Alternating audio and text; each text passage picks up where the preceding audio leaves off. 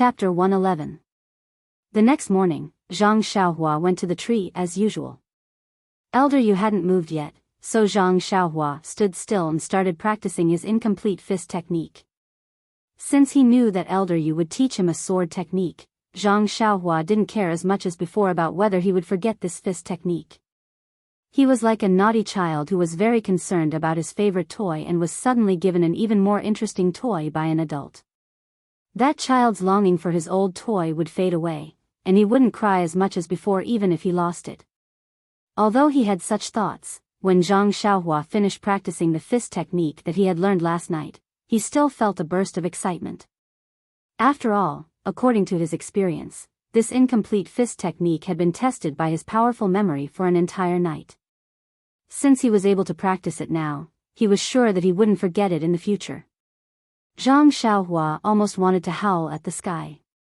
The heavens have pity on me, Zhang Xiaohua, Zhang Xiaohua, can finally practice the incomplete fist technique. Moreover, there was a sucker coming to teach him a sword technique that he had never dreamed of. This kind of good luck was truly indescribable. Could it be that it was the culmination of his good luck over the past 10 years? He couldn't help but raise his head to look at the rising sun and take a deep breath of the cool air. This was truly the blissful life of the countryside youth, Zhang Xiaohua. Just as he was immersed in his thoughts, a figure flashed past. Zhang Xiaohua raised his eyebrows. Although he couldn't see clearly, he could still feel that person's aura. It was undoubtedly Elder Yu. As expected, before that figure arrived, Elder Yu's voice could be heard. Zhang Xiaohua, you're already here? Zhang Xiaohua replied respectfully, yes, Elder Yu. I've already practiced a fist technique. Elder Yu said, hee, you're up pretty early. Looks like you're someone who can endure hardships. My judgment was right. Zhang Xiaohua muttered to herself, it's not that I don't want to sleep. The heavens have mercy on me. As soon as the sun rises, I have to wake up. I can't sleep anymore. Do you think I don't want to sleep more? Elder Yu naturally couldn't hear Zhang Xiaohua's silent criticism, so he continued, actually, even though you're early, you should have said, Elder Yu, I just arrived too, out of courtesy. That would have made me feel that you're a sensible child who's considerate of others. You should remember that when you're dating girls in the future. Zhang Xiaohua touched her chin. She was very puzzled, but she still firmly remembered it in her heart. Elder Yu was very satisfied with Zhang Xiaohua's attitude and said, all right, let's not talk about it anymore. Come, let's go over there. My sword technique is extraordinary, we can't let He Tianshu and the others steal it. After saying that, he brought Zhang Xiaohua around a few corners and arrived behind a tree. Even if He Tianshu wanted to see them, he would have to look around a few corners. When the two of them stood still, Elder Yu said seriously, Zhang Xiaohua, I've already told you the pros and cons of this sword technique last night. Do you remember it clearly? Zhang Xiaohua also put away her other thoughts and said, yes, Elder Yu. I've already remembered it. I'll definitely do as you say in the future. Elder Yu continued, I obtained this sword technique from a damaged sheepskin. I don't know the name of the sword technique, so you can call it the nameless sword technique. Actually, a simple sword technique is the same as a simple fist technique. It won't be able to withstand a single blow from a vast amount of internal energy. However, a sword technique uses the sword as a medium. If it's used properly, an ingenious sword technique might be able to break through a person's internal energy defense. This sword technique is also different from other sword techniques. It has its own set of incantations that can drive your internal energy to support the sword and body, achieving the best timing to attack. Hearing this, Zhang Xiaohua interrupted, but, Elder Yu, I don't know how to use internal energy. Elder Yu frowned and said, don't interrupt me when I'm talking. It's easy to disturb my thoughts. If I forget a sentence or two, don't blame me if your cultivation goes berserk in the future. Zhang Xiaohua covered her mouth and nodded vigorously, indicating that she understood. Then, Elder Yu shook his head and recited a famous sword technique. If you want to cultivate a divine technique, you have to castrate yourself with a blade. When Zhang Xiaohua heard this, she felt that it was really profound. Why couldn't she understand it? But if she couldn't even understand the first sentence, how was she going to cultivate the sword techniques in the future? She couldn't help but feel anxious. She covered her mouth with her left hand and waved her right hand vigorously. When Elder Yu saw this, he frowned and said, "Zhang Xiaohua, what's the matter?" Zhang Xiaohua let go of her left hand and took a deep breath before asking, "Elder Yu, what do you mean by castrate yourself with a blade?" Elder Yu was stunned and said, "Why do you have to castrate yourself with a blade?" Zhang Xiaohua was also stunned and said, "Wasn't the first sentence of your sword technique, if you want to cultivate a divine technique, you have to castrate yourself with a blade?" When Elder Yu heard this, his old face turned red and he patted his forehead and said embarrassedly, "My mistake, my mistake. I've read too many wuxia novels. Reality and fantasy overlap. The sentence I said earlier wasn't right. I'll repeat it again." Thus, Elder Yu seriously recited that awkward sword technique again. It wasn't much, only a few dozen words, but Zhang Xiaohua couldn't understand it no matter how hard she tried. Elder Yu didn't explain and only let Zhang Xiaohua firmly remember it. With the previous example, how could Zhang Xiaohua dare to believe it? She let Elder Yu recite it 3 times.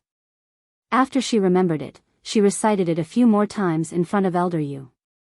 She only relaxed when she saw Elder Yu nodding his head continuously. Then, Elder Yu drew out his long sword and formed a sword stance as he explained the first change to Zhang Xiaohua.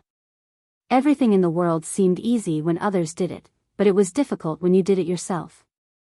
Elder Yu explained the changes in this sword technique twice and Zhang Xiaohua already understood it. However, when she picked up the branch and tried to execute it herself, she couldn't do what Elder Yu wanted no matter how hard she tried. After repeating this a few times, Elder Yu was annoyed. He looked at the sky and said, "Zhang Xiaohua, let's stop here for today. Go back and think about it carefully. Try to figure out the changes in the sword technique. That sword technique has to be constantly recited, so you must remember it well." Zhang Xiaohua asked awkwardly, "I know the changes in the sword technique, so I will naturally practice it diligently. However, I don't know anything about this sword technique." Elder Yu didn't think much of it and said, "The sword technique is the general principle of the changes in the sword technique. I will explain it to you in detail when you have a slight understanding of the sword technique. This general principle is related to the use of internal energy. Right now, you don't have any internal energy, so it won't be good if I explain too much. You just have to memorize it well." Zhang Xiaohua finally understood and nodded in agreement. Then, Zhang Xiaohua asked again, "Elder Yu, you promised me yesterday that you would let me borrow your fist technique manual. I wonder when is the right time?" Elder Yu thought for a moment and said, "Let's talk about it after you have comprehended the first change. Looking at a fist technique manual will distract you. This is your first time coming into contact with a sword technique, so let's talk about it after you have made some progress." Zhang Xiaohua thought about it and felt that it made sense. Moreover, perfecting this fist technique wasn't something that could be done overnight. She had already waited for several months, so there was no rush. Thus, Zhang Xiaohua kept revising the sword technique in her mind for the entire day. Whenever she had time, she would think about the changes in the sword technique. When she was free in the room, she would take out a tree branch and continuously practice it. However, she still couldn't perfectly execute it. Actually, this wasn't only the first time Zhang Xiaohua came into contact with a sword technique, so she couldn't understand it very well. Moreover, his right hand was injured, so his fingers couldn't be as nimble as usual. He couldn't control the strength and angle well, so it was very difficult for him to execute the first step of this sword technique. After dinner, Elder Yu slowly demonstrated the variations of the sword technique under the cover of dusk. He also explained the things that Zhang Xiaohua needed to pay attention to and the techniques to execute the sword technique. Zhang Xiaohua listened attentively and combined it with his own thoughts during the day. When he executed the sword technique, it looked quite good. However, Elder Yu still shook his head. Zhang Xiaohua practiced for a while more, but there was no progress. She couldn't help but feel discouraged. She looked at her right hand and thought to herself, is my right hand really crippled? From Elder Yu's words, this move doesn't seem too difficult. Why can't I practice it well? Then, her eyes lit up and she asked, Elder Yu, look, my right hand isn't very nimble. Can I use my left hand to execute it? Elder Yu didn't nod as she expected. Instead, he said quietly, Zhang Xiaohua, are you trying to avoid some difficulties when you encounter them? If that's the case, then it's fine if you don't learn the sword technique. Why do you have to suffer? Zhang Xiaohua argued, no, Elder Yu, I just feel that my right hand is too clumsy. I can't control the strength and position of the branch. That's why I thought of using my left hand. Elder Yu smiled, actually, I've already thought of the problem that you're thinking about. It's just that most of the sword techniques in the pugilistic world are right-handed. There are very few left-handed sword techniques. These sword techniques are also recorded with the right hand as an example. The sword technique that I obtained is also recorded with the right hand. Moreover, the meridians of the left and right hand are different. The internal energy circulation in the sword technique is also recorded with the right hand. Naturally, I can't use the sword technique to teach you with the right hand. Moreover, where did I get my left arm from? Without a left arm, I can't change the sword technique from a right-hand sword to a left-hand sword. Seeing that Zhang Xiaohua was silent, Elder Yu continued, therefore, I can't teach you how to use the sword with the left hand. Actually, there's another reason why I'm teaching you this sword technique. Zhang Xiaohua was puzzled, so he asked, there's another reason? Elder Yu nodded his head solemnly and said, the most important part of this sword art is the palm and wrist. Your right hand is already injured, and if you don't train it properly, it might not recover. I'm imparting this sword art to you because I want you to train your right hand diligently. When you train for a long time, perhaps the heavens will open their eyes and let your right hand recover? If you retreat in the face of difficulties now, I reckon that not only will you not have any achievements in swordsmanship, but you will also not succeed in fist techniques. Zhang Xiaohua finally understood and bowed deeply, Elder Yu, thank you for your kind intentions. This little one understands. I'll practice properly now. Elder Yu smiled, all right, there's no need to be so pretentious. It's only when you're able to practice well that you're truly capable. Zhang Xiaohua nodded his head and picked up the branch to practice again and again. He gradually got better and better, so much so that he didn't even notice Elder Yu's departure. Just as Zhang Xiaohua was practicing, the branch suddenly fell down. Zhang Xiaohua was startled awake and felt that his right hand was in extreme pain. Not only was his wrist sore, but his 5 fingers were also in extreme pain. Zhang Xiaohua's heart couldn't help but tremble. Could it be that the wound had ruptured again? He could only stand there and didn't dare to practice anymore. Only after a long time did the pain slowly lessen. Zhang Xiaohua knew that the wound didn't rupture again. However, there was a limit to how much he could train his fingers. He had overdone it today, so he had to be more careful in the future. If he overdid it every day, not only would it not achieve good results, it might even cause his fingers to become deformed and his bones to rupture again. Since he couldn't practice his sword technique, Zhang Xiaohua thought of his fist technique. Thus, he stood still and executed his 100 fist techniques one by one. Even though it wasn't continuous, it was still very satisfying. After he finished practicing his fist technique, Zhang Xiaohua saw that it was getting late. He used his left hand to carry the branch and slowly walked back. Zhang Xiaohua swung the branch as he walked. Suddenly, his heart skipped a beat. Even though Elder Yu stopped him from trying to use his left hand, Elder Yu didn't say that he couldn't use his left hand. Even though the meridians in his left and right hands were different, he didn't have any internal energy right now and couldn't use any sword techniques. That meant that the sword techniques in his right hand could also be executed with his left hand. Elder Yu couldn't teach him how to use his left hand because he didn't have a left hand and couldn't understand the changes in his right hand. So why couldn't he use his left hand to execute the changes in his right hand? The more Zhang Xiaohua thought about it, the more excited he became and the more he felt that it was possible. He looked around and felt that there was no one around. Thus, he placed the lantern to the side and walked to the side with the branch. He carefully thought about Elder Yu's teachings and slowly executed them with his left hand. After using his left hand for the past few months, even though Zhang Xiaohua wasn't born left-handed, his left hand was now more agile than a left-handed person. Elder Yu's teachings in the morning were actually executed as smoothly as flowing water when Zhang Xiaohua slowly executed them with his left hand. The first time was still a little clumsy and uncoordinated, but after he finished, the next few times became more and more natural. This unexpected discovery made Zhang Xiaohua extremely happy. It was as if he had found another way to practice his sword technique. After he practiced a few more times and confirmed that he could really use his left hand, he picked up the lantern and went back to his room to rest. When Zhang Xiaohua woke up in the morning, he wanted to tell Elder Yu the good news as soon as possible.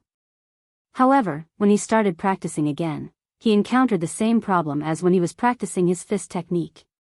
That was, the changes in the sword technique he executed with his left hand were different from what Elder Yu taught him. There were many deviations. Fortunately, Zhang Xiaohua didn't forget anything this time. Zhang Xiaohua was speechless as he looked at the sword technique that he had used that had changed beyond recognition. The thought of reporting the good news to Elder Yu had been forcefully extinguished. Forget it. Rather than being mocked by others, I might as well enjoy it myself. Thinking that Elder Yu was about to arrive, Zhang Xiaohua stopped practicing with his left hand and stretched his muscles. Just as he was about to execute the 100 moves of his fist technique, Elder Yu arrived. Elder Yu asked about last night's practice. Zhang Xiaohua honestly told him about the condition of his right hand. He opened his mouth and wanted to say that he was using his left hand, but in the end, he didn't. When Elder Yu heard Zhang Xiaohua's words, his expression became serious. He grabbed Zhang Xiaohua's right hand and carefully touched it. You practiced a little too much yesterday. Just as you guessed, your right hand is a little stiff. Rest for today and think about the changes during the day. Practice again at night. After he finished speaking, he once again reminded Zhang Xiaohua not to practice his sword technique during the day. Only then did he float away and go straight to the dining room. Seeing that she didn't have to practice her sword technique in the morning, Zhang Xiaohua could only continue practicing her fist technique. She practiced the 100 moves over and over again. The more she practiced, the smoother it became. This made her even more determined to complete the fist technique as soon as possible. She was very much looking forward to the feeling of practicing it from beginning to end once she completed the fist technique. After she finished practicing her fist technique, she looked at the sky. There was still some time before breakfast. Zhang Xiaohua couldn't help but put her thoughts on the sword in her left hand. Without hesitation, Zhang Xiaohua's figure disappeared into the forest.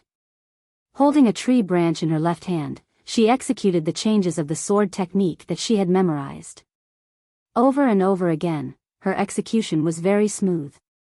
It seemed to be at the same level as Elder Yu's that day. Just as Zhang Xiaohua was immersed in the world of the sword in her left hand, suddenly, Zhang Xiaohua felt that there seemed to be a warm current flowing along her left arm following the changes of the sword technique. Zhang Xiaohua couldn't help but stop. But when she tried to sense it carefully, there was no trace of it. Thus, Zhang Xiaohua slowly executed it again. Still, she didn't feel anything. It seemed to be her imagination. Zhang Xiaohua quickly executed it again. Still, there was nothing. Zhang Xiaohua shook her head. She really thought that it was her imagination. However, when Zhang Xiaohua continuously executed the sword technique again, she inadvertently felt the same feeling again. Only then did she know that she wasn't wrong. Thinking about it carefully, the appearance of this warm current seemed to be related to the speed at which she executed the sword technique. Just as she was about to try different speeds to find the warm current, a shout interrupted her. Zhang Xiaohua, where are you? Zhang Xiaohua tilted her head to listen. It was Nie Xiaoer's voice. She couldn't help but be confused. Why did this guy suddenly appear? When she came out of the forest, she realized that the sun was already high up in the sky. Everyone else was preparing to go work in the herb field. He hadn't even eaten breakfast yet. Seeing He Tianshu's concerned gaze, Zhang Xiaohua said embarrassedly, "Captain He, I was practicing fist techniques in the forest and forgot the time." He Tianshu said, "Zhang Xiaohua, do you know what it means to be hasty? Some things can't be done overnight. You have to learn to be down to earth and walk step by step. I support hard work, but I don't agree to practicing martial arts without using your body. You've been hiding in the forest by yourself these past few days. Are you still practicing your fist techniques?" Zhang Xiaohua thought for a moment and said, "You can say that." He Tianshu smiled and said, "I know that you're afraid that we'll laugh at you for practicing those incomplete fist techniques. Practice it if you want, but you have to think about your body. Your right hand hasn't completely recovered yet, so you have to pay attention to rest.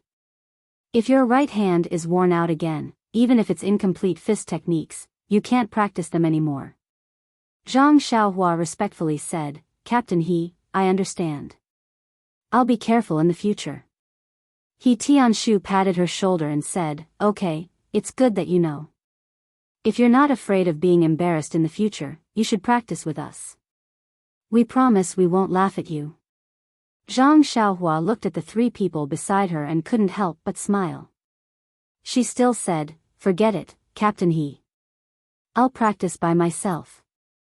He Tianshu said, "Okay, up to you. I'll have Nia Xiaoer bring some breakfast to your room. Hurry up and eat, then go work in the herb field." Chapter 112. Zhang Xiaohua felt a burst of warmth when he heard the faint tone and the ordinary words. Although it was a normal concern, there was a saying, "Don't be afraid of not knowing the goods, be afraid of comparing the goods." He Tianshu and the others' daily care for Zhang Xiaohua was immediately different from the grievances Zhang Xiaohua suffered in the Qingyi and Little Hat room. It was no wonder that Zhang Xiaohua was grateful.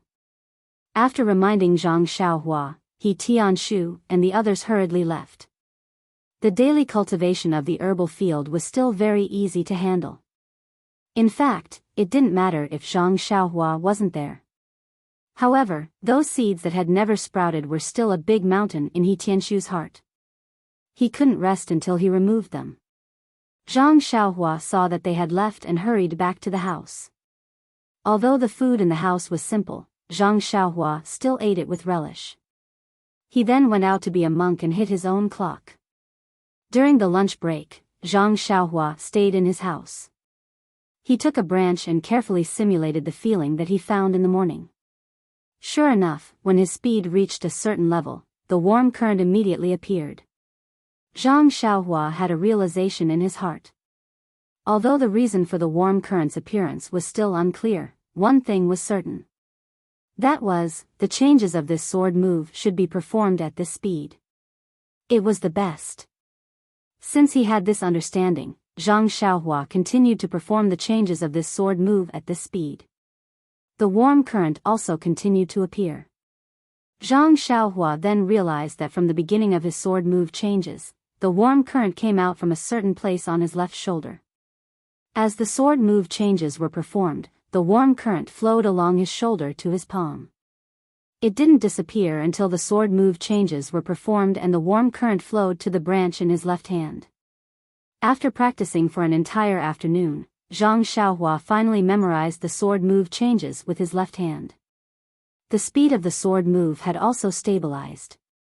When he reached the point where he could casually perform a sword move change, the warm current would appear. Only then did he stop. The practice at night was out of Zhang Xiaohua's expectations. Under Elder Yu's supervision, Zhang Xiaohua performed the sword move with his right hand again. He originally thought that he wouldn't be able to succeed like before. However, perhaps it was because he had been practicing with his left hand, but Zhang Xiaohua's right hand was also fixed at the same speed. Unexpectedly, he was able to perform the sword move successfully. Even though it was just a beginner and there were many areas that could be improved, Zhang Xiaohua's right hand had just recovered from its injury. It should have something to do with the inflexibility of his fingers. Elder Yu was also very surprised. When he saw Zhang Xiaohua practicing in the morning, he thought that with his aptitude, he would need a few more days of practice before he could master the sword move changes. However, it seemed like he had underestimated him. Elder Yu was very happy in his heart. He let Zhang Xiaohua practice again. When he saw that he had really mastered it, he said, "Zhang Xiaohua, I didn't think that you would be able to master it so quickly. This is a bit out of my expectations. However, you don't have to be proud. I only practiced this move for half a day. My aptitude is very ordinary in the Jianghu. If it was someone else with talent and intelligence, they would probably be able to master it after watching it twice." Zhang Xiaohua naturally didn't feel any sense of pride. He immediately said, "Elder Yu, don't worry. I know my own aptitude. This is the result of practicing many times." Elder Yu was very satisfied. Actually, there are times when a person's strength is limited. You don't have to worry too much about it. Just do your best. You must have gone through a lot of hardships to be able to learn the first move.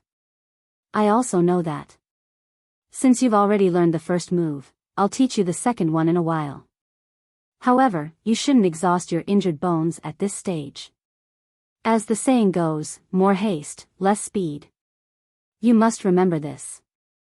Zhang Xiaohua was very happy when he heard that he could learn the second move. He didn't pay too much attention to Elder Yu's words. Actually, Elder Yu had wanted to teach Zhang Xiaohua the first move in the morning. However, he was very happy when he saw that Zhang Xiaohua had learned the first move. He took advantage of the moonlight and practiced the second move in the forest. When Zhang Xiaohua roughly looked through it, he explained it in detail. When he saw that Zhang Xiaohua's brows had relaxed, he knew that she had understood it. Only then did he slowly practice it again and let Zhang Xiaohua look at it carefully again. Although there were 19 variations to this sword move, they were all based on this sword move. The first variation was the hardest to learn. After learning the first variation, the other variations would all be very similar. Naturally, it would be very easy to learn the second variation. Therefore, Elder Yu spent much less time teaching the second variation than the first variation. It was a pity that Elder Yu had overestimated Zhang Xiaohua's comprehension ability. Although Zhang Xiaohua should know how to practice it, or perhaps he had already learned it in his heart, the branch in his hands couldn't move according to Elder Yu's requirements no matter what. Under Elder Yu's tightly furrowed brows, Zhang Xiaohua helplessly put down the branch. After all, his right hand was starting to hurt again. He couldn't neglect the fundamentals and focus on trifles. Seeing Zhang Xiaohua's dejection, Elder Yu helplessly patted him on the shoulder. "It's fine. You should think about it more in your heart. This isn't the first time you've done this. Take a rest and continue practicing tomorrow." After he finished speaking, he turned and left. Zhang Xiaohua felt a little upset when he saw Elder Yu leave. No normal person liked to be looked down upon. Even if he knew that his aptitude wasn't good, he couldn't accept being looked down upon by others again and again. Thus, he picked up the branch again. However, this time, he had learned his lesson. He didn't use his right hand to practice it, but his left hand first. He first simulated the changes in his left hand in his mind before slowly moving his left hand. After repeating this a few times, he finally memorized the changes and found the feeling of noon. He followed the speed of the first move and as expected, the warm current appeared again, just like noon. Zhang Xiaohua was overjoyed. He knew that he had found the right path. Thus, he used the moonlight to practice. When he learned the second move, he practiced the first one again. He repeated this process repeatedly. It was as if Elder Yu was teaching him to use his left hand. The next day, Zhang Xiaohua still practiced a set of 100 incomplete fist moves and practiced the 2 sword moves while waiting for Elder Yu to arrive. However, after waiting for a while and seeing that no one was coming, Zhang Xiaohua didn't wait any longer. Zhang Xiaohua's right hand had recovered after a long rest and was no longer sore. He picked up the branch again and repeated the sword moves in his mind as he practiced the second move at a certain speed. It was strange. He couldn't complete the move no matter what last night, but after a long rest, he was able to perform it this morning. Although it wasn't as smooth as moving clouds and flowing water, he still managed to learn it. Zhang Xiaohua seemed to have realized that to learn the second move, he had to use his left arm first. He had to learn it before he could use his right hand. This was really strange. Could it be that his right hand was injured? When Elder Yu checked on Zhang Xiaohua's progress at night, he also found it very strange. He couldn't help but blush. It was said that one should teach according to the student's aptitude. It seemed that his teaching method was wrong. Perhaps he really wasn't suitable for teaching. Why couldn't he explain such a simple change clearly? He still had to let Zhang Xiaohua go back and think about it carefully. Only then would he be able to learn it. Thus, he said a little embarrassedly, "Zhang Xiaohua, is my teaching not good?" Zhang Xiaohua was stunned. "No, Elder Yu. You taught me very well." Elder Yu said, "Don't say any more. I've taught a few disciples in the past, but they couldn't learn well and didn't make any name for themselves in the martial arts world. Today, I'll teach you a few sword moves, but you still can't understand them." Zhang Xiaohua was even more confused. He could only say, "Elder Yu, I'm very grateful that you're the only one teaching me sword moves. If I can't learn it, it's because my aptitude isn't good enough. I remember telling my second brother that if others can learn it once, I'll practice it 10 times, 20 times, 100 times until I learn it." When Elder Yu heard this, he agreed in his heart. "You're right. Although there's no lack of talented people in the martial arts world, they're still very rare. People like you and I are just ordinary people. Naturally, we have to put in more effort than others in order to achieve good results. Zhang Xiaohua, you've done very well." After that, Elder Yu didn't consider whether it was his teaching method or Zhang Xiaohua's comprehension. Just like a few days ago, he carefully explained the sword moves and slowly demonstrated them. When Zhang Xiaohua felt that she understood, he turned around and left, leaving Zhang Xiaohua alone to practice. He still didn't appear the next morning, letting Zhang Xiaohua experience it herself. He only appeared the next night to check on her learning progress. In this way, Zhang Xiaohua learned one move a day until she learned the 16th move. However, there was a problem with the 17th move. After Elder Yu taught her, Zhang Xiaohua memorized it in her heart. She could use her left hand, but the warm current didn't appear. Zhang Xiaohua thought that there was a problem with her speed. She tried again and again, but the warm current still didn't appear. Then, Zhang Xiaohua tried to use her right hand, but it just didn't work. There were always some details that she couldn't handle. Zhang Xiaohua practiced alone for another 2 days, but she still couldn't learn the 17th move. Elder Yu thought about it and concluded that it was because her right hand hadn't fully recovered and wasn't as nimble as a normal person. Thus, he began to teach her the 18th and 19th moves. As Elder Yu expected, Zhang Xiaohua still couldn't learn the last 2 moves. After a few days, Elder Yu called Zhang Xiaohua to the forest and said, "Zhang Xiaohua, I've already taught you the 19 moves. Actually, I'm already very satisfied that you can learn 16 moves. To be honest, I thought that you could learn half of them, but you've already greatly exceeded my expectations." Zhang Xiaohua felt a little sour in her heart when she heard Elder Yu's words. However, the situation was as such and she couldn't refute it at all. Elder Yu continued, "You should have already memorized the remaining 3 moves. When your right hand fully recovers, you can continue to practice.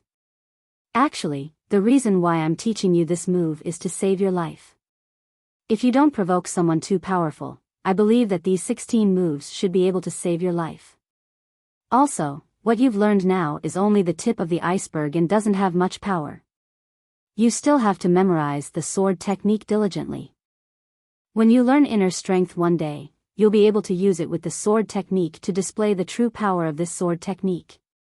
Zhang Xiaohua couldn't help but ask, "Then what is its true power like?" Elder Yu smiled and said, "Look. As he spoke, he used all his strength to stab the big tree in front of him. The sharp edge of the sword pierced 3 centimeters into the tree. Then, Elder Yu circulated his chi and used a sword move to stab the tree. With a piercing sound, the long sword pierced deeply into the tree as if it was going to pierce through it. Zhang Xiaohua couldn't help but suck in a breath of cold air. The difference was too big. Elder Yu saw Zhang Xiaohua's expression and naturally knew what she was thinking. He said, "See, Zhang Xiaohua? If you don't learn inner strength, you're like a frog at the bottom of a well. You'll always be in a small circle and will never be able to understand the power of inner strength. Even if you learn the best sword technique in the world, the exquisite sword moves are still just a form. Without the soul of inner strength, you can never be considered a first-rate expert." Looking at Zhang Xiaohua's disappointed expression, he said, "I know you want to learn inner strength, but I can't teach it to you. I hope that you'll have the chance to learn a profound inner strength cultivation method in the future.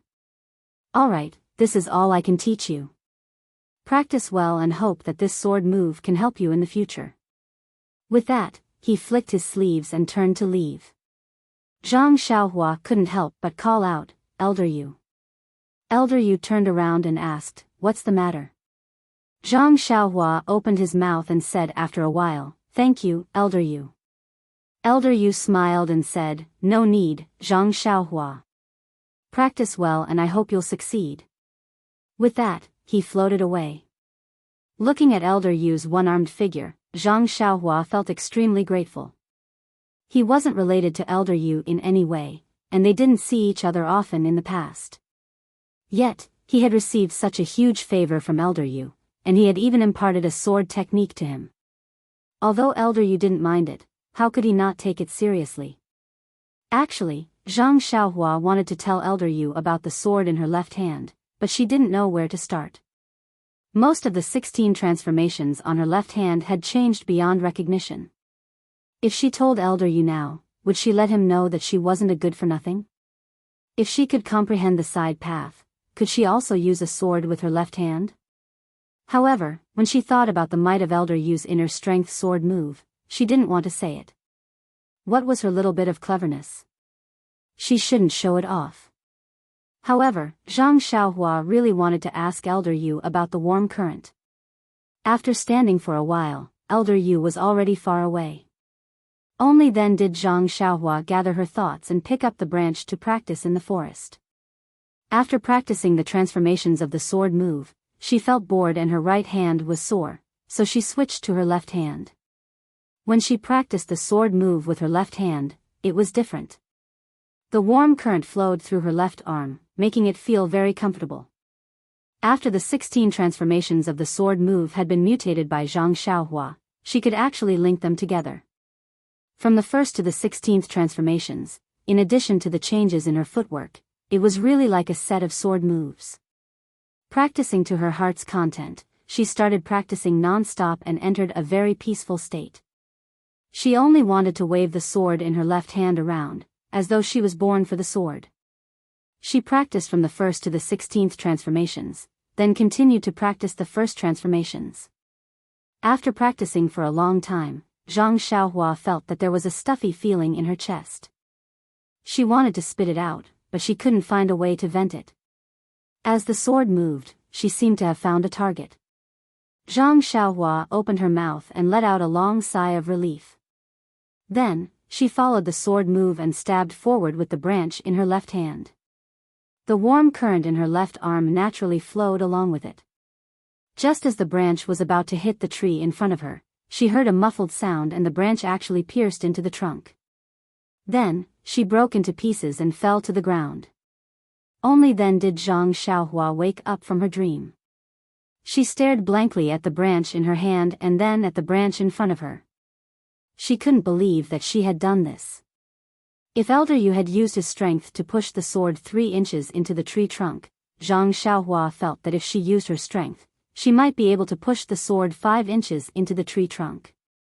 However, it was impossible for Zhang Xiaohua to do it like how Elder Yu had used his internal energy. Furthermore, it was impossible for Zhang Xiaohua to do it.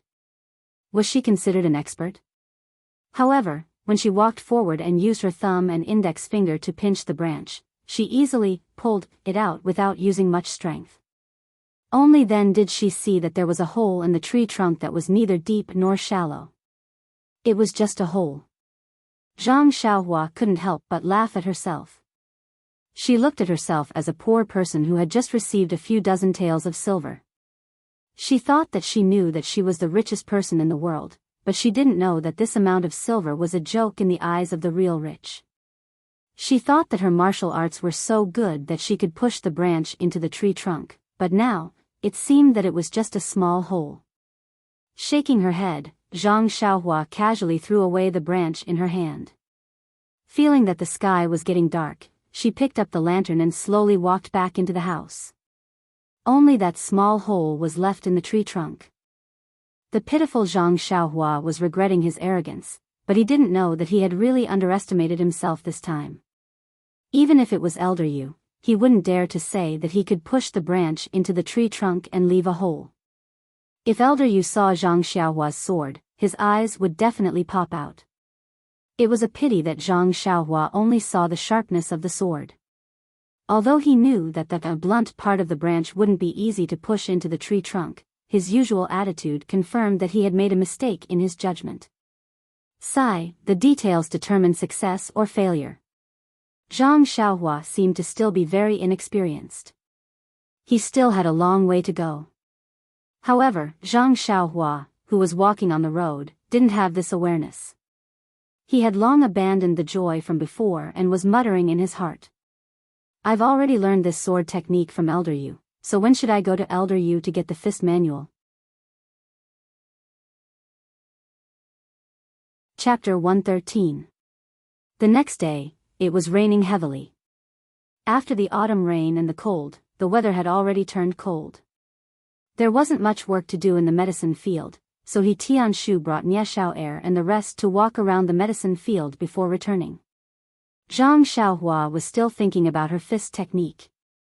When Tianshu returned, she couldn't wait to find out where Elder Yu lived. She opened an umbrella and walked towards the backyard. Elder Yu lived quite a distance away from Zhang Xiaohua's courtyard, but it was very close to the dining hall. Zhang Xiaohua couldn't help but think maliciously, was it because Elder Yu was old and couldn't walk properly? Was it because he didn't want to delay the meal? Even with Elder Yu's martial arts skills, he wasn't at the level where he could walk in the rain without getting wet. Thus, he stayed in the house and didn't go out. Zhang Xiaohua knocked on the door and entered the house. Elder Yu's house was very simple. It was even cleaner than Zhang Xiaohua's house, but there were a few more cabinets. When Zhang Xiaohua entered the house, Elder Yu was sitting cross-legged on the Kong bed. When he saw that it was Zhang Xiaohua, he slowly got off the bed and looked at Zhang Xiaohua's wet shoulders.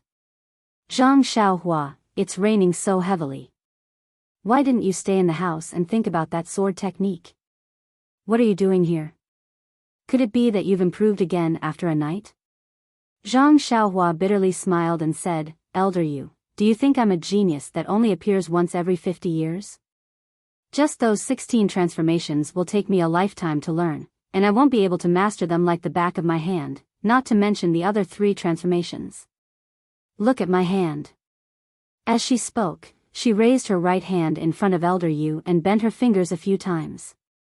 She continued, perhaps I'll only be able to learn the essence of the other 3 variations when my right hand can fully form a fist. Elder Yu comforted Zhang Xiaohua at this time, you don't have to give up. When the heavens are about to give you a great responsibility, they must first test your will. Perhaps this is the heavens' test for you. Zhang Xiaohua declined to comment and said, I've read this sentence in a book before. Maybe. Then, he frowned and said, Elder Yu, don't change the topic. I'm here today to borrow your fist manual. You promised me before. Elder Yu slapped his forehead and said, look at my memory, I'm really old now. I almost forgot. However, the fist art you are learning. Zhang Xiaohua smiled. Elder Yu, are you trying to persuade me again? Elder Yu fell silent. Zhang Xiaohua said, in life, one must have some goals. Before I came to Pingyang City, I wanted to practice martial arts. If I gave up because of the injury on my arm, wouldn't it be too hasty? Moreover, my injuries aren't that serious. Elder Yu, don't you only have a right arm? Aren't you also a martial arts expert? Elder Yu smiled bitterly and said, I knew you would say this to me. Actually, you only know one thing and not the other. First of all, before I was injured, my martial arts were only second-rate in Jianghu. Now that I have lost my left arm, my martial arts have been reduced to less than 60% of my peak. Moreover, I only got injured after I achieved great success in my martial arts. Although it affected my martial arts, it wasn't as serious as yours. For someone like you to have such a big problem in your palm before you started practicing martial arts, it would be difficult for you to achieve great success no matter what martial arts you practice. It's just like how a person's family has declined before he reached adulthood. If you want him to revive his family business, it will be extremely difficult. However, if he succeeds in starting his own business and his family falls, it will naturally be much easier for him to start his own business. It will even be more glorious than the former. When Zhang Xiaohua heard Elder Yu's words, her face was as gloomy as the sky outside. After a while, she said, but I'm still unwilling to accept it. Elder Yu sighed and said, seeing how crazily you practice, I knew you wouldn't be able to let it go. That's why I taught you the sword moves. Hee, do as you wish. The martial arts manual is on the bookshelf over there. I haven't looked at it in a long time. Zhang Xiaohua followed his words and walked to a bookshelf. Sure enough, there were many books on the shelf. When she looked carefully, there were martial arts manuals and sword manuals. The collection was quite extensive. However, when Zhang Xiaohua flipped through the 10 or so manuals, she realized that they were all martial arts manuals that she had seen at the Lotus Flower Escort Agency before. They were also some of the more popular martial arts manuals in the martial arts world. Elder Yu also looked at Zhang Xiaohua flipping through this and that and felt that it was strange. He asked, you can take whichever book you want to read. Remember to return it to me. Zhang Xiaohua turned around and asked, Elder Yu, are there any other martial arts manuals? These seem to be common martial arts manuals in the martial arts world. Elder Yu smiled and said, Zhang Xiaohua, although these martial arts manuals are common in the martial arts world, they aren't something that just anyone can find. You can pick one and look at it first. If there's anything you don't understand, feel free to ask me. I naturally don't have any of the martial arts manuals in the sect, so you don't have to look through them. If I could teach you, I would have told you long ago. Zhang Xiaohua asked curiously, then can you tell me what martial arts are taught in the sect? Or martial arts manuals? Elder Yu thought for a while, but still shook his head and said, these things, if you're fated, you'll know sooner or later. If not, what's the use of telling you? It'll only add to your worries. Then, he pointed to the martial arts manuals and said, don't look down on these manuals. Although they're the most common, they're also the most practical. After so many years and so many people's tests, if you can master them, it'll be an amazing thing. Zhang Xiaohua couldn't help but blush and said, this, Elder Yu, you know my aptitude. I always forget the moves, so there's nothing I can do about it. Elder Yu blinked and said, then all the more you should read through a manual properly. Only then will you be able to memorize it properly. Zhang Xiaohua said, it's not like that, Elder Yu. Sigh, forget it, I'll just read this one. Seeing that she couldn't win against Elder Yu, Zhang Xiaohua didn't intend to explain and casually took out a manual. She didn't even look at the name and put it away. She bid farewell to Elder Yu and returned with a lack of interest. Elder Yu looked at Zhang Xiaohua's thin back and shook his head helplessly. He said in a low voice, this child, sigh, she's really a little stubborn. Since he had some emotions, he stopped meditating and walked down from the Kong bed to the bookshelf that Zhang Xiaohua was looking at. Looking at the dusty bookshelf, Elder Yu couldn't help but feel a little disappointed. He didn't know how long it had been since he looked at these things. Ever since he was injured, he had lost a lot of his ambition and didn't have the same motivation as Zhang Xiaohua. Perhaps he should do something else? After Elder Yu finished sighing, he turned around and suddenly found a book wedged between the bookshelf. He carefully pulled it out with a stick and found that it was another martial arts manual. He didn't know when it had fallen in there. Elder Yu blew the dust off it and casually placed it back on the shelf. Zhang Xiaohua held on to the manual and held on to the umbrella as she walked back. She was very depressed. To be honest, the greater the expectation, the greater the disappointment. She originally thought that she could get a few manuals from Elder Yu that she hadn't learned before to make up for her moves. Who knew that she would end up empty-handed? This result was something that she had never expected. But when he thought about it, this was normal. The Lotus Flower Escort Agency's martial arts training hall was a place for teaching and educating people. Naturally, there would be a sufficient collection of fist art manuals. Elder Yu, on the other hand, was merely interested in it. Since he could finish reading all the fist art manuals in the martial arts training hall, Elder Yu shouldn't have any new discoveries. In fact, it would be strange if Elder Yu really found a fist art manual that he hadn't seen in the escort agency. She had been too impatient before. Thinking up to this point, Zhang Xiaohua's depression lessened by half. The only thing left was where to find a manual. Did she have to go to the Misty School to find one? This was too unrealistic. Not long after, Zhang Xiaohua walked back to the small courtyard. The moment she entered the small courtyard, Zhang Xiaohua saw that the door to her room was open from afar. Zhang Xiaohua couldn't help but feel strange. Could it be that she didn't close the door when she went out? That's not right. She seemed to have closed the door before leaving. When she got closer, she heard a familiar voice coming from the room. Although she couldn't hear it clearly due to the sound of the rain, Zhang Xiaohua still quickened her footsteps and ran to the door, shouting, "Second brother, is that you?"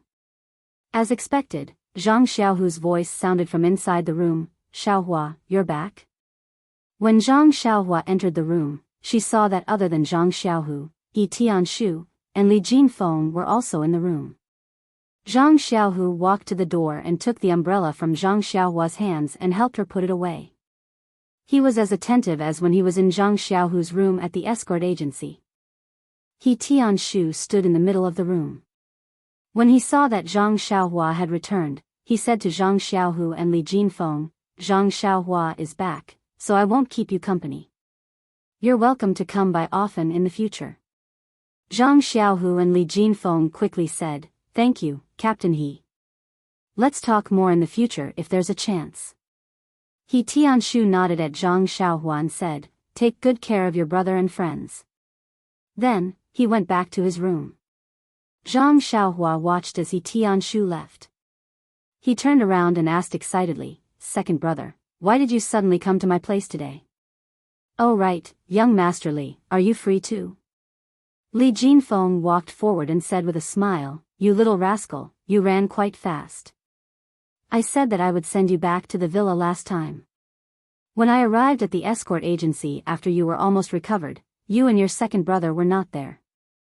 I asked around and found out that you had returned long ago. Your second brother actually ran out too. I made a wasted trip. It's my day off today. I was bored at the academy, so I came out. I wanted to see you, but I didn't know how to find you. That's why I dragged your second brother over." Zhang Xiaohua asked again, "Second brother, when did you come back? Did it go well?" Zhang Xiaohu smiled and said, "I've been back for a few days. Didn't I tell you that it was near Pingyang City? It's not that far. This is the influence of the Misty School. We just went out to gain experience. It's not a big deal." Then, he looked at Zhang Xiaohua's right hand and said, "I've always wanted to come and see you. I don't know how your hand has recovered. There's nothing going on at the Heavy Rain Escort Agency today. We were just staying in the room when young Master Li came. We came to see you together." Zhang Xiaohua knew that her second brother and Li Jinfeng were worried about her. She stretched out her right hand and made a few forceful grabs. "Look, it's fine now. Leader," he said, "that as long as I practice diligently, there's still hope for me to recover. Zhang Xiaohu did not expose her and said, "That's the best. Take your time and practice more." Li Jinfeng was also very happy. He said, "That's great. I'll be able to see you practice martial arts very soon." "Oh right, I saw that there were books on your bed and table. Looks like you're also very focused on your studies. Not bad, you're actually proficient in both literature and martial arts." Zhang Xiaohua was a little embarrassed. She said, "I'm not as good as young Master Li said. I just blindly read when I have nothing to do." Then, Zhang Xiaohua talked about some of the problems she encountered when reading books with Li Jinfeng. There were many questions, but when Li Jinfeng finished answering them all, he couldn't help but have a whole new level of respect for Zhang Xiaohua. He said, "Zhang Xiaohua, you're really not bad. If you didn't look at these questions in depth, you wouldn't have such deep feelings. You're really amazing. I admire you." Hearing Li Jinfeng praise his younger brother, Zhang Xiaohu was very happy. When the two finished their discussion, he interrupted and asked, "Xiaohua, are you still practicing martial arts?" Zhang Xiaohua smiled bitterly and said, "I'm still practicing, but I haven't made any progress." Zhang Xiaohu misunderstood. He thought that he was still practicing forgetful things and didn't know about Zhang Xiaohua's true situation. He smiled and said, "It's okay. Practice slowly. One day, you'll succeed." Zhang Xiaohua said, "I know, second brother. I haven't given up. I'm still working hard." "Oh right, what about that internal strength cultivation method of yours?" Looking at Zhang Xiaohua's expectant face, Zhang Xiaohu smiled bitterly and said, "Sigh, don't be envious of me. This inner strength mantra is not that mysterious. You'll know when you start practicing it. Right now, I'm just barely able to sense qi. I've been running darts for a while now, so I haven't been practicing it myself. In my free time, I've been practicing my 6 complementary fists. However, I've listened to you and practiced the South Branch fists from time to time. After all, I've learned something from it. I've learned a lot from it." Zhang Xiaohua happily listened to his second brother's words. He was happy for his second brother's improvement. Suddenly, he seemed to have grasped something. But when he thought about it carefully, he didn't understand. Thus, he used his left hand to grab Zhang Xiaohu's arm and urgently asked, "Second brother, what did you just say? Say it again." Zhang Xiaohu's mouth was crooked. He gasped in pain and said, "Xiaohua, hurry and let go.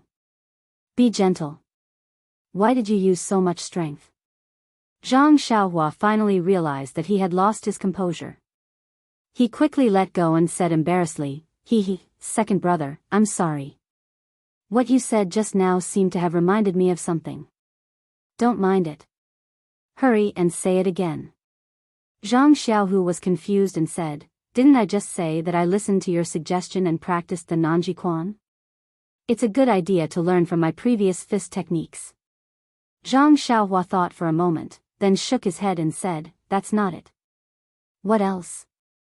Zhang Xiaohu frowned and said, "Also, the internal strength cultivation method isn't as mysterious as you think.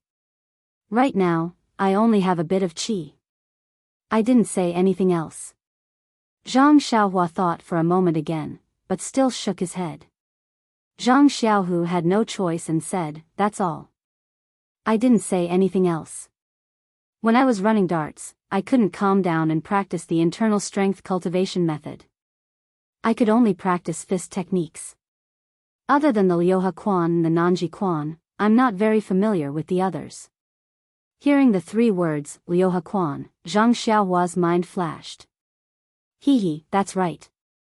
It's this Liuhe Quan. No wonder second brother said something that moved him so much. He had practiced more than 100 fist techniques, but he didn't learn this Liuhe Quan. What did it mean to turn a blind eye to something familiar? It was probably referring to this kind of situation.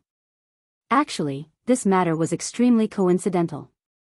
When Tianshu was teaching Zhang Xiaohua fist techniques, Zhang Xiaohua mentioned that he had seen others execute the Liuhe Quan, but he didn't manage to master even half a move.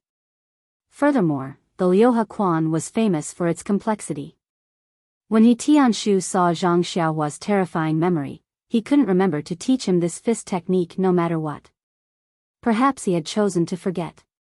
When Zhang Xiaohua was studying the fist technique manual at the Lotus Flower Escort Agency, it wasn't that the agency didn't have a Liuhe Quan fist technique manual. However, because Zhang Xiaohu was famous for practicing the Liuhe Quan, many people went to the library to borrow the Liuhe Quan fist technique manual to study, hoping to learn something from it. Therefore, the library's fist technique manual had long been borrowed, and Zhang Xiaohua naturally didn't see it. During the days when Zhang Xiaohu was practicing the Liuhe Quan at the agency, Zhang Xiaohua was concentrating on studying other fist technique manuals. Of course, he didn't think of learning the fist technique that his second brother was so good at. In fact, the fist technique manual that fell from the gap of the bookshelf in Elder Yu's room might have been the Liuhe Quan fist technique manual. In short, due to various coincidences, Zhang Xiaohua finally remembered that he still had a fist technique that he was most familiar with. It was also the fist technique that he had seen for the first time, the Liuhe Quan fist technique. He hadn't learned it yet. Sigh, fate makes fools of people. However, since he found another fist technique that he hadn't learned yet, Zhang Xiaohua was still half happy and half worried. He might be able to complete the Liuhe Quan fist technique, or he might not. In short, he couldn't hold too much hope this time. He only hoped that he could learn a move or half a move from it. Since the person who could teach him this fist technique was his second brother, there was no need for Zhang Xiaohua to be polite. He immediately asked Zhang Xiaohu to set up a stance and teach him. Zhang Xiaohu was even more confused. They had only spoken for a short while, and this younger brother of his was already asking him to teach him the Liuhe Quan fist technique. Although he didn't mind, when he looked at Li Jinfeng standing beside him and sized up the slightly cramped room, Zhang Xiaohu was a little hesitant. Li Jinfeng seemed to have noticed Zhang Xiaohu's hesitation and hurriedly said, "Brother Zhang, you don't have to mind me. I know Xiaohua's temperament. Moreover, he is also my initiate student. I am also very happy to see his improvement." Zhang Xiaohua finally realized his rudeness and said, "My apologies, young Master Li. I will talk to you after I finish learning this fist technique." Zhang Xiaohu then said, "Xiaohua, isn't this room a little small? You might not be able to use it. My room at the escort agency is bigger than this, so I can use it in the room." Zhang Xiaohua rubbed his chin and said, "It's okay, second brother. You can practice slowly and just teach me. I will forget all these moves." Li Jinfeng was stunned when he heard this. What was this? He was teaching you a fist technique, and you said you would forget it. Then why was he teaching you? Zhang Xiaohu understood his meaning. He tilted his head and thought for a moment, then said, "All right, since it's like this, I will start teaching you now." Chapter 114. Finally, Zhang Xiaohu found out about his brother's abnormal memory. Zhang Xiaohu slowly practiced the Liuhe Quan from beginning to end 3 times. When he asked Zhang Xiaohua, she said she didn't remember, so Zhang Xiaohu had no choice but to continue practicing for the 4th time. Just as he got into a fighting stance, he was stopped by Zhang Xiaohua and said, "Second brother, don't practice for now. Let me practice it once. Watch." Thus, under Zhang Xiaohu's guidance, Zhang Xiaohua finally practiced the Liuhe Quan from beginning to end. Zhang Xiaohua didn't feel anything, but Zhang Xiaohu's head was covered in sweat. It was more tiring than practicing 10 times himself. Li Jinfeng, who was beside him, was even more puzzled. He knew Zhang Xiaohua's talent in learning literature very well. It was because of his abnormal memory that he was able to finish reading Shuo Wen Jie Zi in such a short time. Why did it become like this when it came to learning fist techniques? He really didn't understand. The thing that made Li Jinfeng vomit blood was yet to come. When Zhang Xiaohu took a short break, he asked Zhang Xiaohua if she had mastered it. Did he need to teach her for a while more? His concern was expressed in his words. However, Zhang Xiaohua shook her head and said, "No need, second brother. It's fine as long as I can finish practicing it once." Li Jinfeng also chimed in, "Xiaohua, it's better if you practice a few more times. It's not easy for your second brother to come here. When he leaves, if you still want to learn, you won't be able to find him." Zhang Xiaohua frowned and said, "It's fine, I've already learned it." Zhang Xiaohu thought that he was afraid that he would be tired, so he smiled and said, "Xiaohua, it's okay. Second brother isn't tired. Come, I'll practice again. Let's see." After saying that, he slowly practiced again. As he practiced, he explained his experience to her according to his moves, such as when to make a move, the angle of the move, the strength, and so on. Zhang Xiaohua nodded repeatedly as she listened. She thought, second brother is really good at practicing. However, he didn't seem to care. Li Jinfeng shook his head when he saw this. When Zhang Xiaohu was done, he withdrew his moves and stood to the side. He said to Zhang Xiaohua, "Xiaohua, why don't you practice once too? Let me see and give you some pointers." Zhang Xiaohua hurriedly waved her hand and said, "There's no need, second brother. You know that I've already learned it. I've also remembered what you said just now." Zhang Xiaohu was a little displeased and said, "Hurry up and practice.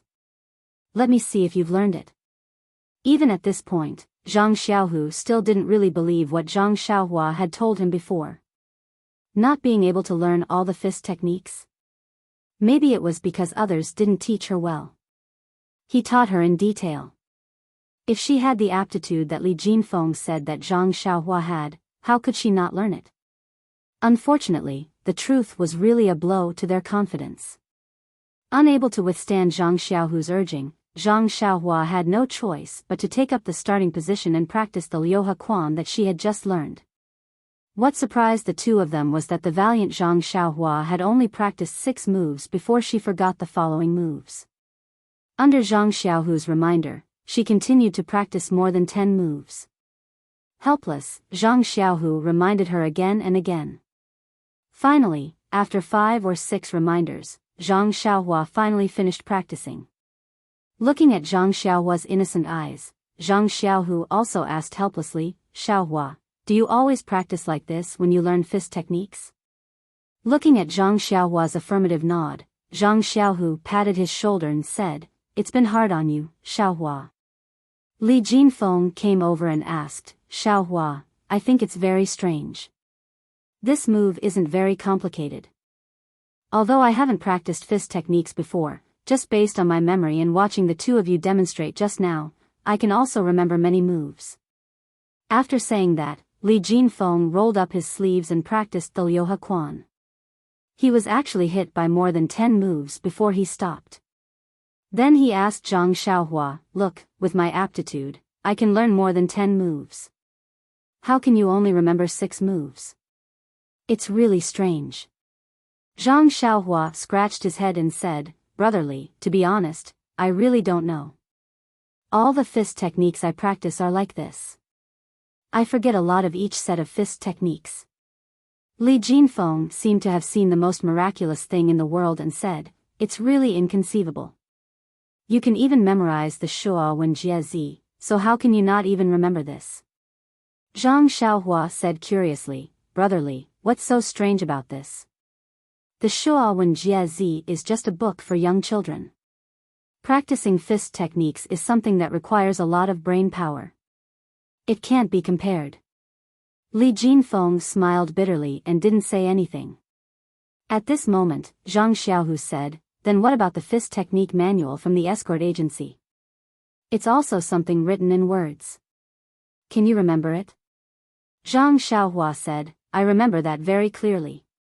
Zhang Xiaohu slapped his forehead and said, "Then it's settled.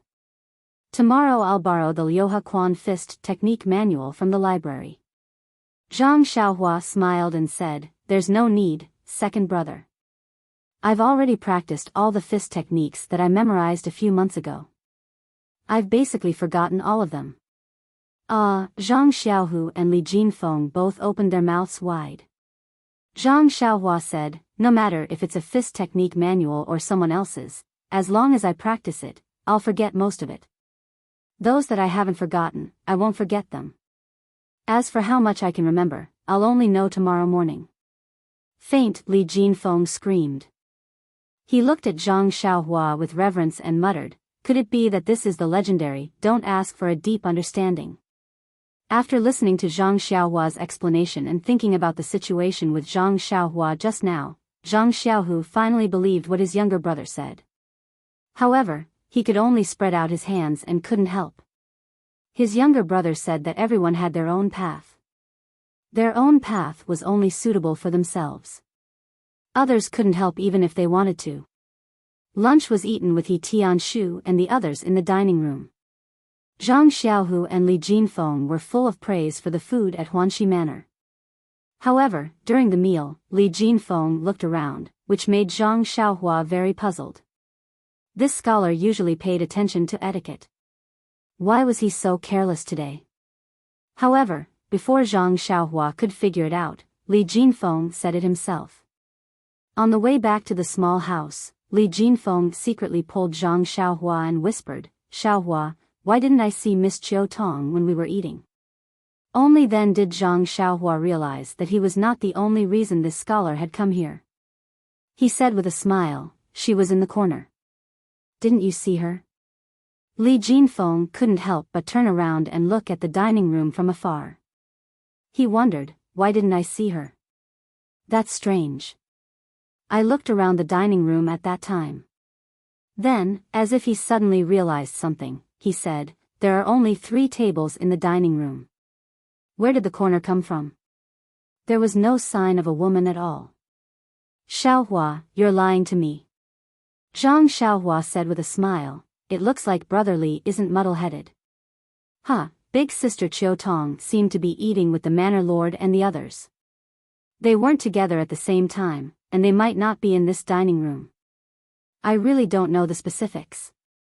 Anyway, I've never seen big sister Chiu Tong when I was eating here. Seeing Li Jinfeng's disappointed look, Zhang Xiaohua said, however, I think I met big sister Chiu Tong once when I was returning to the house after eating. Hearing this, Li Jinfeng's eyes immediately lit up. He really took one step at a time and kept looking back, hoping to see the figure he was looking forward to. It was a pity that he didn't see her even when he moved to the small courtyard. Sitting on the chair in the room, he really wanted Zhang Xiaohua to help him look for Chiu Tong. However, he also knew that Zhang Xiaohua was just a servant in the manor. He couldn't go wherever he wanted to go and look for Chiu Tong. Moreover, from Zhang Xiaohua's words, he hadn't seen Chiu Tong for a long time. Thus, he didn't think much of it. However, his eyes still glanced outside the room from time to time, hoping that something would happen. Unfortunately, things didn't go as he wished. The rain didn't stop for the entire afternoon. A few people passed by the door, but there was no sign of the woman. Seeing that it was getting late, Zhang Xiaohu and Li Jinfeng reluctantly prepared to leave. Zhang Xiaohu naturally couldn't bear to part with his younger brother. He held his hand and reminded him of this and that, but Li Jinfeng couldn't bear to part with who? The security of Huanxi Manor was very strict.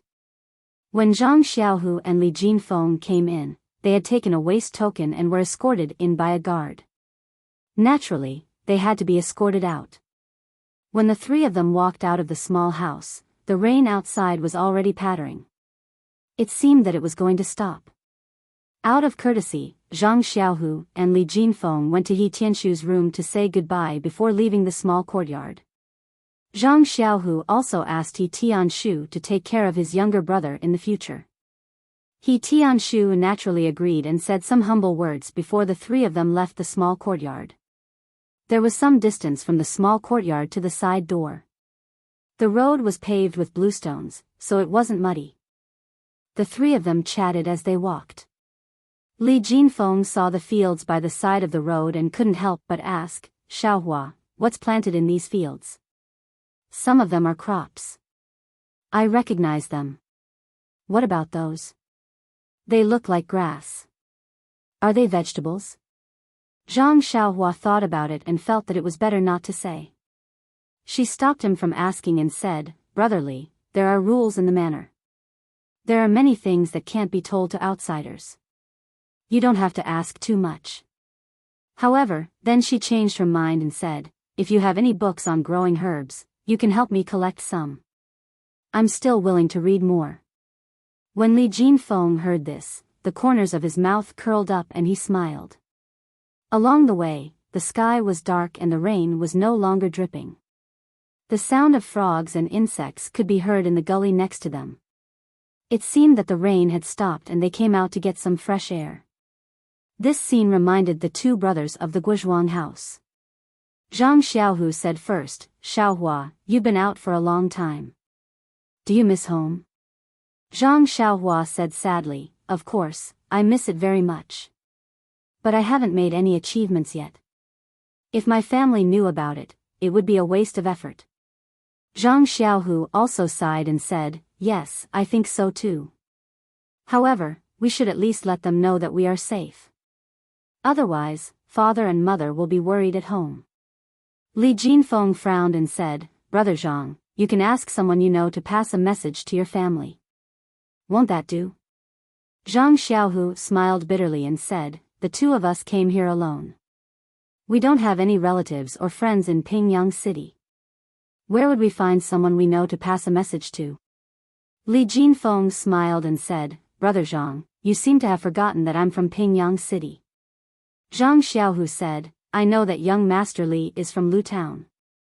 But haven't you been studying in the academy all this while? I remember that young master is also alone. How would you have the time to pass a message to us?" Li Jinfeng nodded and said, "You're right. However, the academy usually has holidays during the winter and summer. Although the time is not long, it is enough for me to go home. This summer, I'm studying in the academy and also helping Zhang Xiaohua with her enlightenment. Therefore, I didn't return to Lu Town. After some time, I can help you pass a message back." Zhang Xiaohua and Zhang Xiaohu said in unison, "Really, young Master Li? Thank you so much." Li Jinfeng waved his hand and said, "You don't have to be so polite. We are all strangers in a foreign land. We should help each other. This is just a small matter. Why do you have to be so polite?" As they spoke, they arrived at the side door. The guard at the door verified the waste token and asked Zhang Xiaohua to sign a booklet. Only then did he let Zhang Xiaohu and Li Jinfeng out. The three of them stood outside the door. Zhang Xiaohu looked at his younger brother. Zhang Xiaohua also tugged on her second brother's clothes like when they were young, unwilling to let go. Although the two of them were not too far away, it was inevitable that they would be reluctant to part with each other after not seeing each other for a month. On the other hand, Li Jinfeng was more open-minded and said, "The two of us brothers live in the same Pingyang City. If Xiaohu is busy practicing martial arts and doesn't have time to come, I will ask you to come over when I have the time. We can come more often in the future." Zhang Xiaohua thought about it and agreed. She let go of her hand and said, "Brotherly, if my second brother doesn't have time, it's good that you can come too. When I see Sister Chiu Tong one day, I will tell her that you want to see her. Is that all right?" When Li Jinfeng heard this, he smiled and said, "I like what you said. Don't blame me for coming to see you. However, you don't have to be too deliberate and say that I want to see her. Just mention it a little and that will do." Zhang Xiaohua did not understand and asked, "Eh? Why is that?" Li Jinfeng said, "You don't understand.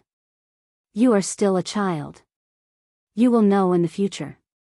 Just do as I say." Zhang Xiaohua nodded her head in agreement. Then, Zhang Xiaohu and Li Jinfeng left Huanxi Mountain Village, looking back 3 times with every step. Zhang Xiaohua only turned and entered the village when the two of them could no longer be seen. The next morning, it was a sunny day and the sky was blue. Early in the morning, Zhang Xiaohua ran to the big tree where she often practiced martial arts. She thought about what Zhang Xiaohu had taught her yesterday. Using both her hands and feet, she slowly practiced the 6 fists according to her memory. As Zhang Xiaohua expected, she had practiced the dozens of moves of the 6 he fists very thoroughly. There were only 7 moves left. Zhang Xiaohua repeatedly practiced these 7 moves to ensure that she did not forget them. She then stopped and stood there in a horse stance. In her mind, she began to familiarize herself with the combination of moves. However, this combination was like building blocks. The closer she got to the end, the easier it became. There were 100 incomplete moves in the fists technique, which meant that there were 7 broken parts. She tried each part with the 7 moves one by one. As expected, the success rate was quite high. She only needed to try the first part 4 times before she found the incomplete move. Zhang Xiaohua perfectly integrated it into the fists technique. The next few parts were even simpler. Soon, there was only 1 move and the last broken part left. Zhang Xiaohua was happy but also nervous. She put them together in her mind with some trepidation. This time, the heavens took pity on her and did not disappoint Zhang Xiaohua. That move was perfectly integrated into the fists technique. In an instant, the fists technique that had been completed in Zhang Xiaohua's mind was like a waterfall hanging over a river. A little person in Zhang Xiaohua's mind smoothly practiced this nameless fists technique from beginning to end. After the little person practiced a few times, Zhang Xiaohua also could not restrain her hands and feet. Following her thoughts, she also practiced in the open space in the forest. This fists technique had a total of 108 moves. Although it was the first time that Zhang Xiaohua had performed it completely, she did not know how many times she had practiced these moves in her mind. Other than the last 7 moves, the other moves were also practiced countless times by Zhang Xiaohua in this open space. Now that Zhang Xiaohua had finally gathered all of them, she practiced from beginning to end in one go. It was as smooth as moving clouds and flowing water. After Zhang Xiaohua finished practicing once, she was still not satisfied. She practiced 3 more times in a row before she finally stopped. At this moment, Zhang Xiaohua not only felt relaxed and comfortable physically, but also incomparably happy mentally. It was as if she had let go of the golden chains and was incomparably free. The burden in her heart was finally thrown off. She could finally practice a complete set of fists technique like others. Zhang Xiaohua's eyes were filled with light. During the day, when she was working in the fields, Zhang Xiaohua did not stop thinking about the 108 moves of the fists technique. She remembered that her second brother had once said that the fists technique had both offensive and defensive moves. Only then would it be perfect. What about the moves that she had forgotten from the 110 sets of fists technique? When Zhang Xiaohua finished thinking about them one by one, she realized that only 36 of the 108 moves were defensive moves. The other 72 moves were all offensive moves.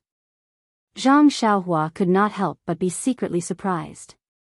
These 72 were the number of earth fiends. Fiends were the fierce gods of heaven and earth. They were fierce and ferocious, which was the essence of offense. Heaven and earth had Tao, and the earth had Tao.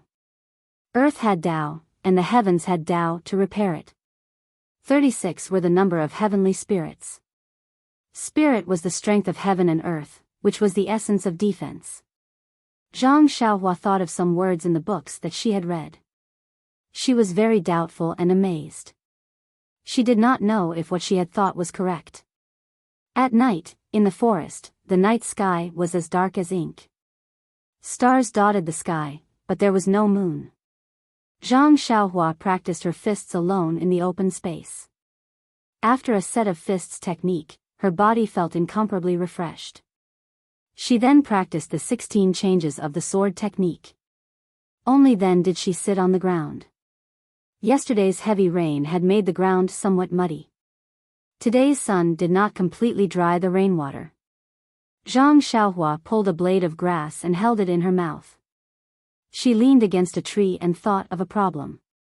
Every fists technique has a name.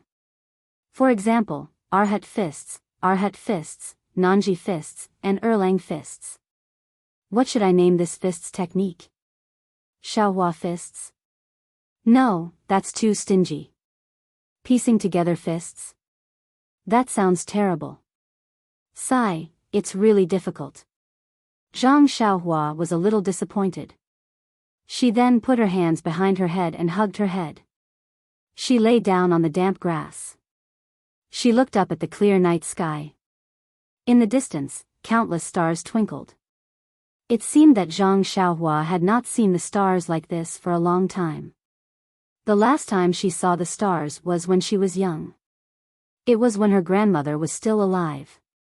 She was chatting with her grandmother in the small courtyard of the Guozhuang house. Thinking of her grandmother, Zhang Xiaohua felt even more depressed. Was her grandmother fine in the sky? Which star was her grandmother's home? Please collect it. Thank you. Chapter 115. Looking at the twinkling stars in the sky, Zhang Xiaohua had endless thoughts. Suddenly, he felt that this twinkling was really familiar, but when he thought carefully, he still couldn't remember. Zhang Xiaohua smiled bitterly. Recently, it was really strange. Occasionally, there would be some things that made him feel familiar, but when he thought about it carefully, he couldn't make sense of it. What did those stars in the distant sky have to do with him? How could they make him feel this way? Looking and looking, suddenly, Zhang Xiaohua saw the bright Big Dipper in the sky like a spoon. He remembered what the book said: in February, the elm falls, the chief arrives at the dawn. In August, the wheat grows, the heavenly spirit occupies the unitary. Also think of the 7 stars of the Big Dipper, using the chief to cover the head, using the heavenly spirit to point forward. The moon of yin and yang, the first 3 stars are the heavenly spirit is the river chief, the yin construction moon is the opposite. Heavenly spirit, isn't it the handle of the Big Dipper, and in the constellation of the Big Dipper, there are 36 heavenly spirit stars. Don't they coincide with his 36 defensive moves? Zhang Xiaohua couldn't help but be happy. The name of the fist technique was Big Dipper Fist.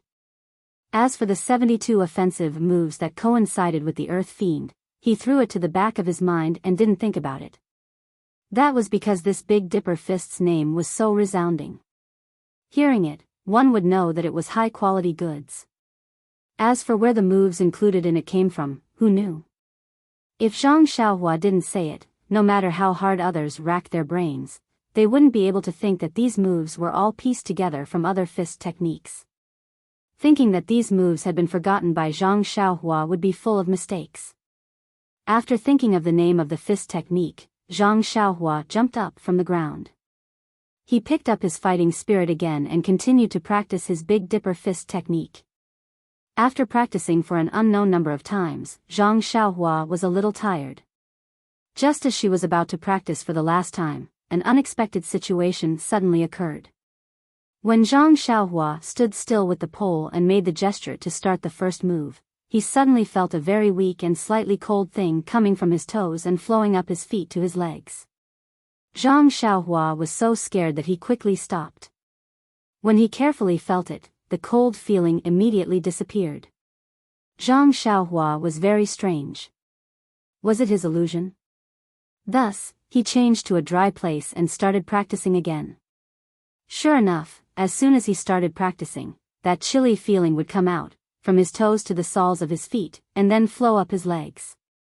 Zhang Xiaohua thought for a moment and withdrew his stance. This inexplicable situation made him afraid. What if his cultivation went berserk? What would he do? Alas, it was really difficult to be self-taught. Zhang Xiaohua didn't even think about it. He didn't practice the mental cultivation method of internal strength at all. How could he be possessed by the devil? Maybe it was because he heard many people talking about it that he remembered this word. But Zhang Xiaohua thought for a long time and still couldn't figure it out. This fist technique was finally completed, but he couldn't practice it. What a headache. And didn't he practice for a long time just now? Why didn't he have this problem? Why not change to swordsmanship? Thinking of swordsmanship, Zhang Xiaohua thought of the warm current from the sword in his left hand. His heart lit up. Could it be that this chilly feeling was something similar to that warm current? Thinking of this, Zhang Xiaohua understood a little. His fear gradually disappeared and he made up his mind. He wanted to see what this feeling was all about and how it could torment him. Thus, Zhang Xiaohua's expression turned cold. He got into a stance and started from the first stance. In Zhang Xiaohua's mind, the chilly feeling changed with each stance. It changed with each stance. It appeared from the toes of his left foot, went up his calf, flowed through the left half of his body, and reached his head. It happened to be the 54th stance. Then, it flowed through the right half of his body. With the last 108 stances, it disappeared into the toes of his right foot. After finishing the fist technique, Zhang Xiaohua carefully felt his body. There didn't seem to be any discomfort, as if there was no cold current passing through his body. When he thought about how the cold current flowed through his body, there didn't seem to be any special feeling. It was very smooth. It was just that when it flowed through his right hand, it was a little sluggish. Zhang Xiaohua was very puzzled. But he couldn't ask anyone else. He couldn't just go to He Tianshu and ask, "Captain He, when I practice, do my toes feel cold?" Perhaps He Tianshu would first ask Zhang Xiaohua, "Your shoes and socks don't leak air, right?" Perhaps this was internal energy. Zhang Xiaohua had a flash of thought. If it was internal energy, then that would be awesome. His fist technique could actually cultivate internal energy. And the name of the Big Dipper fist didn't seem to suit such an awesome fist technique. Then what should he change it to? Zhang Xiaohua was very conflicted. Suddenly, his eyes lit up. All right, he'll call it the Big Dipper fist. What a resounding name. He really admired his own idea. As for whether that chilly feeling was internal energy, he would wait until he saw his second brother next time to ask him in detail about how he cultivated internal energy. Zhang Xiaohua made up his mind and prepared to go back. After all, it was already late at night and he still had work to do tomorrow. However, the chilly feeling urged Zhang Xiaohua to get into a stance again. He prepared to experience it one last time. But when Zhang Xiaohua started practicing, he was stunned. That cold current actually didn't appear. When Zhang Xiaohua finished practicing the 108 moves, it still didn't appear. Zhang Xiaohua was completely dizzy. He was speechless. He took the lantern and went back. Fortunately, he didn't think of telling He Tianshu. How could he explain this feeling to him? Walking on the road, Zhang Xiaohua kept thinking about this problem. Why did this feeling sometimes appear and sometimes not?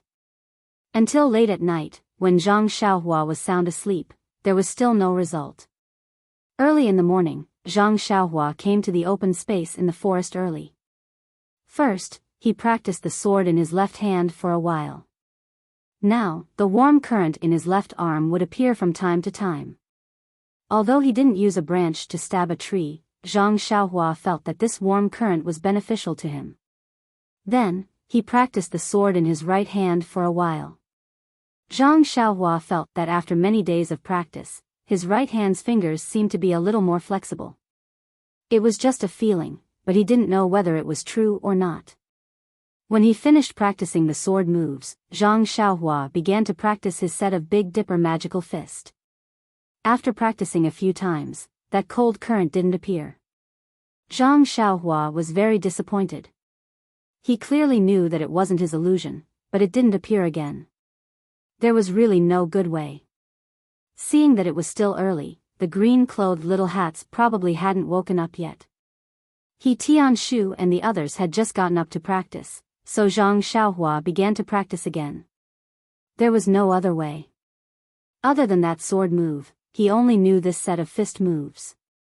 If he practiced the sword move for a long time, his fingers would hurt, so he could only practice this. Just as Zhang Xiaohua was immersed in the pleasure of practicing, suddenly, that feeling appeared again. However, this time, it wasn't a cold feeling, but a bit of warmth. Zhang Xiaohua was immediately overjoyed. He carefully comprehended every move, afraid that he would miss something. However, everything was still yesterday's reenactment. There was nothing strange about it. When Zhang Xiaohua finished performing it and performed it again, the feeling was gone again. Suddenly, Zhang Xiaohua understood. Whether it was the appearance of the warm current or the cold current, it was related to the number of times he practiced. When he practiced to a certain number, that feeling would appear once. Then, he would have to count it again. When it accumulated to a certain number, it would appear again. Zhang Xiaohua thought about it carefully and understood. This morning, he had done it 10 times. It was on the 9th time that he felt the warm current. With this discovery, Zhang Xiaohua seemed to know that his set of Big Dipper magical fist was practiced 9 times each time. When the warm current flowed throughout the body, it would achieve the best effect. Zhang Xiaohua practiced every day in the morning and in the evening. The 108 moves took a lot of time. To be able to practice 9 times was already a big waste of time.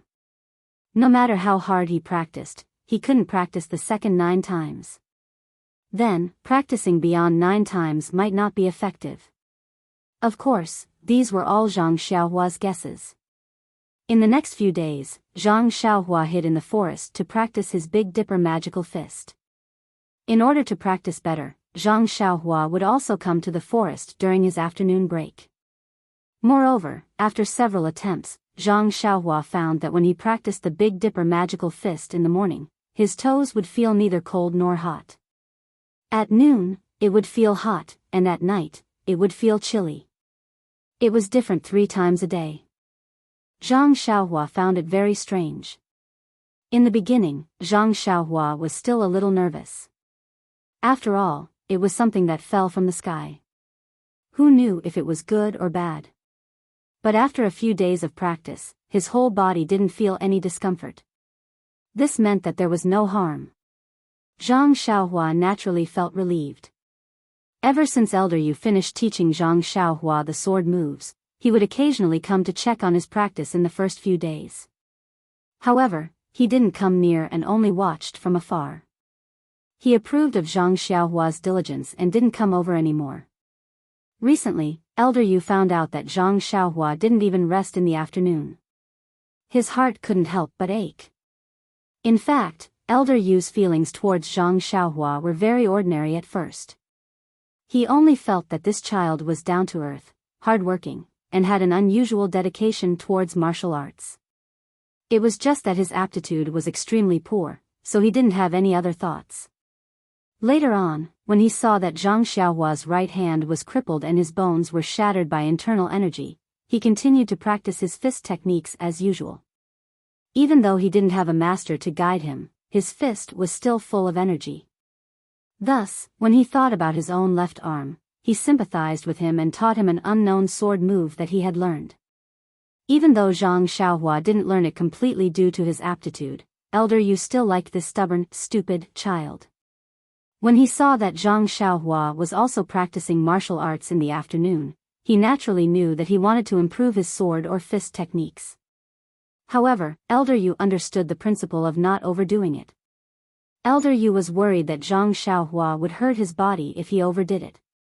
Thus, one afternoon, when Zhang Xiaohua was practicing his sword, he quietly appeared.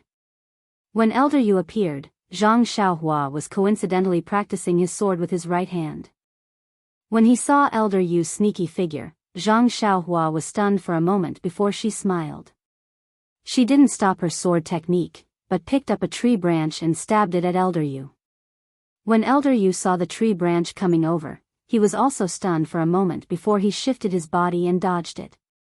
However, Zhang Xiaohua didn't stop her attack. She took a step forward and changed into another form as she continued to stab. This sword technique was taught by Elder Yu, so he was naturally familiar with the changes within the technique.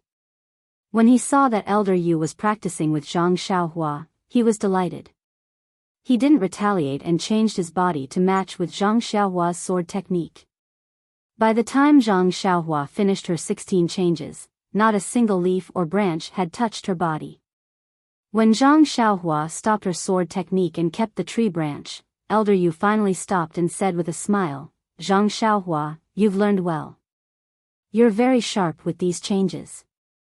If I wasn't familiar with the sword technique's changes, I would have been stabbed by your tree branch."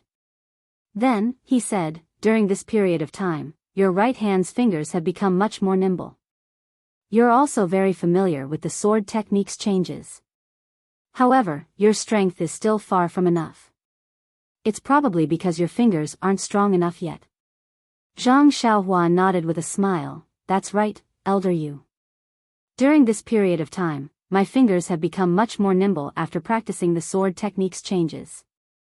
In the past, my fingers would ache after practicing once or twice, but now, they're much better. Elder Yu continued, then you don't have to be proud. Have you not mastered the last 3 changes yet? Hearing this, Zhang Xiaohua's face turned bitter. Elder Yu was right. No matter how hard Zhang Xiaohua practiced, she couldn't master the last 3 changes. It was either she couldn't keep up with the pace, or she couldn't use the tree branch to stab it out. In short, her entire body was uncoordinated. Seeing Zhang Xiaohua like this, Elder Yu said, even if you can't master it, you don't have to practice day and night. Didn't I tell you to stop before it's too late? Sometimes, rest is the best way to cultivate. Zhang Xiaohua was extremely touched. She opened her mouth, but no words came out. Elder Yu then asked kindly, how's your recitation of the sword technique? Zhang Xiaohua followed his instructions and recited the sword technique word by word. Elder Yu was even more gratified when he heard her reciting it word by word. He patted Zhang Xiaohua's shoulder and said, very good. You're actually able to recite it word by word. You must have put in a lot of effort. Alright, let's stop here for today. Rest well and don't tire yourself out. Come, let's go back together. Actually, Zhang Xiaohua really wanted to say, Elder Yu, please let me off.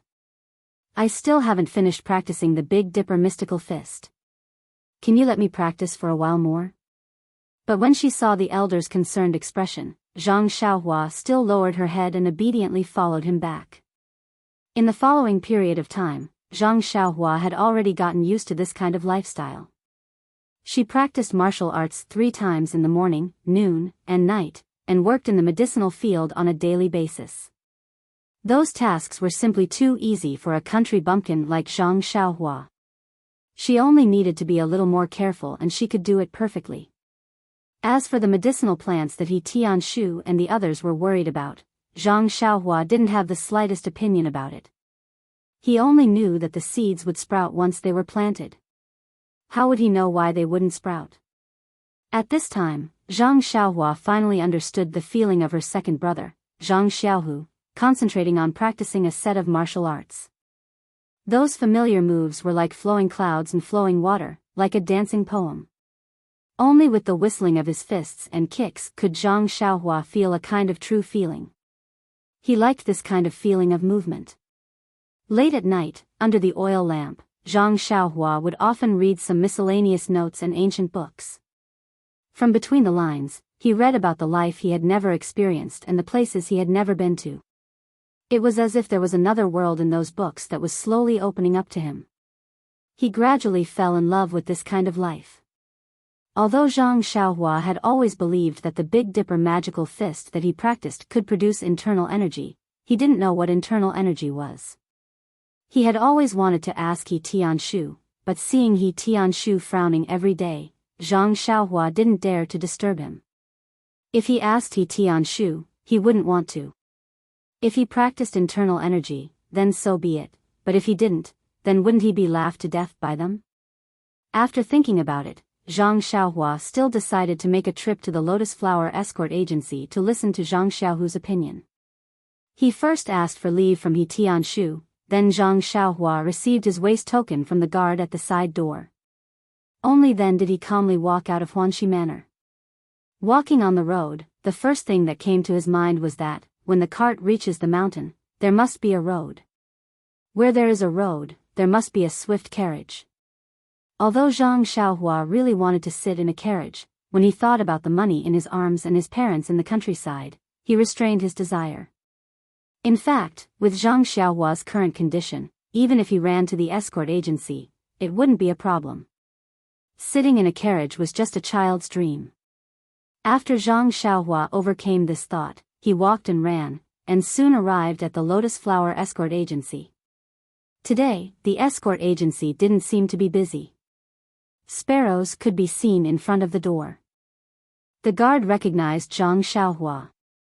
Looking at him, who looked more and more like Zhang Xiaohu, he greeted him and let him in. When Zhang Xiaohua arrived at second brother's room, he found that Zhang Xiaohu wasn't in the room. Fortunately, the room wasn't locked. Guessing that he was at the escort agency, he pushed the door open and entered. The room was very clean. Zhang Xiaohu probably cleaned it every day. Thinking about how messy her room was, Zhang Xiaohua couldn't help but blush. The room was still the same as before. There weren't many changes. However, there was a stack of books on the table. Zhang Xiaohua was very puzzled. When did second brother become literate? When he walked forward, he discovered that the books were actually about the cultivation of medicinal herbs. There were also a few thick history books. Zhang Xiaohua suddenly understood. Li Jinfeng really took what he said to her last time seriously. He actually found some books on this topic. He probably didn't have time to look for him, so he left them with second brother for now. With nothing to do, Zhang Xiaohua casually pulled out a book from the pile and read it with great interest. There was a lot of information written in the book. Most of it explained how certain herbalists cultivated and managed their plants. It was very related to what he did on a daily basis. Thus, when he compared his own experience with what he did on a daily basis, Zhang Xiaohua actually found quite a few mistakes that he usually overlooked. Thus, he began to read even more seriously.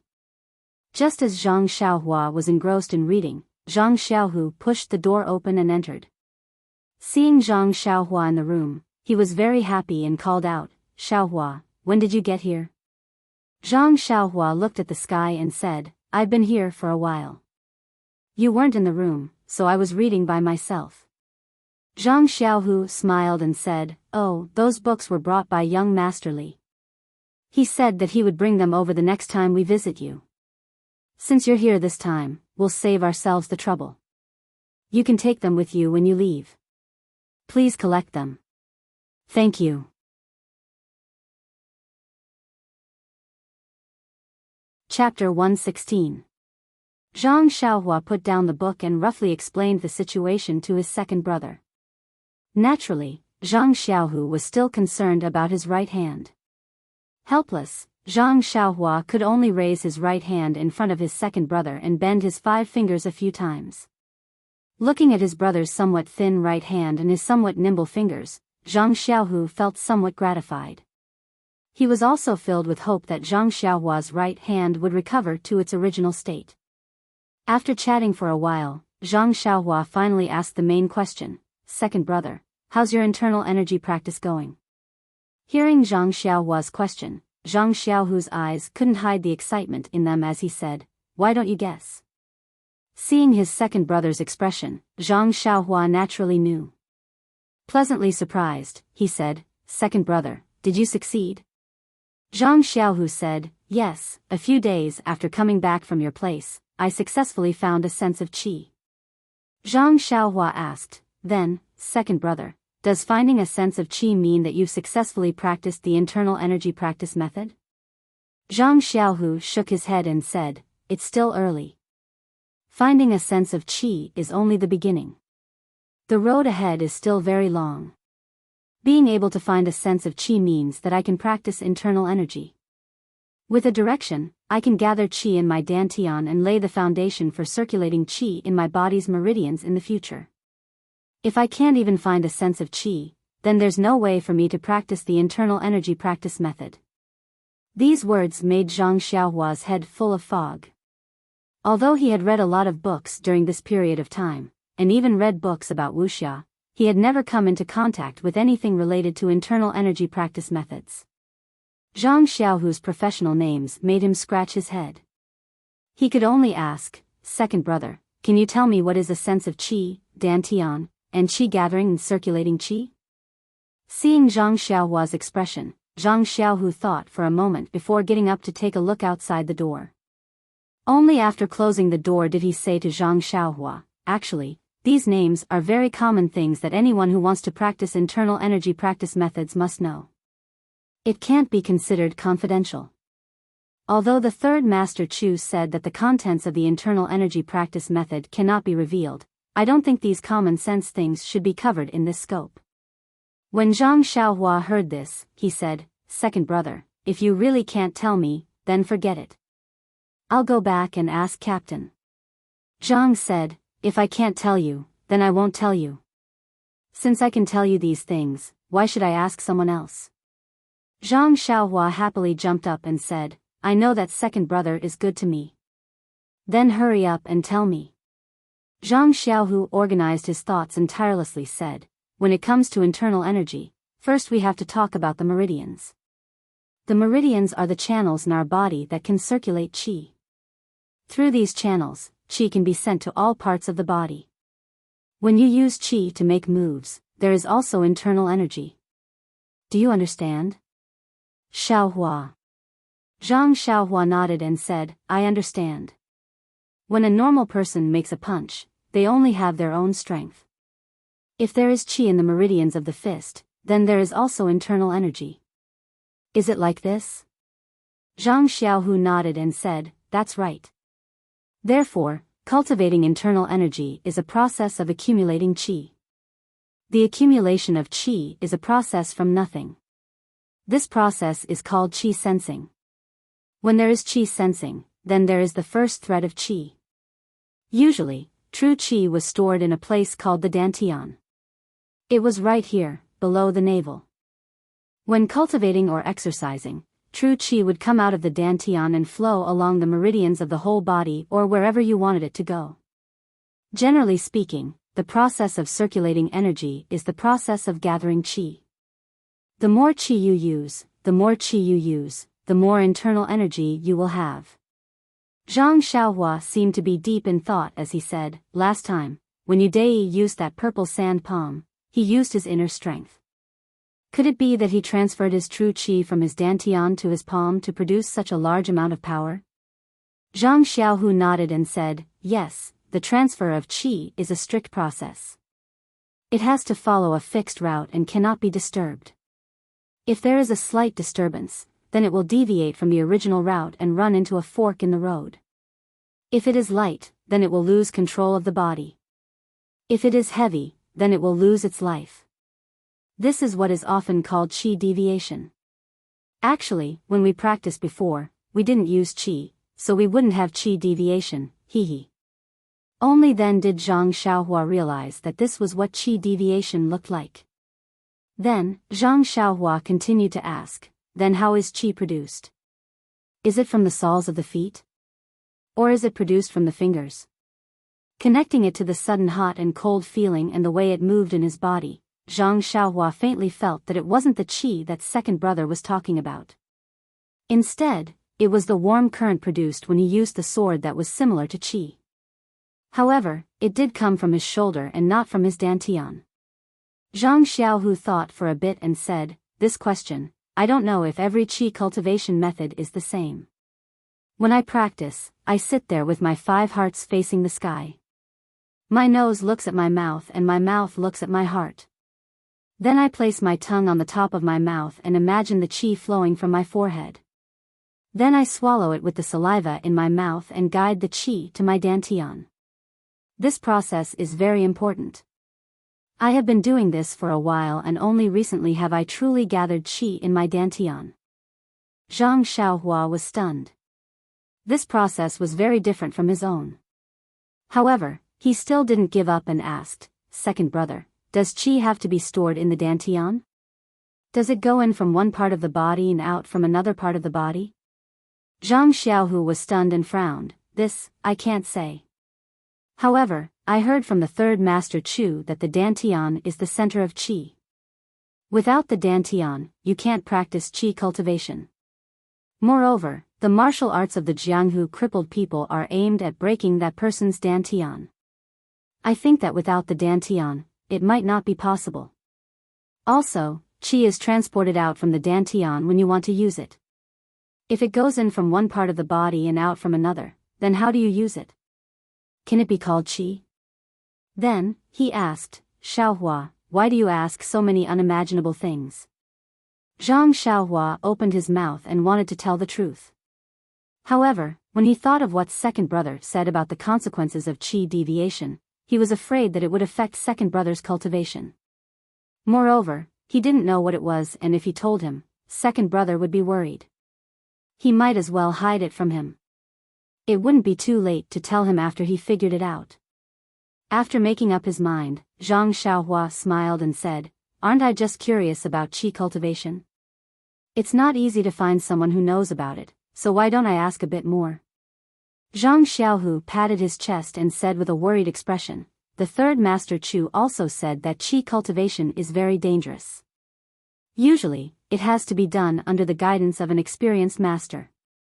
Otherwise, it's very easy to go into qi deviation. You can't blindly cultivate it. Zhang Xiaohua smiled and said, I know, second brother. I do want to cultivate it, but where would I get the qi cultivation method? Zhang Xiaohu also smiled and said, that's true. Then, Zhang Xiaohu asked about Zhang Xiaohua's Liuha fist. When he heard that Zhang Xiaohua only remembered 7 moves, he was flabbergasted and didn't know how to comfort Zhang Xiaohua. However, when he saw that Zhang Xiaohua himself didn't think much of it, he didn't say anything. In fact, he still wanted to ask him how he was doing with the fist technique. However, he thought that it wouldn't be good news. He was afraid that he would reopen the scar in his brother's heart and make him sad, so he didn't mention it again. The two brothers met and chatted casually. Time flew by, and in the blink of an eye, half a day had passed. When the sky was almost dark, Zhang Xiaohua said goodbye to her second brother and returned to Huanxi Manor. When she returned to Huanxi Manor, the sky was already dark. Walking on the small path of Huanxi Manor with a few books on medicinal herbs in her hands, Zhang Xiaohua couldn't help but feel amused. She remembered that she had made a joke to Li Jinfeng last time and he actually took it seriously. He was really...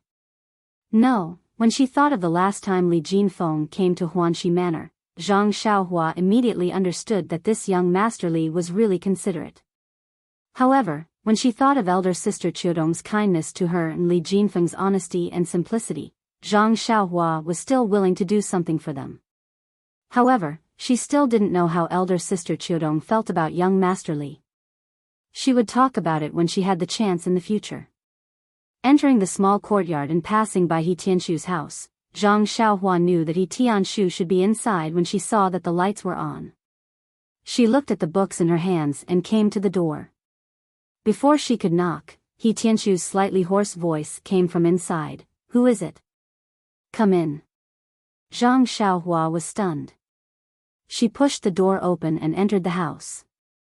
She asked curiously, Captain He, I haven't knocked yet. How did you know that someone was here? Seeing that it was Zhang Xiaohua, He Tianshu smiled and said, well, you'll know when you practice inner strength. When you channel your inner strength to your ears, you'll be able to hear movements within a few feet. Zhang Xiaohua said in surprise, ah. It's that magical. He Tianshu said, it depends on the depth of your inner strength. Some people can even hear over 100 feet. Zhang Xiaohua's eyes sparkled as she looked up at him. However, she immediately remembered that she seemed to be able to feel the movements of people outside sometimes. However, it seemed that it was just a feeling. Then, He Tianshu asked, you took leave to go to the Lotus Escort Agency today, right? How is your brother? Zhang Xiaohua happily said, yes, Captain He. I haven't seen my second brother in a while. Let's go see him. He's pretty good. He's practicing inner strength. He Tianshu was a bit surprised and said, you're able to sense qi so quickly? Zhang Xiaohua proudly said, yes, didn't I say that my second brother is a genius? He Tianshu knocked her on the head and said, I just didn't think that your second brother would be able to sense qi so quickly. I didn't say that he was a genius. Sensing qi is something that is difficult for people with distracting thoughts. However, people like your second brother can't be considered a genius. Most of the Misty School's disciples will be able to sense qi in 2 or 3 days. Oh, so it's like that.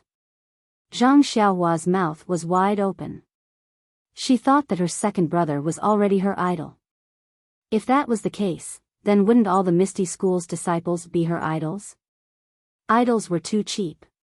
Zhang Xiaohua looked at He Tianshu and asked, Captain He, how long did it take you to sense qi? He Tianshu scratched his head and pretended to be deep in thought and said, I think it was 4 days ago. I wasn't very talented, so I was assigned to the pharmacy hall. Sigh, Zhang Xiaohua sighed and lowered her head and said, I think I'll have to go to the cafeteria. That's enough. It's not that easy to get into the Misty School's cafeteria. He Tianshu didn't hold back and said honestly. It hurt her pride. Zhang Xiaohua's expression didn't look too good. Unexpectedly, He Tianshu said, if you were admitted to the Misty School when you were young, you might have been assigned to the Divine Engineering Hall. Zhang Xiaohua's face lit up and said, Divine Engineering Hall? That sounds very impressive. What's it for? He Tianshu said, the Misty sect has long-had weapons. The strength of your hands is something they envy. Ah, I see. Zhang Xiaohua completely understood that He Tianshu wasn't interested in her talent. However, it was strange. She didn't have such great strength in the past. How did she become so powerful now? Could it be because of the spring water? Just as she was thinking, He Tianshu asked, by the way, why are you here? Zhang Xiaohua then remembered why she came into the room and asked, Captain He, I've noticed that you've been frowning recently. I heard from Nye Air that it's because of those medicinal herbs that won't germinate. Yes, it's been almost a year. I'm a little worried. He Tianshu sighed and couldn't help but tell Zhang Xiaohua, these medicinal herbs were planted at the beginning of this year. I don't know why, but they won't germinate. Actually, it's fine for me to stay here, but if I go on like this, I'll ruin the sect's important matters. Many medicines rely on these medicinal herbs, so... As he spoke, he suddenly stopped and seemed to realize that he had lost his composure. He said embarrassedly, anyway, I feel a little guilty. Zhang Xiaohua raised the book in her hand and said, oh, when I went to the escort agency to look for second brother, young Master Li Jinfeng gave me a few books on medicinal herbs. I wanted to show them to you to see if they would be of any help. He Tianshu heard this and smiled as he patted Zhang Xiaohua's shoulder and said, Zhang Xiaohua, thank you. You really put in a lot of effort. However, He Tianshu took the books and roughly skimmed through them. He said apologetically, although I can read, it's only limited to martial arts books. I can't understand these things. Moreover, the group of elders in the pharmacy hall study this every day. They probably read a lot. If there was a solution to this, they would have discovered it long ago. However, Zhang Xiaohua disagreed and said, the contents of these books were written by people. Everyone may not see the same things and experience the same things. The ancients said that there are benefits to pooling the wisdom of the masses. He Tianshu was speechless. He didn't have the experience of learning the Fist of the North Star from an ordinary fist manual. Naturally, he scoffed. However, he immediately thought of something and said, how about this, Zhang Xiaohua, among us, you are the only one who has an outstanding talent in literature, meaning, your martial arts talent is a mess. This task will be handed to you. Take a look at these books first. Then, if it's not enough, I'll borrow more from the pharmacy hall for you. What do you think? Zhang Xiaohua was stunned. What was this? I was only kindly recommending an idea to you, and you're putting this task on me? Will you still let me speak in the future? Every time she provided a reasonable suggestion, he would say, good idea, I'll leave it to you. Who could stand this? It was purely bureaucratic. However, regarding He Tianshu's orders, Zhang Xiaohua was unable to refuse. She could only nod and agree. Seeing Zhang Xiaohua's helpless expression, He Tianshu was equally helpless. Giving such a burden to a half-grown child was because he didn't want to extinguish Zhang Xiaohua's enthusiasm. It was also because he wanted to make a Hail Mary effort. It would be best if he could find a solution, but it didn't matter if he couldn't. It was just letting him read a few more books. However, the outcome was probably the latter. He Tianshu could guess it even with his heels. Zhang Xiaohua's head drooped. She carried a few books back to her house and lit an oil lamp. She didn't rush to open the books. Instead, she turned around and lit the lantern. She went out to the woods to practice her fist and sword techniques. Sword techniques were used to protect one's life. Naturally, the more proficient one was, the better. After many days of practice, the speed at which the warm current flowed from her shoulder to her fingertips seemed to have sped up. The speed at which she drew the sword with her left hand also seemed to have sped up. Moreover, the angle at which she drew the sword seemed to be stranger than before. Zhang Xiaohua simply couldn't figure out how she practiced the sword with her left hand. Could it be that the changes in this move would evolve as she practiced? The sword in her right hand was still the same. It didn't change along with the sword in her left hand. However, her right hand's fingers clearly felt more flexible. The injury was developing in the expected direction. What made Zhang Xiaohua most excited was the Big Dipper magical fist that she had pieced together. The 108 moves didn't have any changes like the sword in her left hand. Instead, it was the same as what she had learned before. Although it was different from what was taught or recorded in the fist manual, it had already been fixed. The feeling of flowing still appeared once after 9 consecutive practice. The only change was that in her perception, the flow seemed to have grown a little stronger. However, Zhang Xiaohua was still a little depressed. How good would it be if this flow could stay in her body? She could also use it. What was the use of it appearing and disappearing for no reason? Could it be that it was traveling in her body? She really couldn't understand. After her daily practice, Zhang Xiaohua returned to her house. She found the book she had already read in the morning and continued to read it with relish. Anyway, she had finished reading all the books in her house, and there was no place to find something to read for the time being. Now, Zhang Xiaohua had developed a good habit of reading. It was impossible not to read on weekdays. She would just treat these professional books as a pastime in her spare time. Therefore, in Zhang Xiaohua's life, in addition to the daily 3 times of practice in the morning, afternoon, and evening, there was an additional subject of reading. Other than working in the medicinal field, Zhang Xiaohua was holding a book. Zhang Xiaohua didn't just simply read. Most of the time, she also compared the contents of the book with the combination of theory and practice. However, the medicinal field managed by He Tianshu was small after all, and there were not many varieties. Moreover, there were many medicinal herbs that were not recorded in the book. As a last resort, Zhang Xiaohua often went to Tian Zhongxi's medicinal field to look for the real thing. Tian Zhongxi didn't mind. After all, he was a manager. He never got tired of asking. He appreciated Zhang Xiaohua's learning attitude very much. However, Ma Jing and the others in green didn't think so. Perhaps they were jealous that Zhang Xiaohua had a first-class meal, or perhaps they were jealous that Zhang Xiaohua could read and write.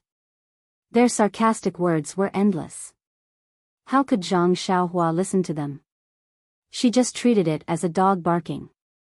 Just in this constant barking and the ground full of chicken feathers, the days passed day by day.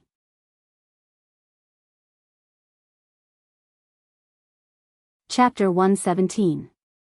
However, when Zhang Xiaohua finished reading those books, she discovered that these books seemed to be too basic. She had a feeling that they were not enough to quench her thirst. If she wanted to use the things she learned from these books to solve the problem of medicinal herbs not germinating, it would be wishful thinking. Helpless, Zhang Xiaohua could only throw these books on the Kong bed. When she was bored, she would flip through them again. Without new books to read, Zhang Xiaohua once again lived a monotonous life of working and cultivating. Although reading books was a good habit, Zhang Xiaohua would never buy books for the sake of reading. Books could not be read unless they were borrowed. Zhang Xiaohua felt the same way in her heart. On the other hand, He Tianshu was used to seeing Zhang Xiaohua running around with books. Not long after, he discovered Zhang Xiaohua's abnormality. He asked with interest, thinking that Zhang Xiaohua had given up on her research. However, when he heard Zhang Xiaohua's reason, he didn't believe it at first. However, when he thought about how this person in front of him used Shuo Wen Jie to enlighten her, his brows relaxed. He snapped his right hand and said, "Isn't that easy?" Then he muttered in Nie Xiao'er's ear for a moment. Nie Xiao'er listened while sizing up Zhang Xiaohua from the corner of his eyes, making Zhang Xiaohua's hair stand on end. What was he doing? After he finished muttering, Nie Xiao'er left to carry out his orders. He Tianshu beamed at Zhang Xiaohua and said, "All right, you wait. I'll show you my methods in a while." Zhang Xiaohua rolled her eyes and curled her lips, saying, "What methods are you playing? Making it so mysterious." "I'll just wait." This Nie Xiao'er left for half a day. He only returned to the small courtyard empty-handed in the evening. Seeing Nie Xiao'er return empty-handed, He Tianshu was very shocked and asked, "You didn't do it?" Nie Xiao'er said, "Elder, he said that our hall's books are only for the disciples to read. They cannot be borrowed from outsiders." He Tianshu frowned. "You didn't look for hall master Bai?" Nie Xiao'er smiled bitterly and said, "I did, but hall master Bai didn't pay much attention to me. He only said that you're trying to find any doctor when you're seriously ill. How can a child without any foundation solve the problem by just reading books? He told you to think of another way. He also told me to tell you that he's also discussing this problem with the elders in the hall. He told you not to mess around." He Tianshu's face alternated between red and green as he looked into Zhang Xiaohua's eyes. He felt very embarrassed, but he seemed to have thought of something. His face relaxed as he said, "Zhang Xiaohua, go back to your room first. I'll bring you those books in a while." Zhang Xiaohua looked at him curiously, nodded in agreement, and went straight back into the house. Since someone wanted to find books for him to read, of course he wouldn't refuse. Sure enough, not long after, He Tianshu came back with a grin on his face carrying a pile of books. He piled them on Zhang Xiaohua's kong. He clapped his hands and said, "All right, Zhang Xiaohua, I finally found the books for you. Read them well." Zhang Xiaohua looked at the pile of books on her kong in surprise and asked curiously, "So many, where did Captain He get them?" He Tianshu pretended to be mysterious. "Look at how powerful his methods are. How can such a small problem not be solved? He, read carefully. Zhang Xiaohua, don't mind our hall master's words. I still say the same thing. It's best if it can be solved, but it's fine if it can't be solved. Just treat it as you reading books to broaden your horizons. Also," He Tianshu muttered to himself, "the Jianghu is dangerous. What can a child like you rely on? Learn more and you'll be able to live a good life." Zhang Xiaohua finally understood He Tianshu's painstaking efforts. She couldn't help but feel grateful. Humans weren't plants.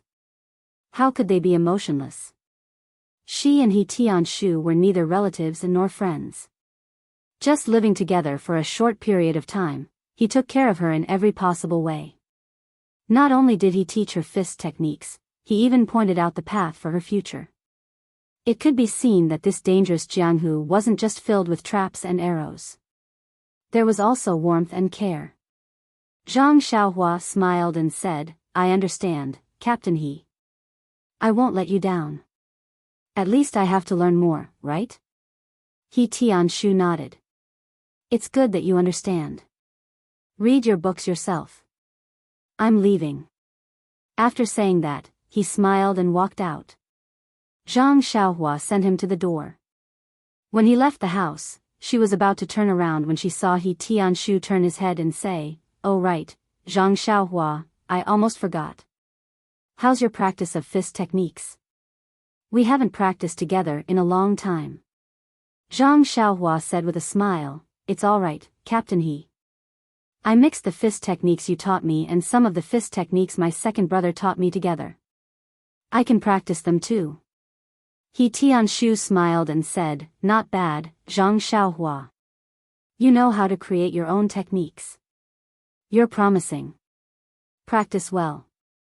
When you have the chance, let me see it. Zhang Xiaohua smiled and said, Okay, no problem, Captain He. I can do it any time.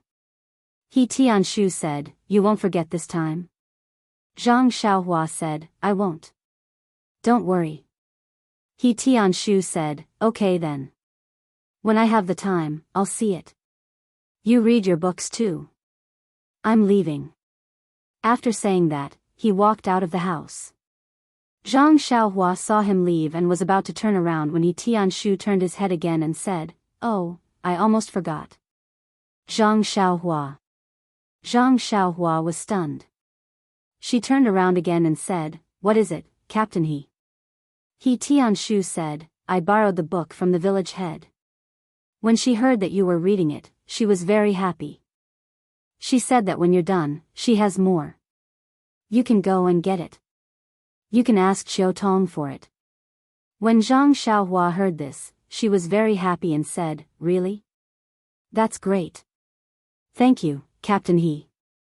He Tianshu smiled and said, What are you thanking me for? Okay, go and read your books. After saying that, he walked out of the house. Zhang Xiaohua watched him leave. This time, she didn't turn around and waited quietly. He Tianshu was about to leave when he remembered something. He turned around and said, Oh, I almost forgot. Zhang Xiaohua, when he saw that Zhang Xiaohua was still standing there and looking at him with a smile and didn't turn around, he was stunned and said, Zhang Xiaohua, why aren't you reading? Zhang Xiaohua smiled and said, I'm waiting for Captain He to tell me about, I almost forgot, again. He Tianshu smiled and said, I see. It's like this. Then, his expression became very strange. Zhang Xiaohua frowned and said, What's wrong? He Tianshu pursed his lips and said, I really forgot this time. Forget it, I won't talk about it. I'll tell you when I remember. After saying that, he turned around and walked out of the house. Zhang Xiaohua didn't move. She quietly waited for He Tianshu to leave. Then, she stuck her head out and watched as He Tianshu walked away and patted his forehead. When he entered his room, Zhang Xiaohua felt relieved. She closed the door and went to read on the Kong bed. He Tianshu entered the room. He was still thinking about what he wanted to say just now. He Tianshu kept tossing and turning in bed until it was very late at night. He Tianshu frowned and thought until a ray of light appeared on the horizon. He Tianshu suddenly sat up and laughed, I finally remembered. I want to tell Zhang Xiaohua not to read too late and to pay attention to rest. With the new program, Zhang Xiaohua was naturally happy and forgot about home. Every day, he read and practiced martial arts. He only hoped that these days would last. However, the more he read, the more he felt that the cultivation of medicinal herbs was complicated and profound. He really admired someone who could write so many things. At the same time, he was very grateful to Li Jinfeng for teaching him how to read. He was also very grateful to Huanqi Manor for giving him the opportunity to read. He was very grateful to the Manor Lord for lending these books to him. Finally, he also wanted to thank his parents for letting him out. Well, if he put his parents last, no one would say anything. By the way, when he saw the Manor Lord one day, should he mention to her to find a job for his parents? The more he knew, the more he didn't know. Zhang Xiaohua was now in this state. As He Tianshu brought those books to read, Zhang Xiaohua felt more and more that he knew too little.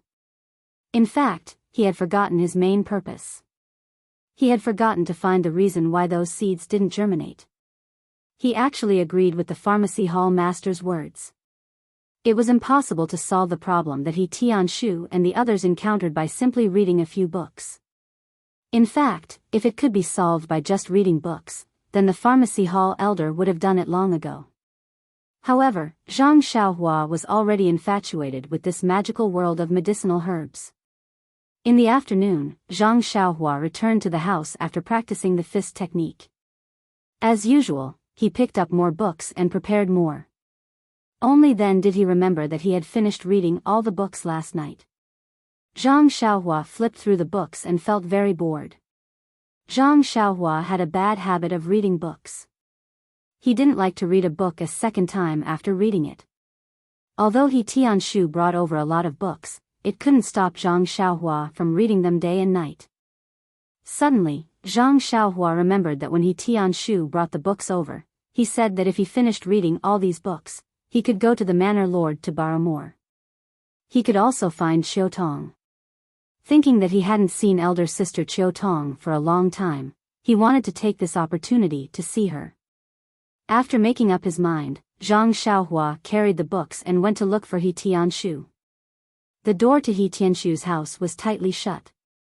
Zhang Xiaohua shouted outside for a long time, but no one answered. He must have gone out. This made Zhang Xiaohua worried. He had never entered the inner manor. He didn't know where elder sister Qiu Tong was, let alone the manor lord. Just as he was about to return to his house, Zhang Xiaohua remembered that he had looked for Elder Yu last time. Elder Yu definitely knew about it. He carried the books and entered through the small round door, walking towards the inner courtyard. After passing through a few courtyards, he arrived at Elder Yu's residence. Unfortunately, Elder Yu wasn't there either. Zhang Xiaohua felt discouraged. What day was it today? He didn't look at the almanac. Everything was going wrong. However, since he had already entered, he might as well continue to look around. If he saw one or two people, he could ask. He was also a member of the Misty Mountain Villa, so he wasn't afraid of being misunderstood. However, he forgot that the people in green clothes and hats and the few people from the medicine hall rarely entered the inner courtyard. That was where the girls lived. Just as Zhang Xiaohua was about to barge in, he suddenly heard someone scream, "Where did this child come from? Why are you here?" Zhang Xiaohua froze and couldn't help but stop in his tracks. Could they be talking about him? When he turned to look, there was indeed a girl standing under the shed in the small courtyard. She had washed clothes and was about to dry them. Zhang Xiaohua hurriedly bowed and said, "I'm Captain He Tianshu's subordinate from the medicine fields outside. I want to come in to look for elder sister Qiu Tong." When the girl heard this, she looked puzzled. She put down the clothes and walked over. She looked Zhang Xiaohua up and down and said, "Captain He's subordinate? Why haven't I heard of you before? You're so young. How did you come out of the medicine hall?" Zhang Xiaohua naturally knew that she had misunderstood him as someone from the Misty School. It wasn't easy for him to explain, so he said, "I just came here not long ago. I'm not from the medicine hall, so elder sister probably doesn't know me. You just have to look for elder sister Qiu Tong and you'll naturally know." The girl felt that it made sense and said, "Since you're new here, you might not know the rules of the villa. You can't trespass into the inner courtyard without orders. Seeing that you're still young, Captain He must have been careless. You mustn't do this again. If the villa head finds out, you'll be caned." Zhang Xiaohua was shocked. He stuck out his tongue and said, "It's that serious.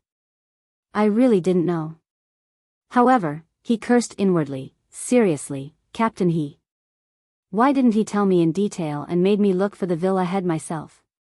The feeling of being caned on the butt is probably not good. Why didn't Tian Zhongxi say anything? How strange." Actually, this was also a misunderstanding. Tian Zhongxi and He Tianshu knew that he was someone brought in by Qiu Tong and thought that Qiu Tong had already explained the rules of the villa to him. Qiu Tong also saw him as her younger brother and naturally felt that there was nothing to hide. Moreover, after bringing Zhang Xiaohua in, they originally wanted to give her some instructions. However, they were stopped by the villa head's words of "work on your own," and had long forgotten about it. What was even more amazing was that Zhang Xiaohua had been recuperating in the escort agency for several months. In everyone's eyes, he was already an old person. In fact, he was still very fresh. However, he was indeed young and the girl didn't mind. She said, "Don't go in any further. I'll help you look for Qiu Tong." Then, she quickly walked in. Zhang Xiaohua could only wait there and look curiously at the small courtyard. This courtyard was slightly smaller than the one Zhang Xiaohua and the others were staying in. However, it was unusually clean and there were even some flowers and plants planted in the corners. It was easy for Zhang Xiaohua to think of his sister-in-law. Didn't Lu Qian like to plant flowers and plants in the courtyard? When he saw the clothes that the girl was about to dry, he lowered his head and thought for a moment.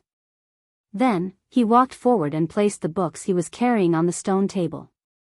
He washed his hands with the clean water in the basin and helped to dry the clothes in the basin one by one. Zhang Xiaohua used to help his mother do these things when he was at home. Naturally, he was familiar with the process and finished it in a short while. Moreover, when he was drying the clothes, he couldn't help but think about his family. Then, Zhang Xiaohua hugged the books and waited at the door. He felt very strange. Although he often missed home, it wasn't as frequent when he was in the medicinal field. He had only entered the inner courtyard for a short while, but if he wasn't missing his parents, then he was missing his sister-in-law. What was going on? Just as he was thinking, Zhang Xiaohua felt someone walking over from afar. Although he didn't hear the footsteps, Zhang Xiaohua could clearly feel it. As expected, the girl soon led Qiu Tong over. Qiu Tong saw Zhang Xiaohua from afar and said happily, "It really is you, Zhang Xiaohua." Qiu Ju said that a child was looking for you, but she couldn't say the name. "I guessed it was you." Seeing Qiu Ju's flushed face, Zhang Xiaohua was speechless. This girl was really careless. She didn't even ask for his name before running in. He could only say, "Big sister Qiu Ju ran too fast. I forgot to tell her." Qiu Tong smiled and said, "Xiaohua is a sensible child. She knows how to cover for others." However, everyone in the village knows about Qiu Ju's carelessness. "All right, come in with me. Why did you suddenly come to find me today?" After speaking, she led Zhang Xiaohua inside. As Qiu Ju watched the two of them walk away, the blush on her face faded away. She secretly scolded herself for being careless. However, when she lifted her leg to continue with her work, she saw the clothes that were being hung out to dry. Her face turned even redder. This little brat was rather diligent and knew how to help others. However, how could a girl's clothes be hung out to dry by a man? The sudden change was that of a teenage boy. Qiu Ju stood in the courtyard.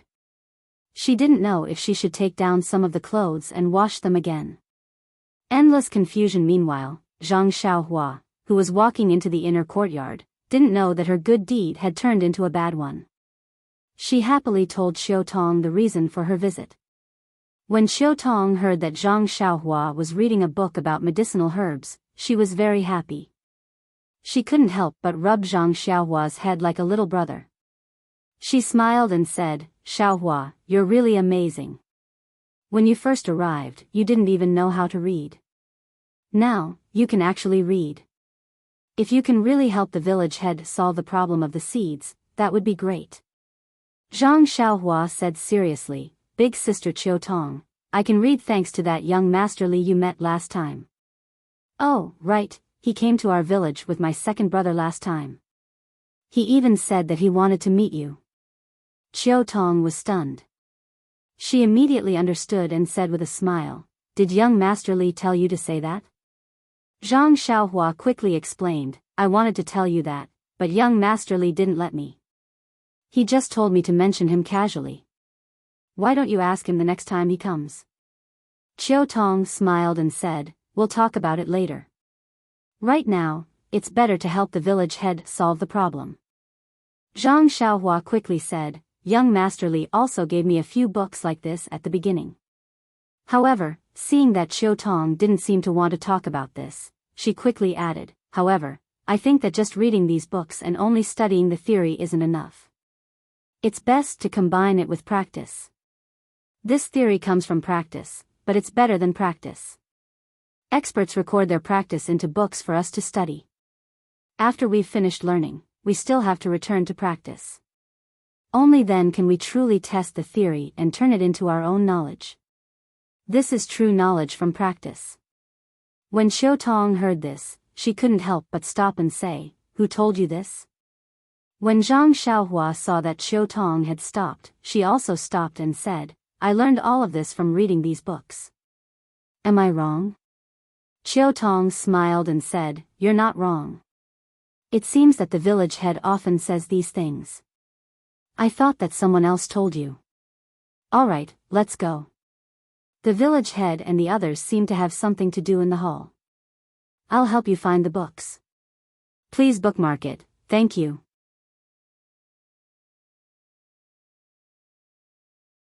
Chapter 118. However, Xiao Tong changed her mind after walking a short distance with Zhang Xiaohua. Yan had not told Xiao Tong what books she was going to give to Zhang Xiaohua.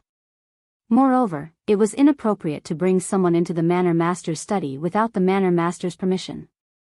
Therefore, Xiao Tong brought Zhang Xiaohua to the main hall. As soon as they got close to the main hall, Zhang Xiaohua heard two people talking inside. One of them had a very pleasant voice, like an oriole flying out of a valley.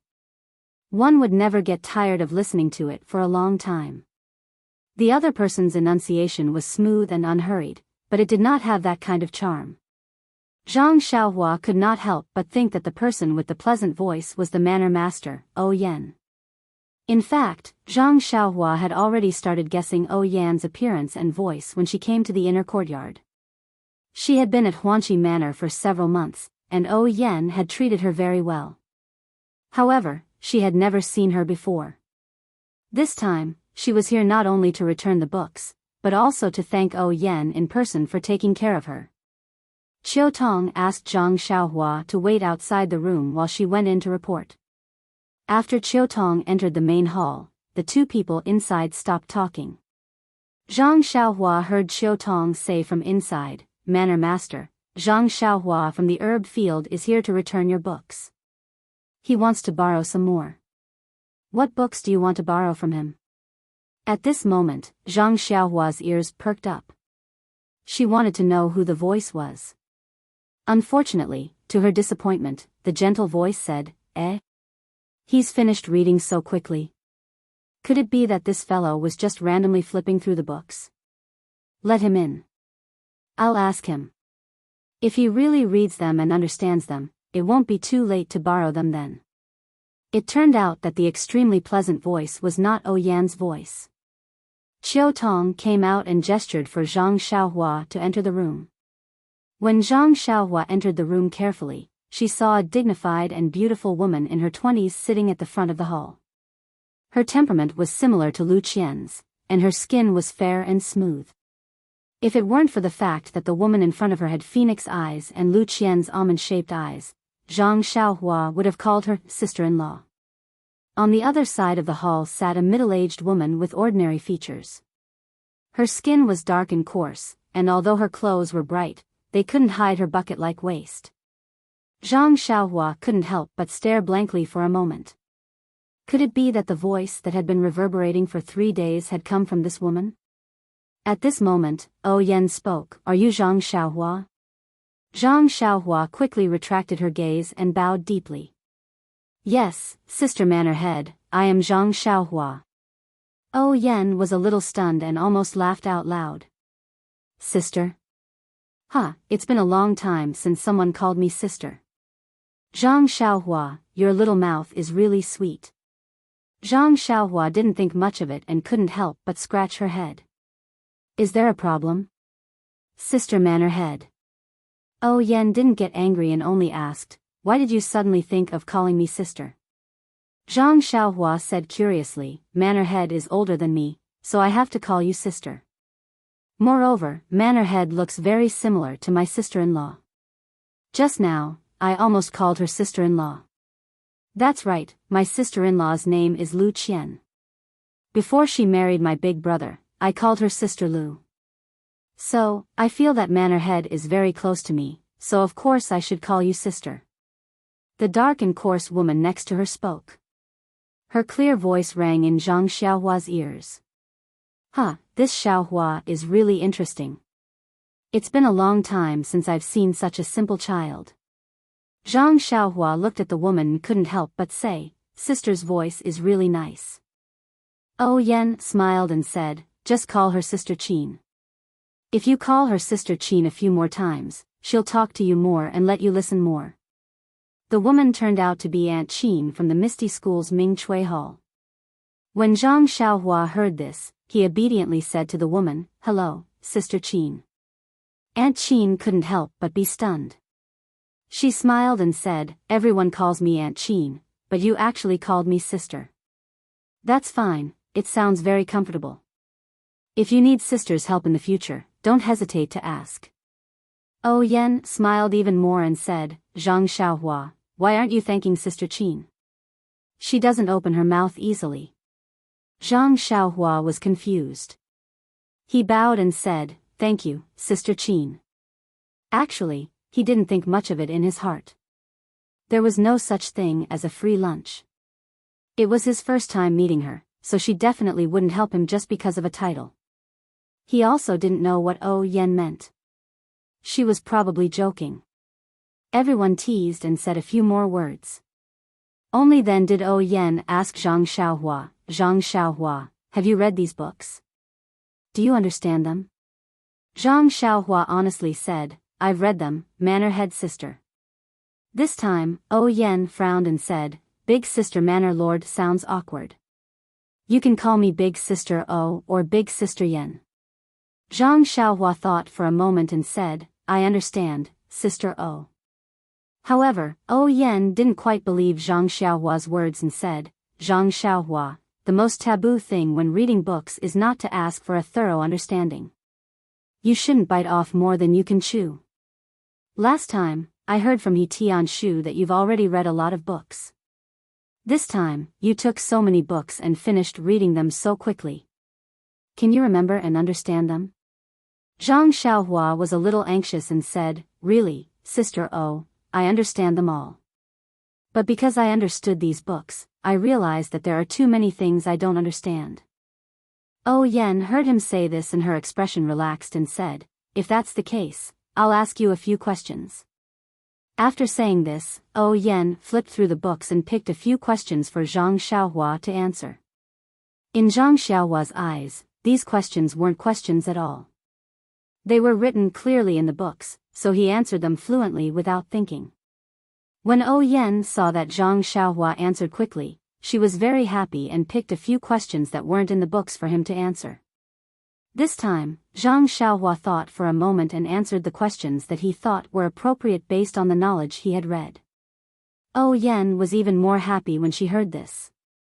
After pointing out the inconsistencies in Zhang Xiaohua's answers, she said, "Zhang Xiaohua, I didn't expect you to be so proficient in these books. Very good. Wait here, I'll bring out more books for you to read. If there's anything you don't understand, come and ask me." After saying this, she excused herself from Aunt Qin and left with Chiu Tong with a face full of smiles. Only Aunt Qin and Zhang Xiaohua were left in the main hall. When Aunt Qin saw Zhang Xiaohua standing there obediently with his head lowered, she started chatting with him and asked about Zhang Xiaohua's recent situation. Zhang Xiaohua didn't hide anything from this good-natured older sister. He told her about how he came to Pingyang City, how he came to Huanxi Mountain Villa, and how he got injured. He only left out the part about the Fist of the North Star and the sword technique. When Aunt Qin heard about Zhang Xiaohua's encounter, she couldn't help but sigh. She thought about her own childhood and couldn't help but feel closer to Zhang Xiaohua. Just as they were talking, Yan returned. Behind her, Chiu Tong actually carried a white cloth bag that looked very heavy. Zhang Xiaohua hurriedly ran over to take it. It was heavy in his hands too. He guessed that there were many books inside. Yan sat down and said, "Zhang Xiaohua, these are the books I picked out according to your situation. Read them well. Just now, I heard from Chiu Tong that you actually know how to combine theory with practice. That's really not bad. You have to continue on this path. Go as far as you can. It will be beneficial for both you and the villa." Zhang Xiaohua smiled and said, "Okay, Sister O. I will work hard to read and practice." I hope I can help Sister O solve the problem of the seeds. At the mention of the seeds, O Yen couldn't hide the frown on her face. She said, your hopes are good. However, if I could find the reason just by reading these books, would have found it long ago. Zhang Xiaohua was a little embarrassed. It seemed like she had made up her mind at the wrong time. She said, as the saying goes, 3 cobblers are better than Zhuge Liang. If we all think of a solution together, there might be hope. O Yen smiled and said, what you said makes sense, but many things can't be solved with more people. We still need senior people to deal with it. Then, O Yen pondered for a moment and said, Zhang Xiaohua, read these books first. After a while, I will take you to see a real expert. You can see how they treat herbs. Hearing this, Chiao Tong's expression changed. She said, young miss, you've decided to go alone? Aunt Qin also said, Yen, you have to think carefully. The journey is long, thousands of miles. Can your body handle it? O Yen smiled and said, Big Sister Qin, you don't have to worry about me. Although the journey is a little long, didn't Chiao Tong go there last time?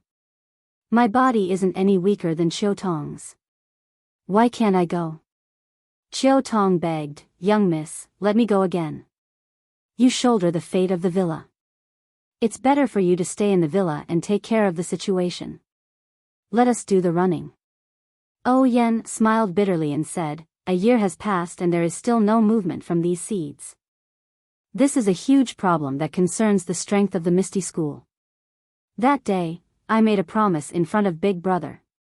If I can't solve it, won't I become a sinner in the sect? Aunt Qin also advised, these seeds have been lost for a long time.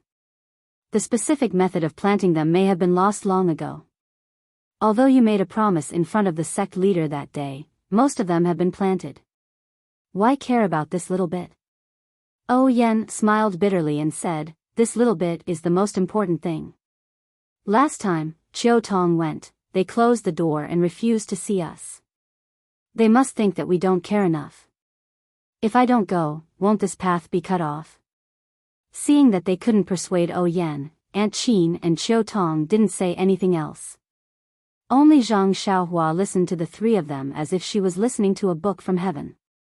She didn't know what they were talking about. It seemed that when she was injured, Chiao Tong said that she went to the south and didn't come to see her. From what she heard, she went to ask someone to solve the problem of the seeds. However, that person felt that Chiao Tong's identity wasn't right and refused to see her. Chiao Tong returned empty-handed. Now, O Yen wanted to go personally. From what she heard, she wanted to bring her along. The other 2 felt that O Yan's identity was noble and were afraid that something would happen, so they stopped her. Zhang Xiaohua understood. Seeing that the 3 of them weren't interested, she quickly thanked O Yen for borrowing the book and was about to leave. O Yen smiled and said a few more words of encouragement before letting Chiao Tong take her away. Chiao Tong wasn't in a good mood. She brought Zhang Xiaohua to Qiuju's courtyard with a dark expression and said, Zhang Xiaohua, next time if you want to find me or the manor head, don't rush in rashly. Although you're young, you still have to abide by the manor's rules. If you see Qiuju or anyone else here, let them come in to find me, alright? Zhang Xiaohua smiled and said, I know, Big Sister Chiao Tong. Don't be unhappy. I'm sure there'll be a solution. Chiao Tong forced a smile and said, I know. Xiaohua, you should work hard too. I hope you can help. Chiao Tong watched as Zhang Xiaohua walked away with a bag of books. Only then did she turn and walk away quickly. Zhang Xiaohua walked back with a large bag of books in her left hand. Luckily, Zhang Xiaohua had the strength of 250 kilograms in one arm. That was why she seemed so light. If it were anyone else, it would be difficult. She didn't know how Chiao Tong had carried the books from the study to the living room. When Zhang Xiaohua returned to the room, she threw the bag on the Kong bed and drank some water. When she opened it, her eyes widened involuntarily. My goodness, there really are a lot of books. There are at least a few dozen books. No wonder it's so heavy. However, Zhang Xiaohua was immediately overjoyed. With so many books, she would have something to rely on for the long night. At night, when Zhang Xiaohua finished practicing martial arts and casually opened a book, she suddenly realized that it was different from the previous books. First of all, the previous books were more basic, but these new books were obviously more profound. It was just right for Zhang Xiaohua's current level. Just a casual glance was enough to tickle Zhang Xiaohua's heart. She couldn't bear to let go of them. Secondly, the blank spaces of the previous books were as clean as before. However, these new books had more or less fine writing in the blank spaces of every page. There were only a few words in a few places, but there were many densely packed words that filled the entire page. When Zhang Xiaohua squinted her eyes to take a closer look, she realized that these words were written about the insights and experiences of reading this page. This was the first time that Zhang Xiaohua had encountered such a way of reading. Her eyes lit up and she began to read carefully. The more Zhang Xiaohua read, the more shocked she was, and the more she admired the person who wrote this. The notes in the blank spaces not only highlighted the main points of the page, but also quoted from classics, and wrote a lot of things by analogy. It was enough to show that the reader's knowledge was profound. As she read, Zhang Xiaohua suddenly thought of something. She put down the book in her hand, picked up another book from the Kong, and opened it. Sure enough, that book was also densely packed with notes. Then, Zhang Xiaohua casually picked up a few more books, and they were all the same. Zhang Xiaohua suddenly realized that such beautiful handwriting belonged to none other than the Manor Lord, Yan. Looking at such a large pile of books, Zhang Xiaohua was actually able to read them in such detail. Zhang Xiaohua felt admiration from the bottom of her heart. Also, she was filled with gratitude. This sister Manor Lord really treated her as an outsider and generously lent her the books that she usually read. At this moment, Zhang Xiaohua really put Sister O on the same level as her sister-in-law. With enough books to read, Zhang Xiaohua's life became rich. She worked in the herbal field, practiced martial arts in the forest, and read books under the light. With these three activities, Zhang Xiaohua was not lonely at all. However, in her free time, Zhang Xiaohua was also looking forward to a long journey. Previously, Sister Qiu Tong went on a long journey for a few months. She said that she was going to the south, and she really wanted to go out and take a look. The furthest she had ever been to in her life was Pingyang City, and it was only a few days' journey. From the books, the climate and living habits of the south were very different from Pingyang City. Moreover, many of the medicinal herbs were different from Pingyang City as well. If she could go and take a look personally, it would definitely be better than just reading books. Scholars often said that reading 10,000 books was equivalent to traveling 10,000 miles. Even Zhang Xiaohua now had this kind of pursuit. Scrolls were really good things to cultivate people's minds. However, the long journey did not come quickly because of Zhang Xiaohua's longing. After a few days, there was no news from anyone. Gradually, Zhang Xiaohua stopped thinking about it. One day, Zhang Xiaohua was working in the fields as usual when she saw He Tianshu bringing a few people over. The two people in front were old men with white hair and beards. Behind them were a few slightly younger people. Some of them looked gentle, while others looked strong and powerful. However, their attitude was the same as He Tianshu's. They were all very respectful to the two people. Zhang Xiaohua sighed. She had never seen team leader He like this before. These two people must be the higher-ups of the pharmacy hall. Anyway, she was not from the Misty School and did not need to be so respectful to them. Therefore, Zhang Xiaohua lowered her body and carefully moved the soil and weeded the grass. She carefully looked at each herb and observed their condition. Unfortunately, things did not go as she wished. He Tianshu saw her from afar and did not intend to let her go. He was leading the group of people over. When they got closer, He Tianshu called out, "Zhang Xiaohua, come over here for a while." Zhang Xiaohua looked up helplessly. She picked up the hoe and walked over. Seeing Zhang Xiaohua approaching, He Tianshu said to her, Zhang Xiaohua, quickly come and greet Hall Master Bai and Elder He from the pharmacy hall. Zhang Xiaohua hurriedly bowed deeply and said, "Greetings, Hall Master Bai, Elder He." He Tianshu smiled obsequiously and said to the purple-faced old man, "Hall Master Bai, this is Zhang Xiaohua that I mentioned to you before. She is very practical and capable. She is also extremely smart and has already read many books about medicinal herbs." The two people did not return the greeting. Only Hall Master Bai waved his hands slightly. Elder He nodded in agreement and did not say anything. He Tianshu still said somewhat tactfully, "Hall Master Bai, you see, Zhang Xiaohua is very eager to learn. There are many books in our pharmacy. Do you think you can lend one or two to her to broaden her horizons? After all, she also works in the medicine field. It is always good to learn more." Before Hall Master Bai could say anything, a middle-aged man next to him spoke up, "He Tianshu, I think you have stayed in Huanxi Mountain Villa for too long and have long forgotten the rules of our Misty School. How can the books in this pharmacy be open to outsiders?" He Tianshu said with a wry smile, "I know this rule, Senior Brother Chang. But isn't this Zhang Xiaohua also a member of Huanxi Mountain Villa? She is not an outsider. Everyone, do you want to vote for the author? Please collect, thank you."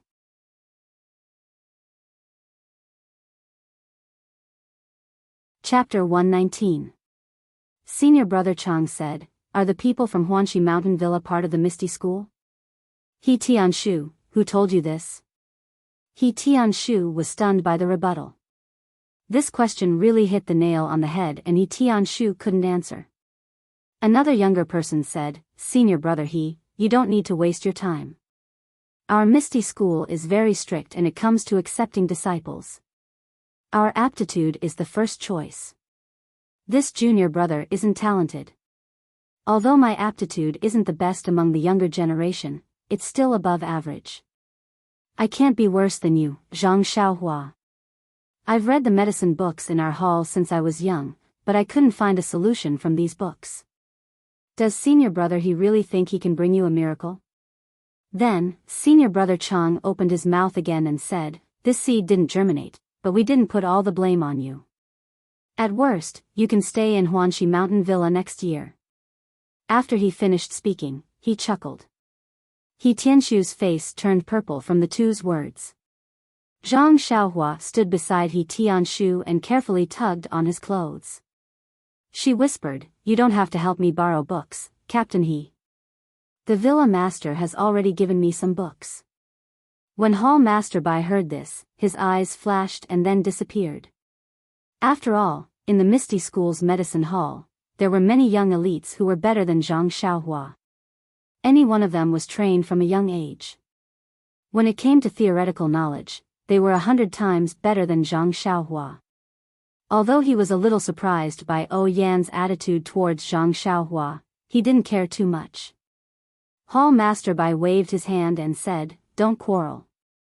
He Tianshu's intentions are good, but he's too anxious for success. We still have to abide by the sex rules. It's better not to lend these books. Let's go, let's take a look at those medicine fields." After he finished speaking, he walked towards the seemingly barren medicinal field at the side.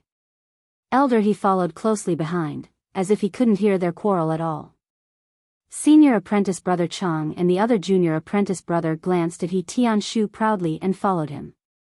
They didn't even bother to look at Zhang Xiaohua. He Tianshu patted Zhang Xiaohua apologetically and followed closely behind. Zhang Xiaohua didn't care too much. He had seen this kind of look many times and had long been used to it. He had his own path, so why should he care about other people's looks? After that, Zhang Xiaohua worked nearby and watched from afar. Everyone seemed to be arguing very fiercely, but they couldn't convince each other. They only dispersed when the sky turned dark. When it was time to eat, Zhang Xiaohua finally saw He Tianshu. He Tianshu's face was very gloomy. Zhang Xiaohua sighed. Flattery was also a skill. The next few days were quite ordinary, and there was nothing to talk about. That night, Zhang Xiaohua was reading his book as usual. He Tianshu walked in with a tired face and said, Zhang Xiaohua, hurry and pack your things. You're going out with me tomorrow. Zhang Xiaohua wasn't surprised and said, okay, Captain He. Why are you in such a hurry? Why didn't you tell me during the day? He Tianshu smiled bitterly and said, I also just got the news. How could I tell you earlier? After he finished speaking, he turned and prepared to leave. However, he suddenly stopped in his tracks and looked back in surprise. Why didn't you ask where we were going? You seemed to know beforehand that we were going out. Zhang Xiaohua smiled and said, I already gave a heads up when I went to borrow books from the village head. I thought we would leave early, but it dragged on for so long that I thought we weren't going. He Tianshu smiled and said, I see. However, as you said, it won't be easy to go out this time. I heard that our boss didn't agree, but he couldn't win against the village head. After a few arguments, he finally let us go. Zhang Xiaohua frowned and said, Boss? Who? He Tianshu said, it's the leader of our Misty School. He's our village head's biological brother. Zhang Xiaohua suddenly understood. No wonder Huanxi Manor was so close to the Misty School. It should be the case since they were related by blood. Seeing Zhang Xiaohua's expression, He Tianshu said, there have always been a lot of bloodshed in the pugilistic world. The leader of the Misty School felt sorry for his sister and didn't want her to go far away. Originally, he sent Hall Master Bai from our pharmacy to go, but unfortunately, Hall Master Bai had some grudges with the person the village head was visiting. So, it wasn't only our hall master, but also the people from the pharmacy hall.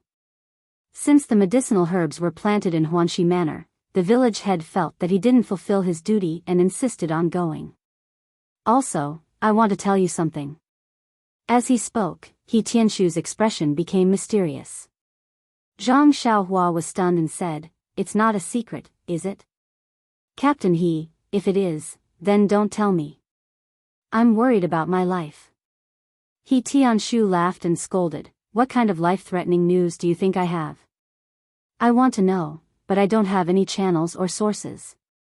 Then, he said with a look of longing, the village head is very knowledgeable and has deep attainments in many aspects. Her research on medicinal herbs alone is not inferior to our hall master Bai. This is also one of the reasons why she wants to go to the south. Zhang Xiaohua didn't know whether to laugh or cry and said, what kind of secret is this? I already knew. He Tianshu said in disbelief, how do you know this? The people in the manor know very little. Zhang Xiaohua picked up the book she was reading from the Kong and handed it to He Tianshu, saying, you'll know after you read it. He Tianshu opened it and couldn't help but be stunned. He shook his head as he read and muttered, amazing, amazing, very pertinent. Then, he said to Zhang Xiaohua, Brother Xiaohua, aren't we good brothers? Looking at He Tianshu's warm smile, Zhang Xiaohua suddenly had goosebumps all over his body. A bad feeling rose from the bottom of his heart and he probed, Captain He, you're my teacher, how would I dare to call you my brother? Is there something you need? He Tianshu laughed, don't talk about master. From today onwards, you're my little brother. If there's anything you need, just tell me. Big brother will definitely help you. He. Zhang Xiaohua was even more certain that He Tianshu was a weasel paying a visit to the chicken. He said carefully, then, Big brother He, do you need anything? He Tianshu said embarrassedly, this, little brother, can you lend me these books to read? Then, he pointed at the large pile of books on the table in embarrassment. Zhang Xiaohua suddenly realized. He rolled his eyes and said, there shouldn't be any problem. But, it's not good to not have the village head's approval. He Tianshu was a little disappointed. Zhang Xiaohua said, aren't we going to the south together tomorrow? I'll bring these books with me, so we'll definitely be together. You can read them together. When there's a chance on the road, I'll ask the village head. We're both eager to learn, so I'm sure the village head will agree. He Tianshu was overjoyed when he heard this. Only then did he reluctantly return the books in his hands to Zhang Xiaohua. Zhang Xiaohua saw He Tianshu's appearance and couldn't help but feel sad. He casually spread out the white paper on the table and skillfully picked up a pen with his left hand and wrote a few words on the paper. He Tianshu saw it and couldn't help but clap his hands and say, "Not bad, that's what a scholar of my generation should do." The sun shone through the window, and the words on the paper were shining brightly. It said, "No comments, no reading." In fact, He Tianshu might have read a few books that Yan lent to Zhang Xiaohua. But in He Tianshu's eyes, the important thing wasn't these books, but Yan's notes on the books. This was Yan's learning method. If he could learn Yan's learning method from these books, he would naturally be able to learn more things. It would be of great help to his development in the pharmacy hall. However, how did Zhang Xiaohua know these? She despised He Tianshu from the bottom of her heart. A dignified person from the pharmacy hall of the Misty School didn't even read these books, but he actually came to compete with her. After He Tianshu left, Zhang Xiaohua simply packed up her belongings. She took out the package that she took from the inner courtyard that day and packed all the books on the table. She heard that she would be gone for a few months. She estimated that she would finish reading these books when she came back.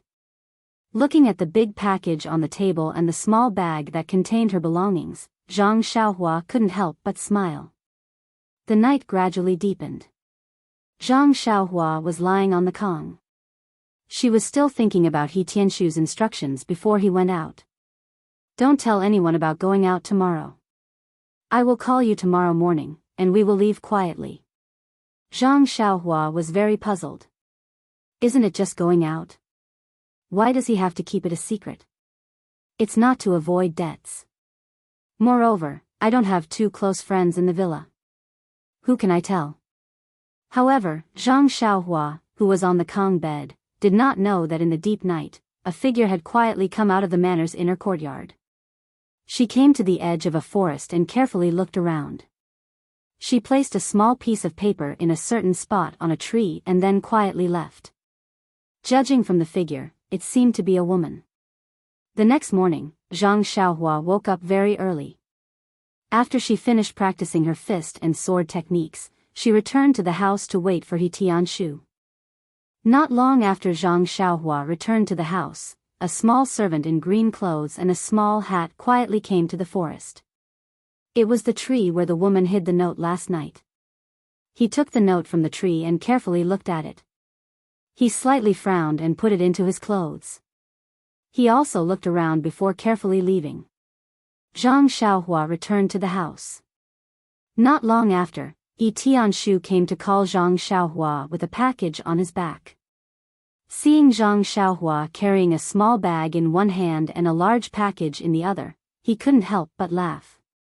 He said, "Why are you carrying so many things? What are they?" Zhang Xiaohua said innocently, "Don't you want to read books? Aren't these books for you?" He Tianshu didn't know whether to laugh or cry. He said, "You don't have to bring so many books. How many books can I read?" "But, can I read?" Zhang Xiaohua said as she blinked. He Tianshu said helplessly, "All right, let's go." He said that he wanted to help Zhang Xiaohua carry the large package. How could Zhang Xiaohua let him carry it? Naturally, she refused. He Tianshu said, "If other people see a child like you carrying 2 packages and following me, won't they criticize me? Although they are all people I know, I can't let them laugh at me." Zhang Xiaohua thought for a moment and gave the small package in her right hand to He Tianshu. She said, "It's better to help me carry this. No one will gossip." He Tianshu helplessly took it and urged Zhang Xiaohua to quickly leave the house. The two of them took the packages and went out the door. Then, they followed the small path and walked towards the forest. Not long after, they arrived at the side of another courtyard. When they entered the courtyard, it was a very large courtyard.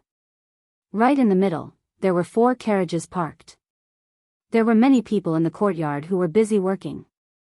However, when Zhang Xiaohua walked into the courtyard, the first thing she saw was a large man standing in front of the first carriage. That large man was taller than the average person by a head. His body was huge and his bare arms revealed strong muscles. He stood there silently like an iron tower. The figures in the courtyard were vague, but he was like a pillar that attracted everyone's attention. Other than Zhang Xiaohua, everyone looked at him with admiration and reverence. Zhang Xiaohua also saw He Tianshu's expression. She carefully pulled on his sleeve and asked, "Who is this?" "Your boss?" He Tianshu flung his sleeve and said in a small voice, "Zhang Xiaohua, don't talk nonsense. This is our Misty School's #1 strongman called Shernyo. His outer martial arts are very strong. It's said that he has the strength of a few thousand pounds with one arm. He's many times stronger than you." "Oh, a few thousand pounds?" Zhang Xiaohua's eyes lit up. Although she wanted to approach him, she saw that the people around the carriages were far away from him. He Tianshu also didn't go over to greet him, so she didn't dare to approach him. At this time, Qiu Tong came out with some things. When she saw the big package in Zhang Xiaohua's hand, she couldn't help but feel angry and amused. She complained, "Xiaohua, you're not going to travel. Why are you carrying such a big package? Don't tell me it's the books I gave you last time. I remember that it's very heavy. Aren't you afraid that it'll crush the carriage?" Qiu Tong's voice wasn't low, so it attracted Shernyo's attention. When he saw that Zhang Xiaohua was carrying a big package in her left hand, he couldn't help but be surprised. When Zhang Xiaohua heard Qiu Tong talking about her, she replied embarrassedly, "Didn't you say that you'll be gone for a few months? I want to use this time to study. I think I can finish reading all these books, so I brought them with me." Qiu Tong and Shernyo were both surprised to hear that. Qiu Tong knew how many books she gave him last time. When she heard that he wanted to finish reading all of them in a few months, she couldn't help but be surprised. She thought to herself, even if he reads one book every 3 days, he might not be able to finish it. But if he has to read one book every 3 days, how can he completely understand it? When Shernyo heard that the package was full of books, he knew how heavy the package was. He couldn't help but be surprised. This child was very young, but he could easily pick up such a heavy package with one hand. He wasn't simple at all. Perhaps he wasn't as good as Shernyo when he was young, but there wasn't much difference. Whose disciple was this child? Qiu Tong continued, "All right, put your package in the last carriage. But you have to read carefully. There's no point in flipping through the books casually. Don't waste the manor master's good intentions." Zhang Xiaohua smiled and said, "Sister, don't worry. I know what I'm doing." After speaking, she followed He Tianshu to the last carriage. The carriage was very spacious. It was even more spacious than the ones Zhang Xiaohua had sat in before. There was actually a space similar to a bookcase. It was probably for storing things. Zhang Xiaohua opened the package and put some books on it. She put the package to one side. He Tianshu put his own package and Zhang Xiaohua's small package on the carriage and then got down. After Zhang Xiaohua tidied up a little and got down from the carriage, there were a lot fewer people in the courtyard. They were probably ready to stop. At this time, Zhang Xiaohua felt that someone was looking at her. When she turned her head, she saw that it was Shernyo. Zhang Xiaohua nodded and smiled at him. Just as she was about to go over and talk to him, a group of people came out from the small door in the courtyard. At the front was the manor master of Huanxi Manor, O Yan. Behind O Yan was big sister Qin, who Zhang Xiaohua saw in the inner courtyard. Why did she look so special? It was because there were a few young women with good figures following behind her. They were all dressed in tight clothes and had swords at their waists. They looked valiant and formidable. Even though Zhang Xiaohua wasn't at the age of first awakening of love, she still wanted to take a few more glances at them. In such an atmosphere, how could Big Sister Qin not stand out? However, Big Sister Qin was calm. She followed O Yan down the steps. The few women behind her kept a distance from them. Their expressions were very respectful. O Yan walked in front of Shernyo and said with a smile, "Shernyo, you must have been here a long time ago." Shernyo said naively, Manor Master, you're early. Not too early. I've been here for an hour. Oh Yen continued, then I'll have to trouble you along the way. Shernyo said, it's my duty. Big sect leader said that I must ensure Manor Master's safety. Otherwise, I won't be allowed to drink when I return. Oh Yen smiled faintly and looked around. She asked Xiao Tong, who was walking over, is everything ready? Xiao Tong said in a low voice, yes, Mississippi. Everything is ready. Oh Yen nodded in satisfaction, then let's go. The journey is long. The sooner we leave, the sooner we can return. With that, she boarded the first carriage with Xiao Tong's help. After that, Big Sister Qin and Xiao Tong also boarded the first carriage. The remaining female disciples sat in the second carriage. Zhang Xiaohua, He Tianshu, and the rest of the people sat in the last two carriages. After everyone had boarded the carriages, Shernyo boarded the first carriage. He picked up his whip and drove the carriage out of the courtyard. The other coachman followed him. Just like that, Zhang Xiaohua's journey to the south officially began. Not long after O Yan's carriage left the manor, a few servants in green clothes and hats asked for leave and left Huanxi Manor together. When they reached Pingyang City, they went their separate ways. One of them went to the provision store. He had gone to the forest to retrieve the note in the morning. Not long after, that servant came out with the things he bought and disappeared into the crowd. Just like that, news of O Yan's journey was secretly found out by people with ulterior motives. However, no one knew what they were up to. However, all this had nothing to do with Zhang Xiaohua. Zhang Xiaohua sat in the carriage curiously and looked at the scenery by the roadside. Although Lu Town was in the south of Pingyang City, it was slightly to the west. O Yan's destination this time was to the east. Hence, after leaving the manor, she did not head to Pingyang City. Instead, she took a shortcut and headed to the main road in the east. It was already late autumn and everything was withering. The crops in the fields had already been harvested and the empty fields could be seen far away. The terrain near Pingyang City was similar to that of Lu Town. It was mostly mountainous and there were still many wild fruits and weeds on the undulating hills.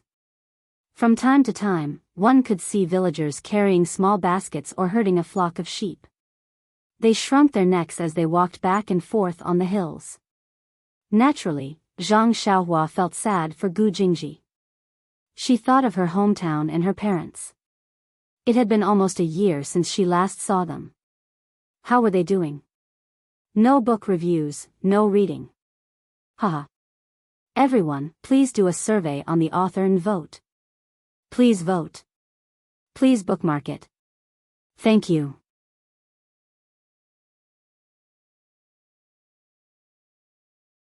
Chapter 120.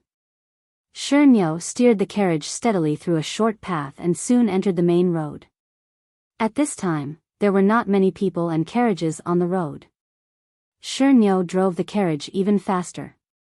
The three carriages behind were also chasing after them. However, the driver's skills were quickly shown and the three carriages were left far behind. Shernyo did not seem to know and continued to ride at full speed. He was enjoying this long-awaited feeling. Fortunately, the attentive Xiao Tong noticed and stopped him. Shernyo said embarrassedly, I haven't driven in a long time. It was an accident. I will drive slower next time. Shernyo slowed down and the carriages behind finally caught up. Elder Sister Qin frowned and said, Shernyo, it's right to drive faster. However, you must ensure the safety of the village head. If you do this, won't there be no one to protect the village head? Shernyo did not like to hear this and said, if we meet an enemy, how can we rely on the people behind us? Won't we still have to rely on our strength? Elder Sister Qin smiled and said, I know it's hard to talk to people like you. In this martial world, not only is there strength, there is also intelligence.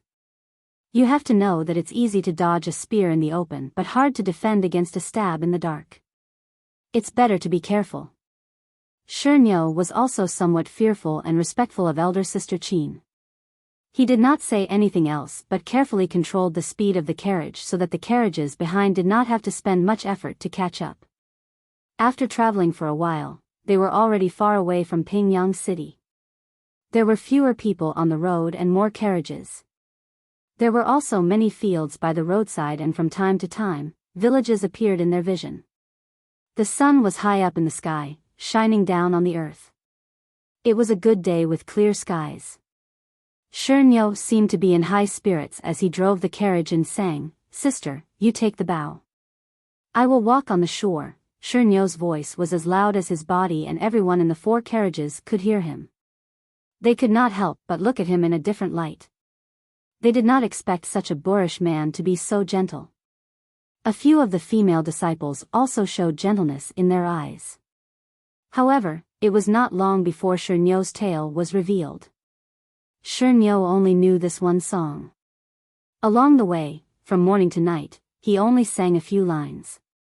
Sigh, even the most delicious food could not withstand eating it every day, let alone a few simple songs. At night, when it was time to find lodging, except for the stone cow, everyone had the thought of foaming at the mouth. For a long journey, the most important thing was to arrange food and lodging. Fortunately, Chiu Tong had taken this route some time ago. Before they left the manor, everyone had already discussed the route, resting, eating, and lodging. They just had to follow the plan. That night, they stayed in an inn in a small town. Although it was an inn, it was much better than the carriage house Zhang Xiaohua used to stay in. Huanxi Villa's people had booked the only small courtyard of the inn, which made the chubby boss of the inn smile so much that his eyes narrowed into slits. He was busy in front and behind of people, for fear that he would offend the rare distinguished guests. Unfortunately, when the people from the villa entered the small courtyard, 2 disciples guarded the courtyard door, preventing others from entering or leaving. Even the boss of the inn was stopped outside the door. Everyone's food was bought from the town, which made the boss, who was guarding the door, feel a bit of heartache. This was not a small amount of income.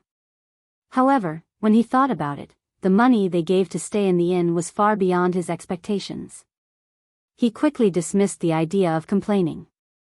Although it was already late, the people in the manor were truly capable.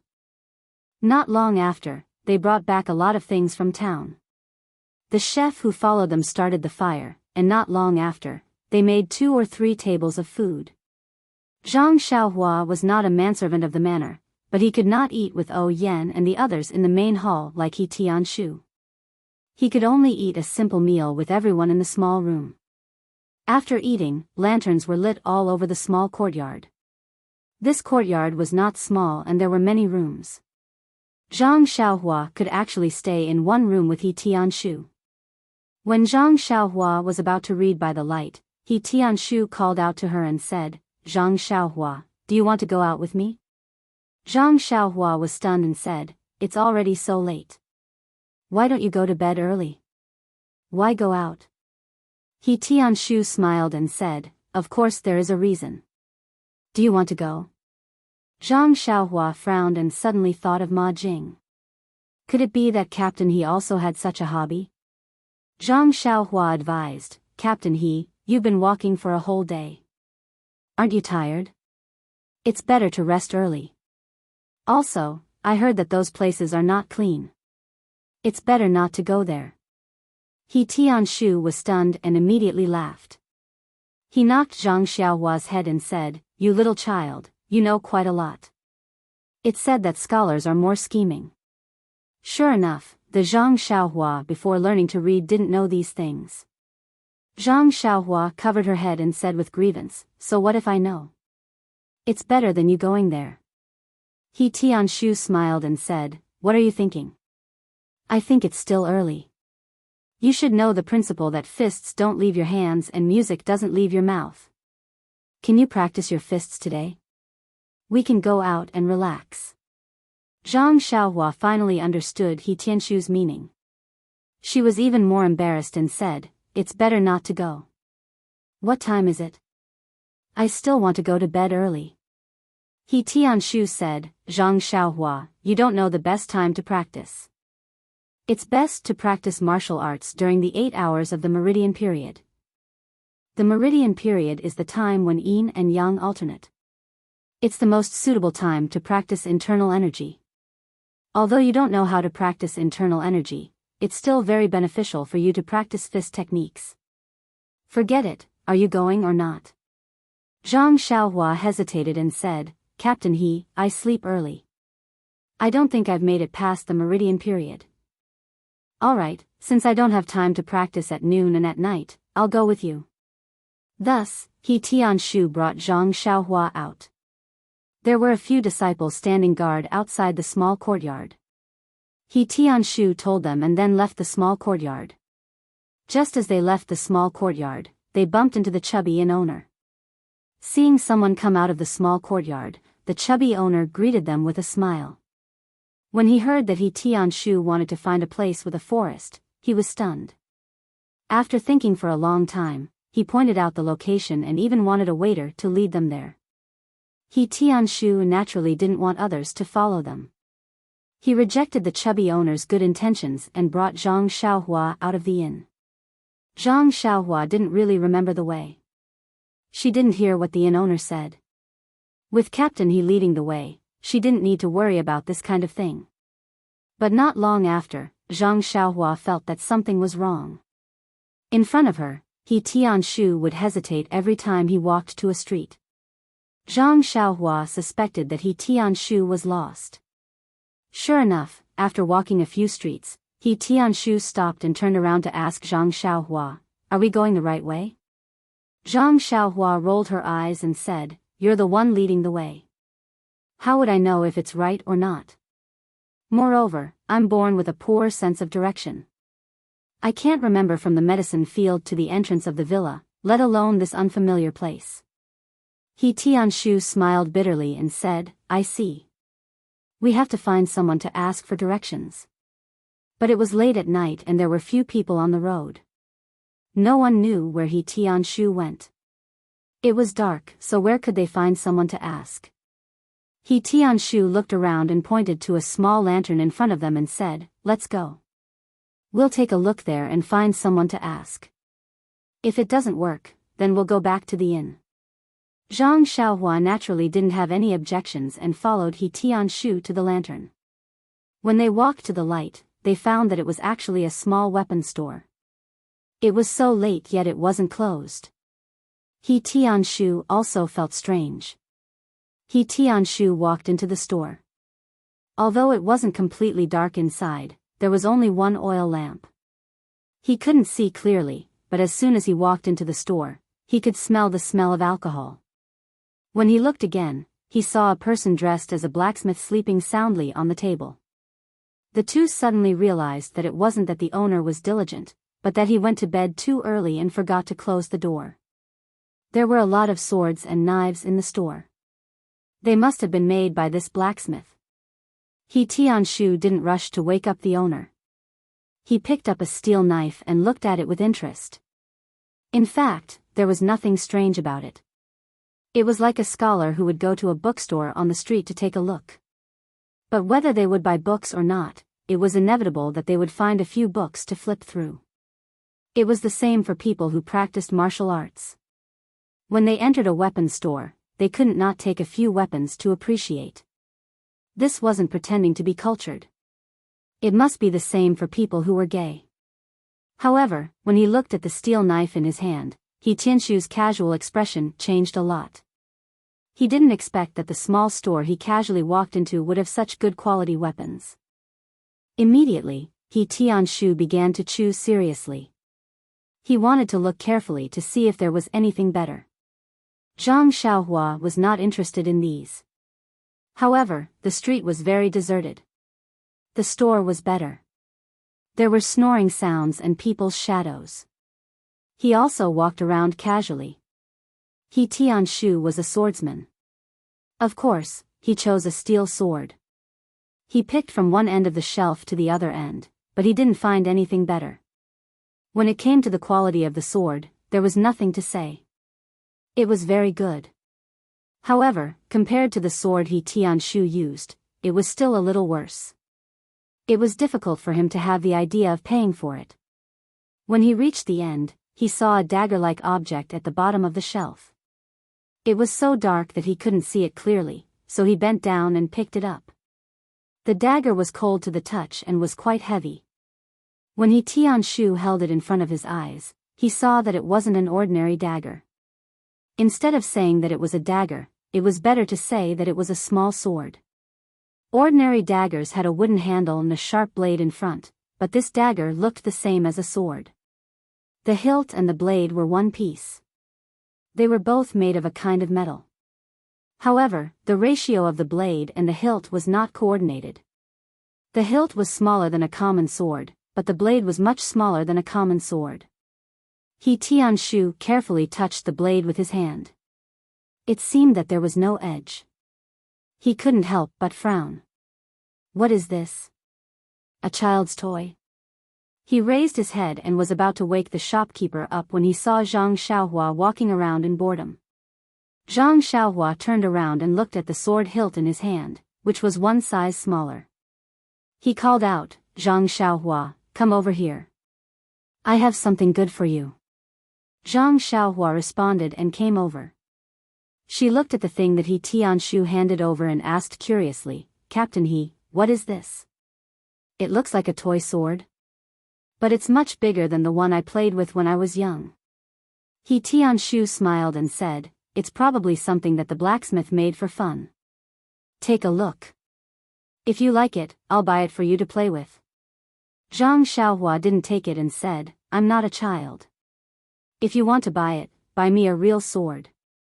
Tianshu said, "You didn't learn any sword skills. Why buy a sword? Moreover..." He suddenly stopped. He wanted to say, "Can you still use a sword with your hand?" But when he thought that this would hurt Zhang Xiaohua's heart, he quickly shut his mouth. Zhang Xiaohua didn't understand and asked, "Moreover, what's wrong?" Tianshu quickly covered it up and said, "Moreover, I don't know how expensive this sword is. I'll think about it." Zhang Xiaohua made a pft sound and turned to leave, saying, "Then I don't want this toy either." However, when he turned around, he accidentally touched a sword. Clang! The sword fell to the ground. The sound wasn't soft. The blacksmith who was sleeping suddenly raised his head and shouted, "Catch the thief." When he saw Tianshu holding a small sword and Zhang Xiaohua standing there, he hurriedly wiped the saliva from his mouth and walked over with a smile, saying, "Excuse me, dear guest, what have you taken a fancy to?" "I was just dreaming." Sorry. Zhang Xiaohua bent down and picked up the sword with her left hand.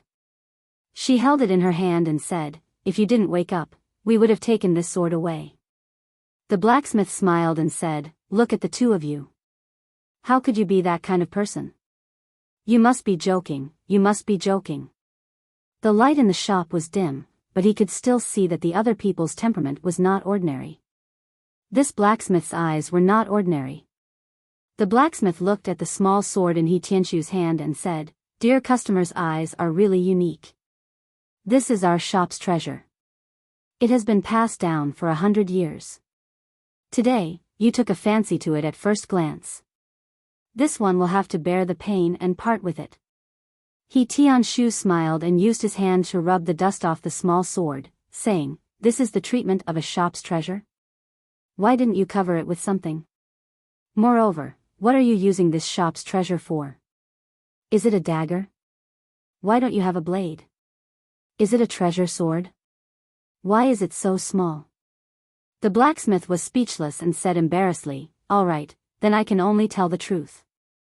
100 years ago, when my grandfather's grandfather was still alive, an old man with white hair and beard pawned it in our shop. He said it was an immortal's treasure. If you don't believe me, you can weigh it. How heavy is it? Would a normal metal weigh this much?" Tianshu was still smiling, saying, "I find it strange. Why didn't he pawn it at a pawn shop? Why did he come here? Forget it, I originally wanted to buy a treasure sword, but I won't look." As he said this, he put the small sword on the shelf and prepared to leave. The blacksmith quickly stopped him, saying, "Alright, dear customer, you are really amazing. I will tell you the truth. This is a toy that I found in the countryside. It looks quite heavy. I originally wanted to put it in the furnace to melt a weapon, but no matter how hard I tried, it wouldn't melt. So I just left it there. I wanted to sell it to children, but it was too heavy. Not many children would like to play with it, so I left it there for many years. Dear customer, if you take a look at other weapons and buy a lot, I will give this toy to you for free. How about it?" He Tianshu curled his lips, saying, "Buy a lot? I see that your shop is so remote. How much business can you have? Moreover, I am just one person. How many treasured swords can I buy?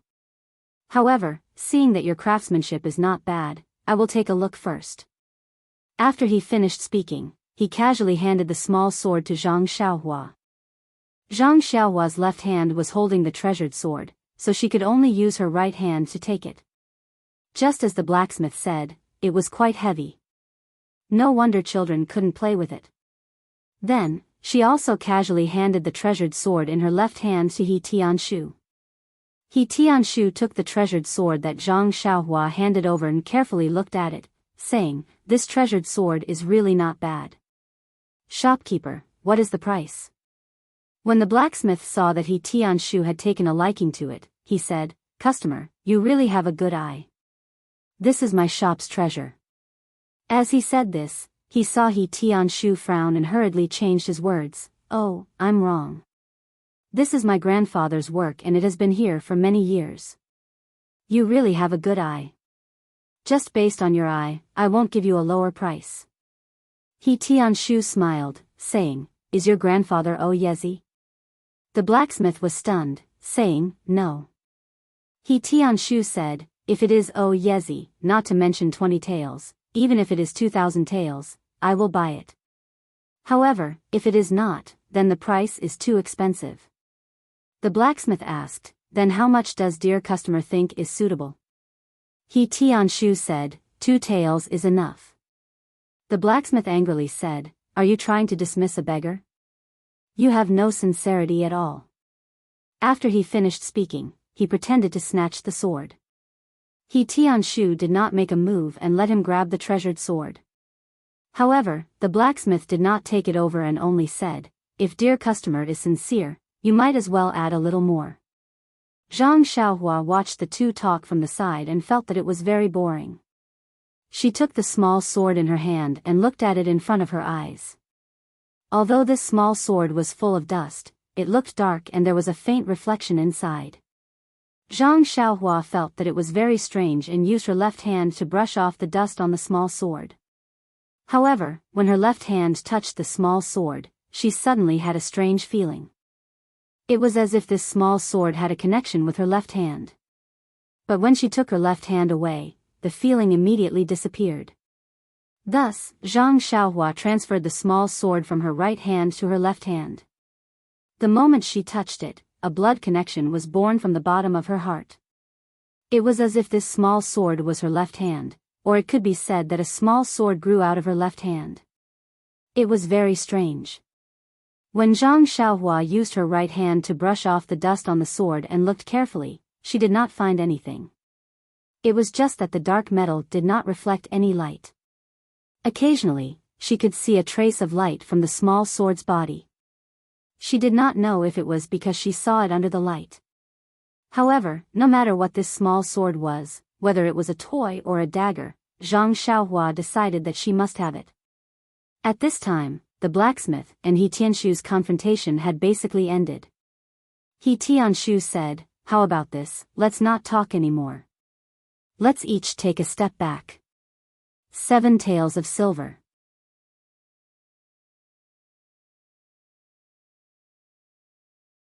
Chapter 121. The blacksmith seemed to have found an organization and his face was full of joy as he said, "Good, brother, since you're so straightforward, I can't bear to part with my treasure. I'll be friends with you. 7 taels it is, 7 taels it is. In the future, you must visit my store more often." He Tianshu smiled and said, "Of course, I still have a group of brothers. If I take it back and they like it, I'll definitely pull them over. However, when the time comes, boss must give me a discount. The blacksmith also smiled and said, no problem. The first time it's unfamiliar, the second time it's familiar. If you become a regular customer, there will naturally be benefits. At this time, Zhang Xiaohua pulled on the corner of He Tianshu's clothes. He Tianshu looked back at the small sword in Zhang Xiaohua's hand and said to the blacksmith, this small sword, my little brother likes it. Why don't you let him pick it up and play with it? The blacksmith didn't mind. He waved his hand and said, no problem. Didn't I just say that this toy is a gift from me to the little brother? Just bring a few more people to patronize another day. Everyone was happy. He Tianshu paid the money and asked for the way back to the inn. Only then did he leave the weapons store with Zhang Xiaohua. Along the way, He Tianshu was very happy. At such a cheap price, he found a very good treasure sword. It was much better than going to the forest to practice martial arts. It seemed that in the future, it would be better to come out more often.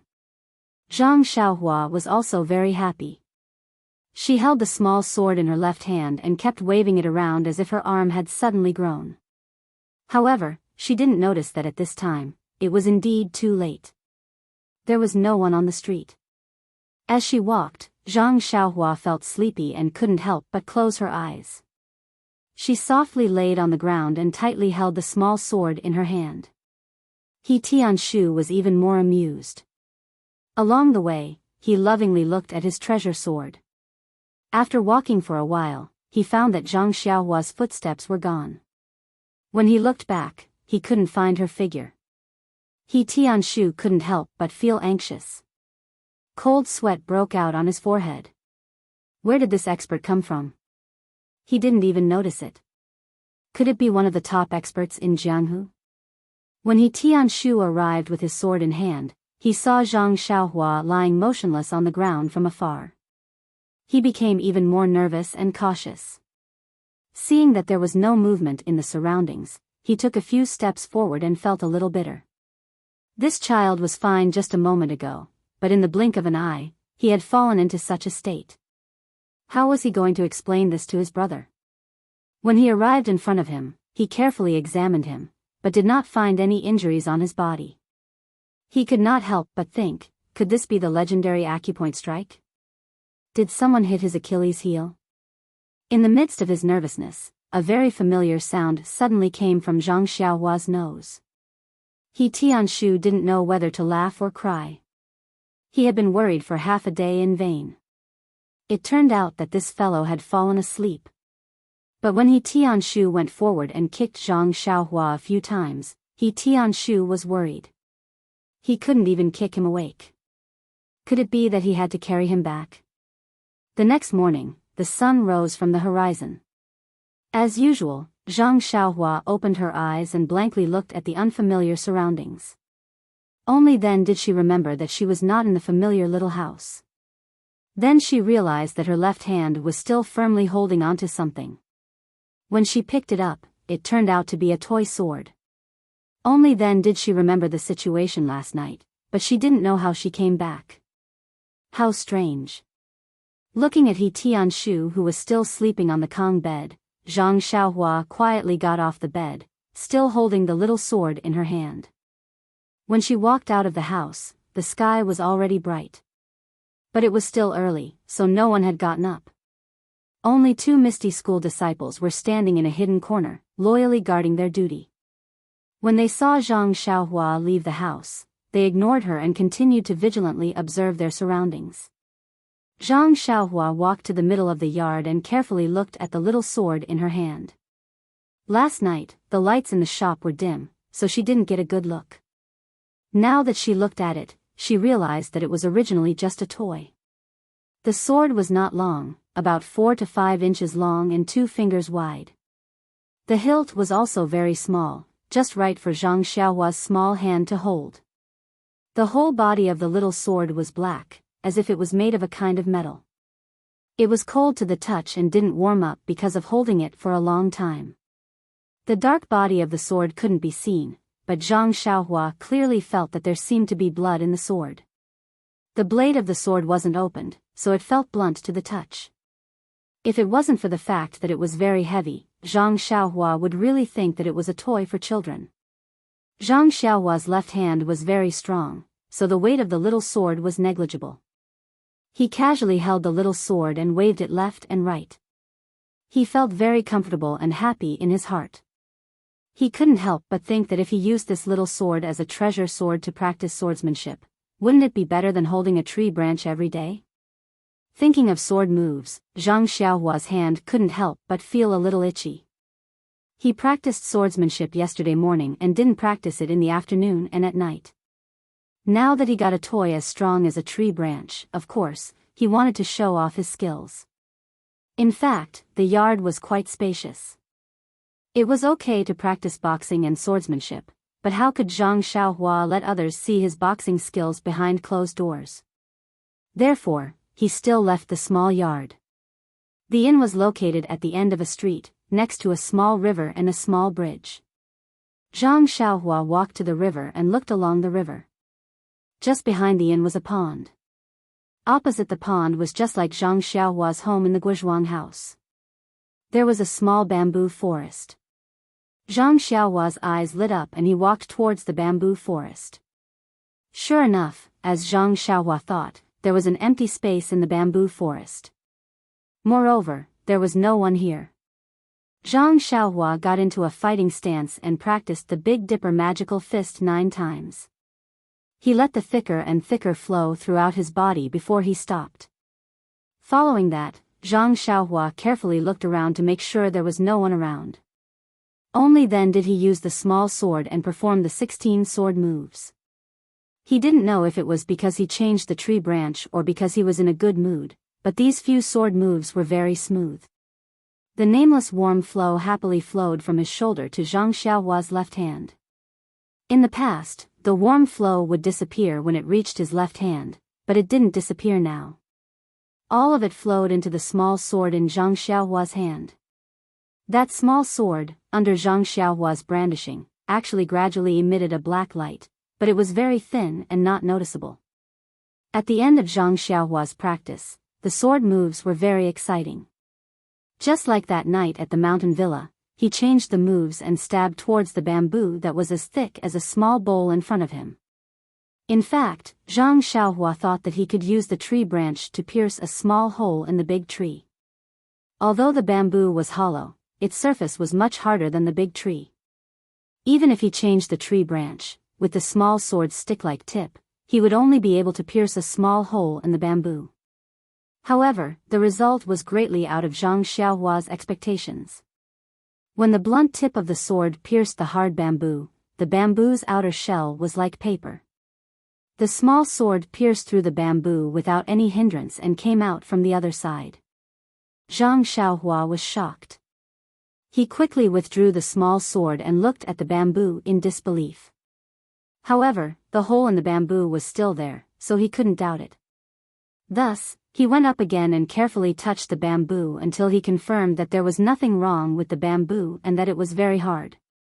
Only then did he look at his left hand and the small sword in it. Since when did he become so powerful? Elder Yu used a long sword to pierce through a big tree was very powerful, but he could actually use this stick-like small sword to pierce through the hard bamboo. Although it was not as good as Elder Yu's, it was far, far better than others. Zhang Xiaohua didn't dare to think about this. After all, he had never seen others practice the sword and didn't know the power of other swords. At least, he knew that he had far exceeded his expectations. At this time, there was already a commotion by the bamboo forest. Zhang Xiaohua quickly came out of the bamboo forest. This wasn't the mountain villa. Looking at the time, maybe the people in the mountain villa had already packed up and were preparing to leave. When Zhang Xiaohua quickly ran back to the inn, most of the people had already eaten breakfast and were packing up. He Tianshu was also standing there with a frown. When he saw Zhang Xiaohua come in, his frown loosened and he asked with some anger, "Zhang Xiaohua, where did you run off to so early in the morning? Why did you let everyone wait for you?" Zhang Xiaohua quickly apologized and said, Captain He, didn't you say yesterday that you can't leave your mouth and your fists? I went out early in the morning to practice my fists. He Tianshu looked at the small sword in his hand and found it funny in his heart. He knew that he had a child's temperament and that he would definitely play with this toy. So he seriously said, practicing your fists is a good thing, but it also depends on the occasion. We are outside, so we must be careful and don't cause any trouble. It's better to keep this toy close to your chest. Don't hold it in your hand every day and make others laugh at you. Alright, let's go eat. The village head has already finished eating and is preparing to leave. Zhang Xiaohua put the small sword into his chest and hurriedly ate his breakfast. He simply packed up his things and boarded the carriage. The 4 carriages gradually went further and further away. The fat boss was still standing there, reluctant to part. What a good guest. He only stayed for 1 night and did not eat the inn's food, but he was actually given so much money. If he had such a guest every day, it would be hard for him not to become rich. Originally, the fat boss thought that he would keep this beautiful memory in his heart and slowly savor it in the future. But before noon, a man in embroidered clothes riding a handsome horse came to the inn to inquire about the whereabouts of yesterday's group of people. His face was full of temptation and the fat boss couldn't help but recall yesterday's beautiful time in full detail. When the brocade-clothed man left in satisfaction, the fat boss once again sighed in admiration. What a good customer. Even after the man had left, he could still bring him fortune. He really had to thank the spirits of his ancestors. The people of Huanxi Mountain Villa naturally didn't know about this and were still hurrying on their way. However, today wasn't as fresh as yesterday. Even Zhang Xiaohua, who didn't go out much, didn't really enjoy the scenery outside. It was only a day's journey away from Pingyang City. The scenery and culture along the way were really not much different from the place where she lived. After seeing so much, of course, she would get tired of it. Moreover, Shernyo's voice was really good. From yesterday to today, it was still very loud and clear. Those few lines of the lyrics always lingered in their ears. It must be that he drank a lot of wine in the inn last night and his throat was well nourished.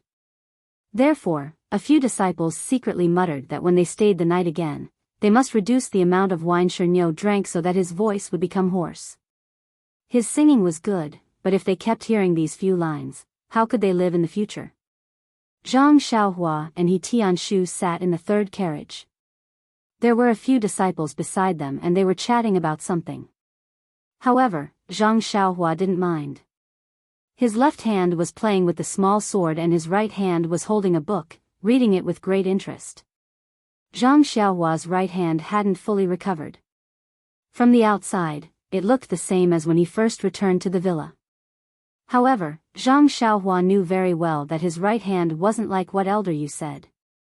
His bones and meridians weren't destroyed by his inner energy and couldn't return to normal. He could feel that his hand was recovering at a perceptible speed. Moreover, he often tried to use his right hand now. He believed that one day, he would give everyone an unexpected surprise. He Tianshu sat in the innermost part of the carriage, resting with his eyes closed. He was also holding a book in his hand. He seemed to be thinking about something. After a while, a smile appeared on his face and he opened his eyes. He raised his eyes to look at the scenery outside the window and frowned. Although there was some distance between them and the stone cow, the singing voice traveled quite far and he could hear it clearly. When his gaze landed on Zhang Xiaohua, he couldn't help but smile. He looked at the small sword in Zhang Xiaohua's left hand and said with a smile, "Zhang Xiaohua, this toy isn't bad, right? It seems like you like it very much." When Zhang Xiaohua heard this, he put down his book and looked at the small sword in his hand. He said sincerely, "Yes, Captain He. I really like this small sword. Thank you for giving it to me." He Tianshu waved his hand and said, "Actually, I didn't spend a single silver. It's just a gift. I don't need it so naturally, I'm giving it to you to play with. Luckily, this toy doesn't have a blade so I'm not afraid of hurting you." Zhang Xiaohua said, "Didn't you still buy a treasured sword?" I see that you already have one in your hand. Why do you still want to buy another one? He Tianshu smiled and said, my original sword isn't some famous weapon. It's just a low-value and consumable item. I have to change it every once in a while. I saw that the steel sword in the shop is pretty good. It's worth at least 15 taels of silver in Pingyang City. I bought it for 7 taels of silver. Of course, it's worth it. Moreover, the owner of the shop even gave me a buy one get one free. Although it's a toy, it still makes me very happy. So you don't have to specially thank me. What he didn't know was that in the small town far away, the blacksmith arrogantly came to the pork shop. He generously threw a few silver taels to the butcher and called out, Lao Lu, I'll return you the money from a few days ago. Also, give me some offal. Hurry up, I still have to go to the wine shop to buy some wine. The butcher said in surprise, Old Thai, why are you so generous today? Did you open a shop? The blacksmith said proudly, yesterday, a big head came out of nowhere and actually bought a steel sword for 7 taels of silver. Don't you think I'm lucky? The butcher smacked his tongue and said, what a spendthrift. Usually, no one would buy your steel sword for 2 or 3 taels of silver. You actually managed to get such a good price. As he said that, he didn't delay and quickly prepared food for the blacksmith. Then, the blacksmith seemed to have thought of something and said, oh right, the toy that your mistress picked up on the mountain 2 years ago. Yesterday, I gave it to that person. I told you that if you could sell it, I would give you money. However, I gave you a buy one get one free deal. Let's just take it as 5 copper coins. The butcher said unhappily, that customer must have bought your steel sword at such a high price because you gave it to him. How can he just give me 5 copper coins to dismiss me? The blacksmith angrily said, the toy that your mistress picked up was left in my shop for 3 years and no one paid attention to it. If you don't want these 5 copper coins, I will chase after that customer and get it back. The butcher smiled apologetically and said, then 5 copper coins is too little. No matter what, you have to add a little more. The blacksmith laughed and scolded, I knew that you had such thoughts. I'll give you 15 copper coins. It can be considered as not letting your mistress down. After saying that, he took out a handful of copper coins from his bosom and placed them on the meat table. The butcher used lightning speed to put away the copper coins and said with a smile, since it was all picked up, this money is also free. When your mistress picks up something again, she will let you sell it. The blacksmith repeatedly waved his hand and said, don't, let's go to a pawn shop. That toy has been in my shop for 3 years. I don't want to get involved in this kind of business. Hurry up and get me into the water. I still have wine to sell. Today's weather is good. It's a good day to get drunk.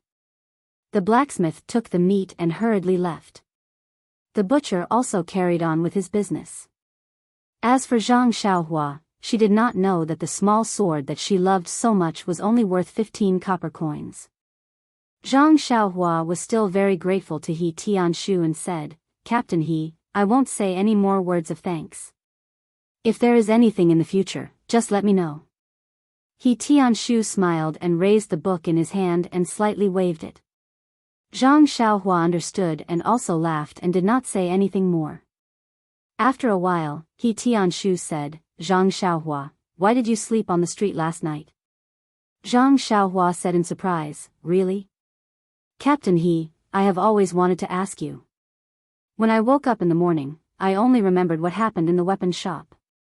I don't know anything after that. So it was me who slept on the street. He Tianshu smiled and said, that's right. You were walking behind me and I suddenly lost sight of you. I was scared. When I turned around to look, I found you lying on the ground and actually sleeping. You don't know? Zhang Xiaohua said embarrassedly, I really don't know. Captain He, my brother said that when I sleep, you can't wake me up. He didn't say that I would suddenly fall asleep. Also, I have never gone out so late. He Tianshu frowned and said, this is a problem. I don't know if you fall asleep at midnight every day. Otherwise, it will be troublesome. Zhang Xiaohua asked curiously, how troublesome? He Tianshu explained, midnight is the time when yin and yang are alternating. Many inner strength cultivation methods require you to cultivate at midnight. If you are like this, how can you cultivate these inner strength cultivation methods? Zhang Xiaohua said somewhat anxiously, then what do I do? He Tianshu smiled and said, there is no need to be so anxious. There are many inner strength cultivation methods that do not require you to cultivate at that time. We'll talk about it again when you find the opportunity to cultivate your inner force. Zhang Xiaohua thought about it and did not ask any more.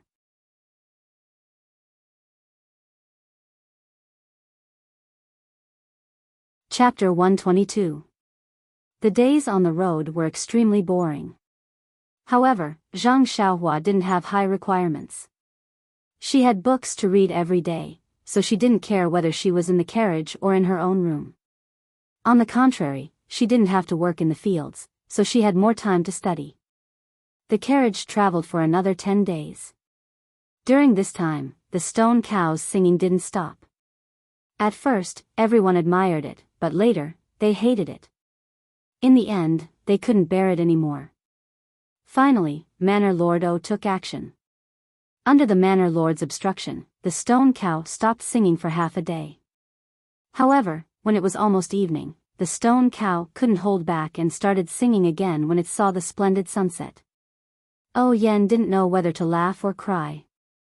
She could only let Aunt Qin talk to her to relieve her boredom. As for the people behind, they slightly distanced themselves from the stone cow. After listening for a long time, they turned a blind eye to it. They just treated it as a giant human-shaped crow making noise. In the first few days, Zhang Xiaohua would drag He Tianshu out to find a place to practice martial arts every night. However, He Tianshu seemed to have learned his lesson from the first day and always refused. Zhang Xiaohua could only go out to practice martial arts by herself. After a few days, she felt strange and secretly asked He Tianshu the reason. He Tianshu smiled and asked Zhang Xiaohua if she saw the other disciples go out to practice martial arts or practice in the yard. Zhang Xiaohua thought about it carefully. She really hadn't seen them practice martial arts. Only then did He Tianshu tell her the reason. It turned out that He Tianshu was the same as the other disciples. They all practiced internal strength. Those who practiced martial arts knew that they trained their muscles, bones, and skin externally and their qi internally. Most of the internal strength practice was to meditate, gather qi, and circulate the internal strength. In fact, practicing martial arts was to exercise the muscles and bones. Just like Nie Shao, and the others in Huanxi Manor, they also practiced internal strength at night. Practicing martial arts in the morning and evening was to exercise the muscles and bones and also to familiarize themselves with the martial arts. Since they were far away and had no place to exercise, they could naturally cancel the practice of martial arts and focus on practicing internal strength. Moreover, according to He Tianshu, when the internal strength practice reached a certain level, it could replace sleep at night. They just needed to meditate for a few hours at night. Hearing this, Zhang Xiaohua felt a burst of admiration. If she didn't need to sleep by meditating, how interesting would that be? However, when she thought about her habit of sleeping at night and not being able to wake her up, she couldn't help but feel depressed.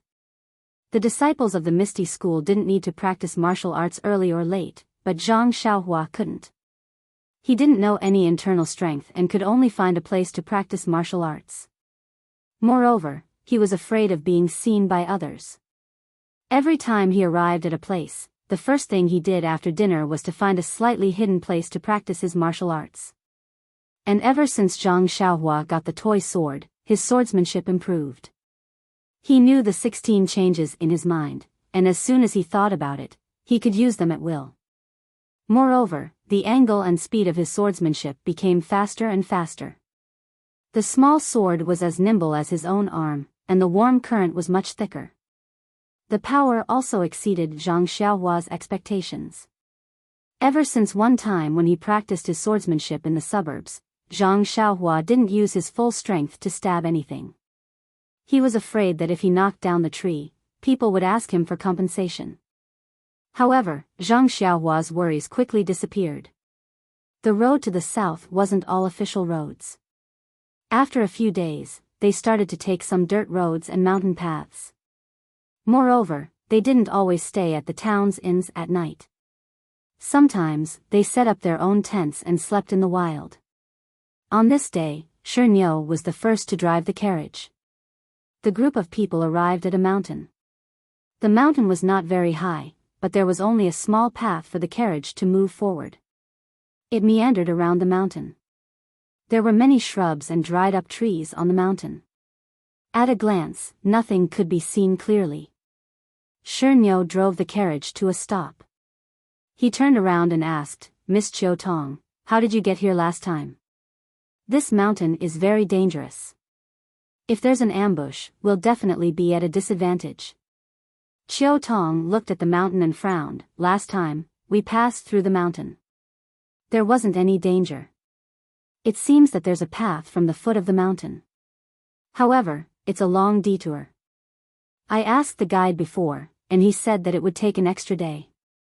Last time, I was in a hurry, so I didn't take the detour."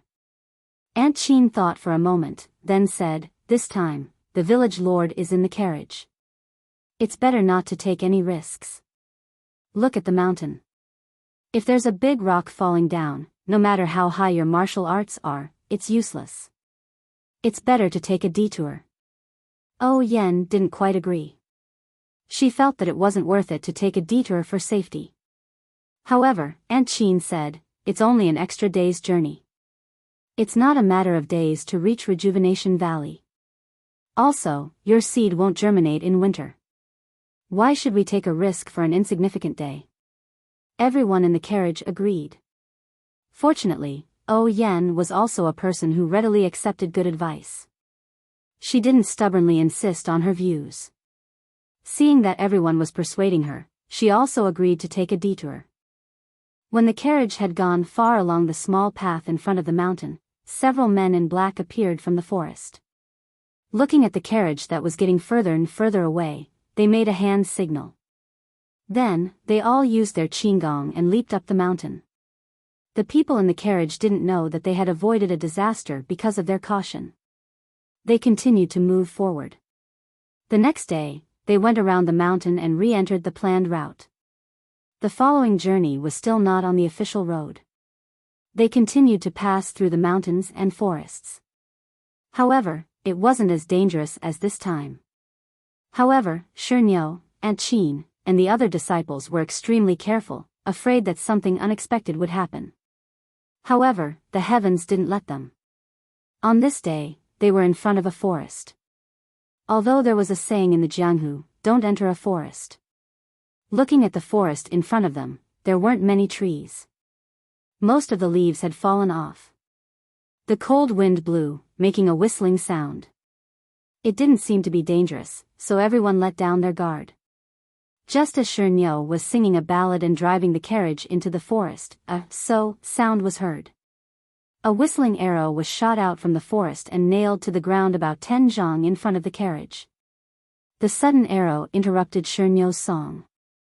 He immediately sucked in a breath of cold air.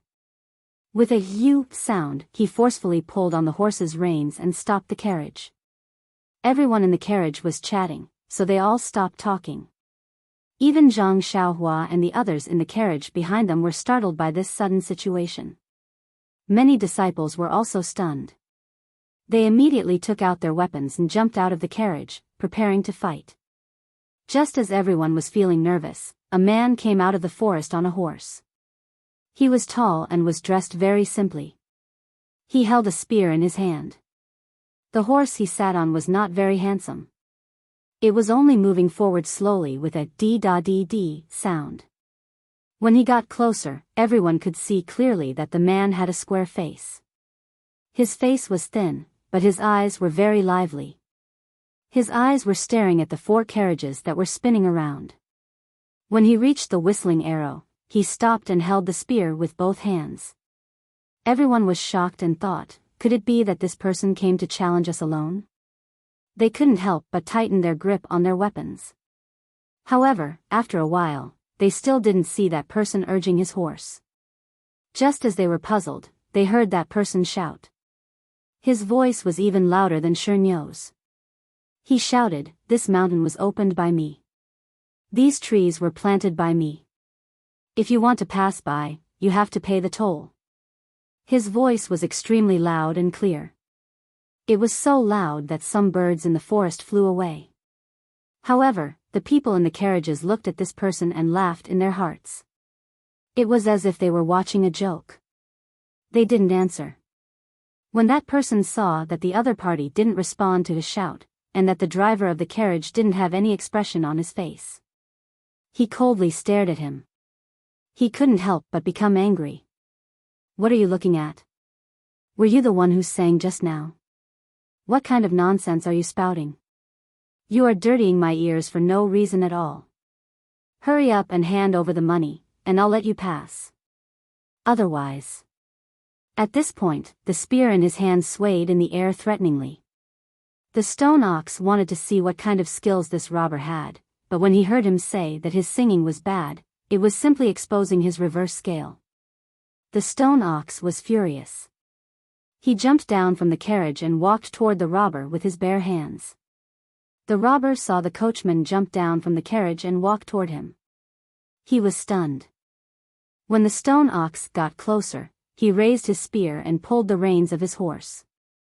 Everyone in Huanxi Manor thought that he was going to drive his horse forward and stab Shernyo with his spear.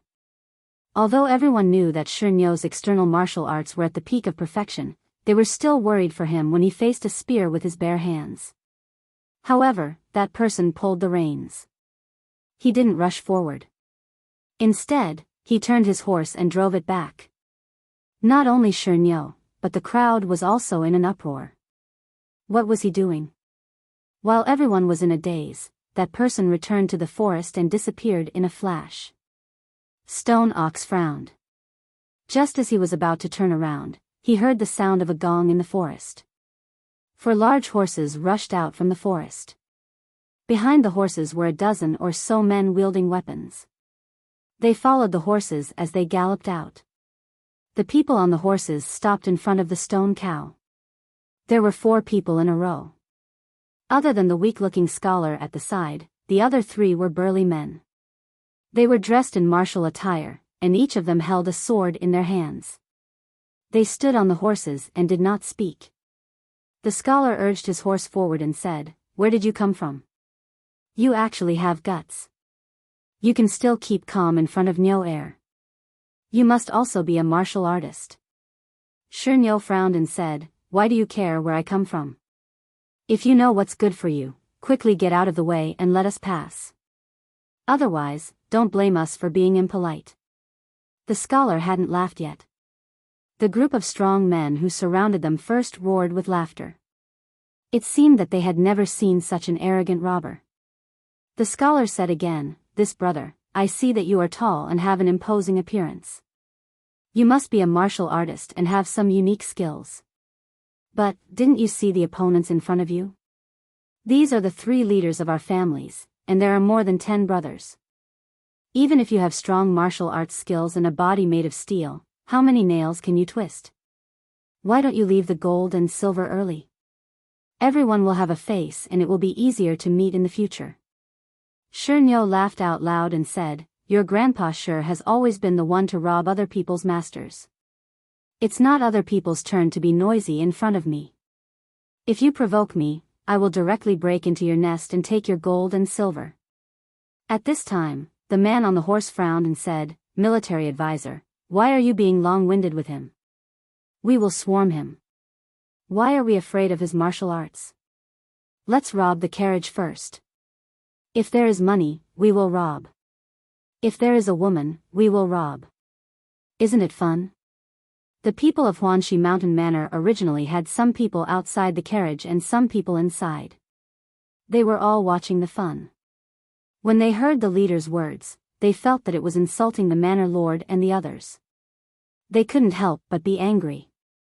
They all took their weapons and jumped off the carriage.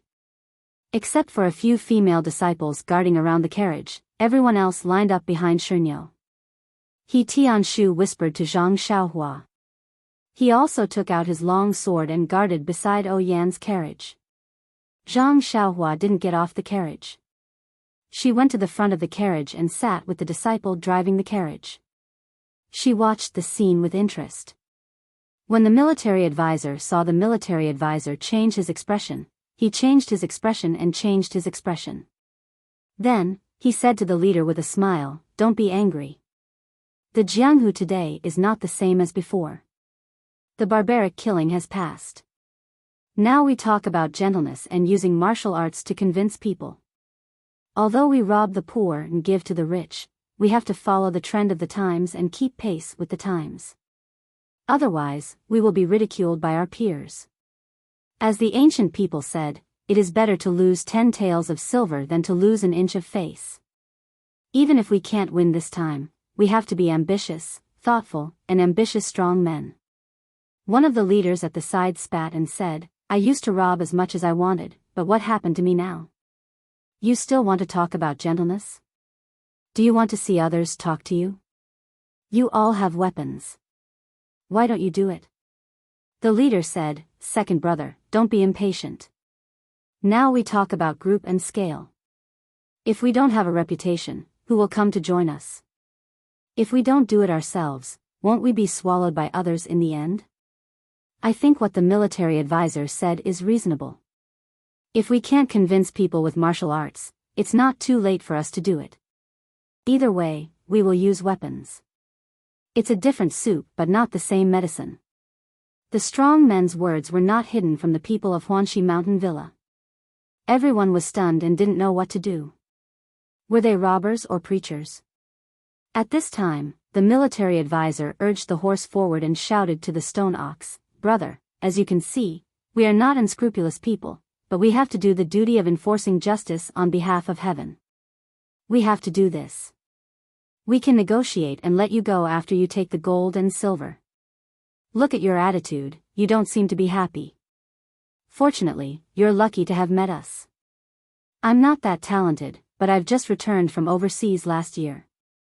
I've learned a new type of robbery from overseas, and I want to show my ambition here.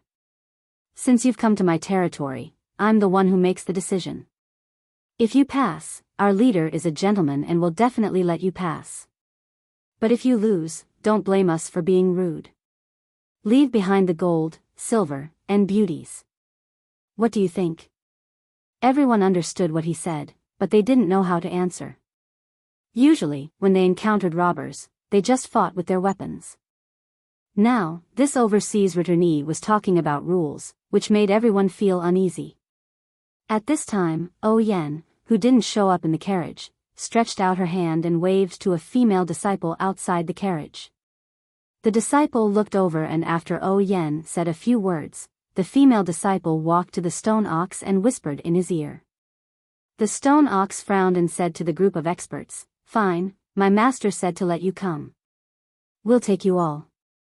Let's see if you're sent out by the government or if you're smuggled out." The military advisor was overjoyed and said, "That's good. Let's fight peacefully. Don't shed blood." Alas, there are still some people in Jianghu who want to see blood. It's not good.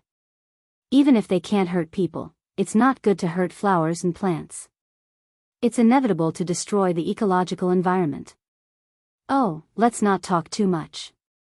We have our own rules in our territory. Do you see the 3 heroes in front of you? These are the 3 tests. If 3 of you fight against 3 of our leaders, you will pass if you win 2 rounds. If you lose 2 rounds, you will have to leave behind 4 carriages and a group of women. What do you think?" When the people in the villa heard this, they all slapped their foreheads. Oh my God, after talking for so long, wasn't it just 3 battles? Luckily, they were overseas returnees. If they weren't smuggled out, then they must be from some random sect. They were so long-winded. However, to be able to rob people to such a level, it was amazing. Of course, the stone ox didn't dare to agree casually. He quickly walked to the front of the carriage. Yan glanced at him. This strong man knew how to calculate. Including He Tianshu, there were 3 people. Even if there was one more, it wouldn't be easy to get together. However, the stone ox didn't want to. He said, Villa Lord, I can handle this group of brats alone. Why do we have to go through so much trouble? Aunt Chin smiled and said, we've been out for so long and feel so bored. We only know how to travel all day. Now that there's a ready-made fun of us, why don't we enjoy it? I haven't seen such interesting bandits in so many years. The stone ox was originally an unromantic person. Hearing the villa lord and Aunt Chin's words, he couldn't be bothered with them. He returned to the front and said, all right, my master agrees. However, we still have a question. What if we win? What will you do? The military advisor smiled embarrassedly and said, we didn't think about that. But I'm the master of my territory. I set the rules. If you win, I'll let you pass through my territory. That should be fine, right? The stone ox was too lazy to say more. He waved his hand and said, 3 battles at the same time or 1 at a time. The military advisor rolled his eyes and said, naturally, it's better to start at the same time. Time is money. The earlier you finish, the earlier you can rest. That way, you can go earlier. What do you think? The stone ox was about to agree when a voice like an oriole came from the carriage. That's not right. When the strong men heard this, their eyes couldn't help but light up. They stared at the carriage, waiting for the beautiful woman to appear. Unfortunately, when Aunt Chin appeared, everyone's heads drooped. They were filled with endless melancholy. Her voice was so beautiful, but why was she so ordinary? Aunt Chin stood at the front of the carriage and said, if all 3 battles are held at the same time, won't they be split into 3 places? If your subordinates don't keep their promise and attack together, won't our carriage be in danger? We suggest that we compete 1 at a time. This chapter was written very reluctantly. It was written very slowly. It's stuck. Please collect it. Thank you.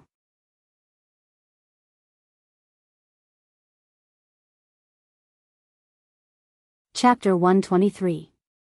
The strategist didn't seem embarrassed at having his scheme exposed. He only shook his head and said, sigh, you really can't talk to a summer bug. Time is so precious and you guys are wasting it. You even look down on our character. You're looking down on the new generation of mountain kings. Forget it, since you came from afar to deliver supplies, we'll just put up with it. We'll listen to you this time. Afterwards, Zhou Ma came to the head commander's side and whispered in his ear for a while. The head commander nodded. Only then did the military advisor speak again. Since it's decided, who will you send for the first round? Is it this big guy? The stone ox glared angrily and raised its head to walk forward. However, it was stopped by Aunt Chin. The stone ox walked back to the carriage in confusion. Oh Yen said, Stone ox, don't be angry. We're just having fun. Is there anyone among the mountain bandits who can beat you and Aunt Chin? However, I'm afraid they'll use tricks. It's better to let He Tianshu go first. The stone ox was startled. He Tianshu? Can he do it? Aunt Chin smiled. Although He Tianshu isn't a high-ranking disciple, he's still a team leader. He's much stronger than the other disciples. He's just right to go. There aren't many in this wilderness who can beat him. Even if he loses, we don't have to worry. Don't we still have you? Let's see if these 3 people are your match. The stone ox didn't have many ideas in this regard. You guys are the ones making the decisions. If you say it's okay, then it's okay. Afterwards, Aunt Chin called He Tianshu to the front of the carriage and also gave him some instructions. He Tianshu was somewhat prepared to let himself go. Among all the people in the manor, he was now ranked 3rd. His little vanity was temporarily satisfied. When He Tianshu came to the front of the formation, he said to the strategist on the horse, my surname is He. I'm here to ask for advice. Who will dismount? The strategist looked He Tianshu up and down and smiled. This person in front of us has an imposing appearance. He must be an expert. We'll treat him seriously. Please wait a moment. Then, he cupped his hands to the person beside him and said, "Second leader, please show them your strength." The second leader didn't say anything. He took out his sword and got off the horse. He walked in front of He Tianshu and took up a stance, "Please." He Tianshu saw that they were ready to fight and didn't hold back. He formed a sword sign and thrust it into the opponent's stance. Thus, the two of them exchanged moves. Although He Tianshu was very cautious when he attacked, he was actually somewhat contemptuous in his heart. As a disciple of the ethereal sect, he had always been a proud person. Although he was not a core disciple of the sect, he had always been very confident and did not think that this robber would be a match for him. However, after a few moves, he discovered that the man was not as weak as he had imagined. The man's attack and defense were good, and he was able to fight with ease. He Tianshu could not help but immediately restrain his thoughts and treat the man seriously. His sword moves were shwa shwa, one move after another, and he attacked the second head non-stop. When the second head saw the changes in He Tianshu's moves, he also revealed a smile at the corner of his mouth. He actually used offense as defense, and He Tianshu did not have the slightest advantage. The people of Huanxi Manor were in the same mood as He Tianshu at first. But when they saw that He Tianshu didn't gain the upper hand, they were shocked. When they carefully looked at the man's sword skills, they were even more surprised. Oh Yen frowned and said to Aunt Qin, when did such an expert appear in the wilderness? Could it be that in a few days, the martial arts in Jianghu have improved so much? Our Misty School's disciples can't even take down a robber. Did the sun rise from the west? Aunt Qin was also confused and said, "Manor Lord is wise. It's really like this. Looking at the situation, this man isn't any weaker than He Tianshu. How can someone with such skills become a bandit? It's really strange." The layman watched the show while the expert watched the skill. Everyone was worried, but only Zhang Xiaohua was puzzled. Why? Ever since He Tianshu started fighting with the man, Zhang Xiaohua couldn't stop muttering in her heart, "What's this captain he doing? Why is he playing with him? Didn't he use the third variation of the sword move that elder you taught him? Didn't he just stab him from the side? There's also this move. He already swung his sword forward and used the 10th variation of the sword move. Didn't he just stab into the man's chest and injure him with one strike? Damn, there's also this move. Using the first variation is so simple. I think Captain he is just playing with him." Actually, Zhang Xiaohua was only an armchair strategist. She only knew what to do after watching from the side. If she really went up to meet the enemy, she wouldn't know what to do when the other party swung his sword, let alone think of a move. Moreover, the onlooker saw more clearly. Being in the middle of a battle, one's life was always in danger. How would one have the time to observe other people's thoughts? Of course, Zhang Xiaohua could see this. More importantly, the variation of the sword move that Elder Yu taught her was indeed a top-notch move. It was something that the other party used to protect his life. Just as Zhang Xiaohua was cursing in her heart, there was a new change in the battle. He Tianshu couldn't help but feel annoyed when he saw that he couldn't win after attacking for a long time. His face seemed to be a little noisy. He moved his body and displayed another secret sword move from the Misty School. The moment he used this move, the second in charge couldn't help but feel a little pressured. He blocked left and right and actually retreated step by step. However, after retreating for a while, he changed his sword move and changed his style. He changed his sword move and moved around like He Tianshu at the beginning. The momentum of his sword move was also a little strange. Not long after, he regained control of the situation. The two of them fought like this for a long time, but there was still no winner. The people in Huanxi Manor were a little relieved. Only O Yen and Aunt Qin were puzzled. They didn't know who the thief was. At this time, the military advisor at the side said, "Stop, stop." When the second in charge heard this, he used his Biyao to knock He Tianshu's sword. Then, he moved out of the circle and silently looked at the military advisor. He Tianshu saw that the second in charge left and didn't chase after him. He only took a defensive stance and carefully took precautions. He was afraid of any tricks. That military counselor loudly said, "This brother's martial arts skill is actually so high that he is able to be on par with our second master. This is really unexpected. However, the two of you are evenly matched. If you continue to fight, it will inevitably take a lot of time. Why don't we call this a draw?" He Tianshu didn't understand and turned to look at Aunt Qin. Aunt Qin was at the side and naturally saw it clearly. That person was indeed not inferior to He Tianshu. Suggesting a draw was beneficial to her. Thus, she also said loudly, "All right, the military advisor is a straightforward person. Then it's settled. After a short rest, we will prepare for the second round." He Tianshu put away his sword and walked back to the carriage.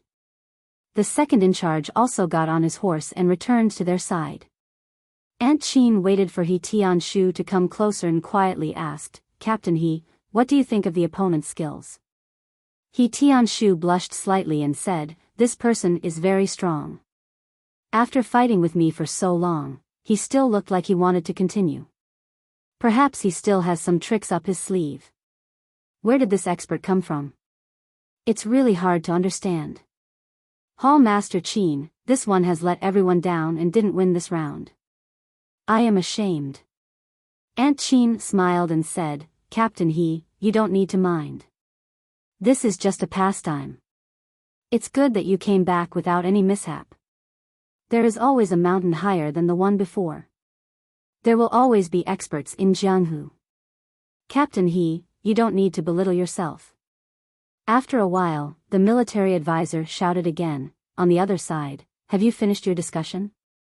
How about we start the second round now?" Aunt Qin looked at the stone ox and said, "Are you going up or should I?" Before the stone ox could reply, Oh Yen said from the side, "Stone ox, you go up. Aunt Qin doesn't like to gamble in front of others. If you win, we will have victory in our hands. At worst, it will be a draw. We will give up on the third round and see what these experts plan to do." The stone ox nodded and steadily walked forward. The military advisor looked at the stone ox and smiled quietly. He said to the first in charge, "First in charge, it's up to you now. Let them see your heroic fighting style." The first in charge chuckled and also dismounted from his horse. He held his sword and walked towards the stone ox. When he got close, although the first in charge wasn't short, he was still half a head shorter than the stone ox. He slightly raised his head and looked at the stone ox's silent eyes. He smiled and said, "This brother, what is your name? Can you let me know?" The stone ox shook his head and didn't say anything. The first in charge didn't force him and said, "Then, this brother, please make your move." You don't need a weapon?" When the stone ox heard this, he still shook his head and said, "My fist is a weapon. You just have to be careful." The first in charge narrowed his eyes and said, "If that's the case, then I won't be polite." When he finished speaking, he held his sword and chopped down. The stone ox saw the ferocious power of the sword and wasn't afraid. He slightly tilted his body and dodged the blade. He punched the back of the sword. How could the first in charge let him have his way? He twisted his wrist and changed his stance. The blade sliced towards the stone ox's wrist. Although the stone ox was careless, it didn't mean he was stupid. Although his mighty King Kong hand wasn't afraid of weapons, who knew if his opponent's sword was a rare divine weapon? If he was injured because of carelessness, then he wouldn't be able to live up to his decades of experience. The stone ox quickly changed his stance and dodged the blade. He sent a palm towards the first in charge's chest. The first in charge couldn't dodge in time. He clenched his left hand and punched towards the stone ox's palm. Thus, after a few rounds, the two people's fists and palms collided. It was a simple collision of fists and palms, but the result was out of everyone's expectations. The first in-charge's fist hit the stone ox's palm. Just like Zhang Xiaohua and Yu Dei that day, the stone ox flew out diagonally. When his body was in the air, he spat out a mouthful of blood. The first in-charge didn't faint on the spot like Zhang Xiaohua. Instead, he quickly walked to his horse, picked up the stirrups and got on the horse. He waved his hand at the military counselor. The military counselor shouted, "Retreat." Then, the second in-charge and the third in-charge who didn't make a move, as well as the rest of the people, scattered and ran towards the woods. They were as fast as the ebbing tide and disappeared in the blink of an eye. The people of the Huanxi mountain villa looked at each other in dismay, not knowing what to do. They all looked at the open space in front of them. A moment ago, there were many ferocious experts who wanted to rob them and even proposed 3 rounds of competition. Now, there was not a single person. It was as if nothing had happened at all. After a while, everyone cheered in unison as if they had really gone through a life and death duel. The stone ox wasn't too proud. He raised his palm and looked it up and down. Then, he turned around and walked back. There was no expression on his face, as if he didn't care about his victory. When the stone ox returned to the carriage, Aunt Qin asked with concern, "Stone ox, that person didn't use any tricks, right?" The stone ox shook his head and said, "No. But looking at this person's bladesmanship, it doesn't seem simple. Why is his internal energy so weak? Although my mighty King Kong palm is powerful and can injure muscles and break bones, if he has profound internal energy, he should be able to resist it." Looking at his appearance, he didn't learn any profound internal energy cultivation method. It should be an extremely common cultivation method in Jianghu. Aunt Qin nodded and said, "I reckon that this first master's martial arts are about the same as the second master's. That second master was able to fight evenly with He Tianshu, but compared to you, he's definitely much weaker. It's possible that he was sent flying with a palm strike. However, I still feel that this group of bandits is very strange. They set up a best out of 3 match, but ended up with a weak finish. It's rather strange." Chiu Tong said in a low voice, "Maybe they saw Brother Shi's martial arts and knew that they were no match for him. That's why they ran away in fear. Who knows?" Oh Yen smiled and said, "It's probably like what Chiu Tong said. You guys have been in Jianghu for a long time and are used to thinking on a deeper level. Many things, perhaps from a simple point of view, this is a group of bandits who thought themselves clever. They first used the empty fort strategy to scare us. Then, a group of people came out to see our reaction. If we retreated, they would probably swarm us. But when they saw that we were prepared to fight back, they set up a trick and challenged us. When they saw our strength, they immediately ran away like a stray dog." When everyone heard this, they understood and agreed in unison. Although Aunt Qin still had some doubts, the crisis had passed. There was no point in saying more, so she closed her mouth. Although the strong people had retreated, they still had to pass through the forest. In order to prevent an ambush in the forest, He Tianshu and a few disciples used their lightness skills to explore the forest. Although the forest wasn't big, it wasn't small either. After the time it took to drink a cup of tea, they returned safely. The forest was empty, without a trace of a person. Thus, everyone packed up again. The group of disciples got off the carriage and walked on foot with weapons in hand. But when the carriage slowly passed through the forest, they didn't see any ambush. Only then did they believe that the group of bandits had really run away. Then, everyone got on the carriage and sped away. In a valley not far from the forest, the group of bandits got off their horses and sat cross-legged on the grass. The military advisor smiled and said to the big boss, "Old Zhao, how's my acting as a military advisor?" Old Zhao smiled and said, "Very good. You're worthy of being called a genius. This skill is something that we can't learn. Unlike Old Hong, who has the face of a dead man and doesn't dare to say anything for fear of giving the game away." The third boss said unhappily, "I'm not here to act. I'm fine with fighting and killing, but it's hard for me to get into character as a bandit. Since you guys insist on making me do it, then I can only keep quiet. The second boss said, this Misty School's disciples are really good. The one who fought with me just now is surnamed He, right? He's a nobody, but he actually has good swordsmanship. He almost forced me to use my ultimate move. Luckily, Chi Xiuzai stopped me in time and didn't give the game away. Chi Xiuzai said, I knew it. Brother Ma won't admit defeat. We agreed beforehand to find out their strength, so it doesn't matter if we lose. Brother Ma, why take it so seriously? But old Zhao, is that stone cow really so powerful that he could make you vomit blood with one palm? Old Zhao looked at their concern and smiled mysteriously, saying, if you guys really think that I was injured by that stone cow, then our act will be extremely successful. According to reliable information, this stone cow has the highest martial arts in their group. If he really used his full strength, he might not be able to win within 100 moves. However, if he wants to make me vomit blood with one palm, then he must be dreaming. I just bit my tongue a little and spit out a little bit of blood, that's all. Everyone suddenly understood and gave him a thumbs up.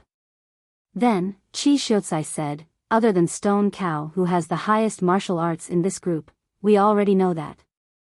Next is Aunt Qin, we already know her martial arts.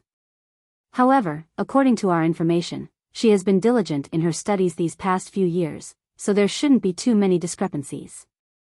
Old Zhao narrowed his eyes and said, our Lord has said that we don't need to test her too much. This woman has always been cunning, so I'm afraid that she might see through something. Her martial arts have improved, but it's still not as good as Stone Cow's. Don't worry. However, this extra surnamed He is troublesome. Although his martial arts aren't that high, he can still tie down one of our experts.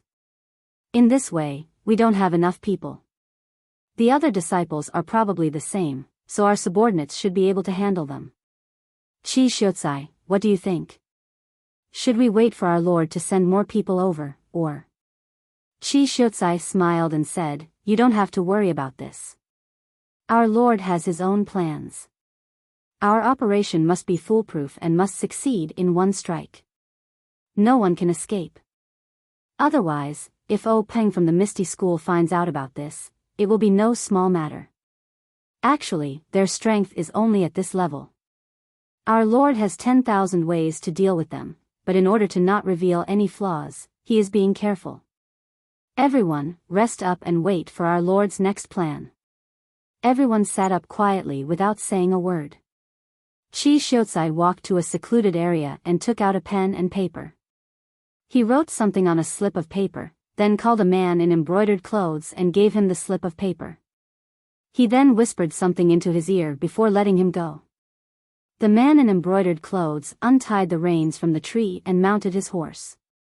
He galloped in a certain direction and disappeared in the blink of an eye. It was obvious that the horse he rode was very handsome.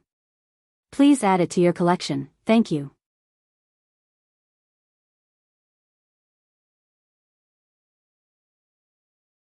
Chapter 124. How could the people in Huanxi Mountain Manor know what was happening in the distance? They were talking about what had just happened in high spirits. Thinking about Stone Ox's power, they were deeply envious. Many of them secretly made up their minds to work harder when they returned to the sect and strive to have such a powerful moment in the future. Only the Stone Cow was still the same as before. He steadily drove the carriage forward, as if he did not have the consciousness of being treated as an idol. Fortunately, he had just gone through a so-called great battle, so he was not in the mood to sing his best songs. Otherwise, the image that he had just established in everyone's hearts might immediately collapse. Of course, not everyone in the manor was in high spirits or calm as water. The only one who was not happy was He Tianshu. He Tianshu could not be said to be particularly outstanding among the disciples of Misty School, but he was still considered one of the best. Although he had been sent to Huanxi Mountain Manor to manage the herbal field, his martial arts were still there. Otherwise, how could he have become the team leader? He originally knew that there was a gap between him and Stone Ox, but he did not know how big the gap was. Now, It seemed that he had fought with Stone Ox for a long time and still had some strength left. Stone Ox, on the other hand, had fought with Stone Ox for a long time and sent him flying with only one palm, injuring him and causing him to vomit blood. Now it seemed that the gap between him and Stone Ox was not small. It seemed that he had been too arrogant in the past. In the future, he still had a long way to go. Among them, there was one person who was not very similar to the others. He was the simple-minded Zhang Xiaohua. He did not learn martial arts systematically, so naturally, he did not know the difficulties, especially when he saw Stone Ox send the strong man flying with one palm. He seemed to be reminded of his previous experience and immediately lost interest. Therefore, when the others were discussing, he had already picked up a book silently and was reading by himself. He did not even notice He Tianshu's self-deprecation. The robbery incident was like a wave in the river, disappearing in a flash. Soon, it became a joke after a meal. Even in the next town, when the Misty School's disciples came to pick them up, it was only mentioned as a pastime. However, Lan Dong, a disciple of the Misty School in this small town, was a careful person. After listening to it, he felt that something was not right. It was normal that the people of Huanxi Villa did not know about it. After all, they were from other places. He had been operating here for several years, so why hadn't he heard of any bandits? Moreover, it was the kind that didn't do anything ordinary. However, he could not tell these thoughts to O Yen and the others. After all, they had already asserted that this was a group of stupid bandits. Moreover, such a group of bandits might have appeared when he was not paying attention. The only thing he could do was to quickly write down his thoughts on a note and report it to his leader to let them make a decision. Moreover, he also believed that once his leader saw the news about Villa Chief O, he would immediately report it to the higher-ups in the sect. He would definitely not dare to delay. After this news spread, he was slightly relieved. The next thing he had to do was to find an opportunity to explain to Villa Chief O, Stone Ox, and the others so that they would be more vigilant. However, when he told O Yen and the others about this situation, it was not out of his expectations. O Yen and Stone Ox did not take it seriously. Only Aunt Qin frowned slightly and wanted to say something. However, when she saw O Yan's determined gaze, she closed her mouth. She knew that O Yen wanted to go to Rejuvenation Valley wholeheartedly. At this time, she would not believe anything she said. However, speaking of which, who would know that O Yen had gone to Rejuvenation Valley? Even if someone knew, what reason did they have to stop her? Could it be that they had nothing better to do? When Lan Dong saw that his words did not attract any attention, he did not say anything more. However, when O Yen left, he proposed to send a disciple to escort her. However, he was also rejected. This was because there were not many disciples from the Misty School in the small town and their martial arts were at the standard of an ordinary disciple. Only this Lan Dong was like Tianshu. However, he could not leave the small town for a long time. Unless it was meaningful for him to escort, the others would do their best. On the other hand, O Yen used the reason that she did not want to affect the daily operations of the Misty School and rejected Lan Dong's good intentions. Thus, the group of people once again drove the carriage forward. As for Lan Dong, he returned to the small town and continued with his daily business. It was not until the second night after O Yen and the others left that there was news from the Misty School. When Lan Dong opened the note sent by the carrier pigeon, his expression could not help but change greatly. On it was written, Misty Mountain Villa has already sent an elder to provide support. When they received the news, they immediately sent out all their forces to protect the villa chief. Along the way, the Misty School's forces will prioritize the villa chief's safety. Lan Dong could not help but complain in his heart. It had already been 2.5 days since O Yen and the others left. Who knew what had happened? He hurriedly wrote down the situation briefly and released the carrier pigeon to pass the news to the disciples of the Misty School in the next small town. However, this place was no longer within the Misty School's sphere of influence. The Misty School's manpower was very spread out and the other small towns were not very far from here. Whether they could make it in time was still a problem. He could only send the news first. After finishing these matters, Lan Dong immediately gathered all the disciples of the Misty School in the small town. They rode their horses and followed the path that Yen and the others had taken. After bidding farewell to Lan Dong and the rest of the ethereal sect's disciples, Yen and the rest continued to follow the route they had planned and continued to move forward without stopping. However, after the farce of the robbery, they had become even more vigilant. When they came across some suspicious places, they would first send people to investigate before passing through. Just like this, a few days passed and no more accidents occurred. Hence, the anxious hearts of the group gradually relaxed. Actually, to them, the robberies and killings in the pugilistic world were really nothing. Stone Cow and Aunt Sheen, which one of them had not walked through a rain of blood? However, it was obvious that they did not have enough manpower this time and they still had to protect Yen. Thus, they had to think twice before they acted and did not dare to make any mistakes. They traveled like this for another 3 days.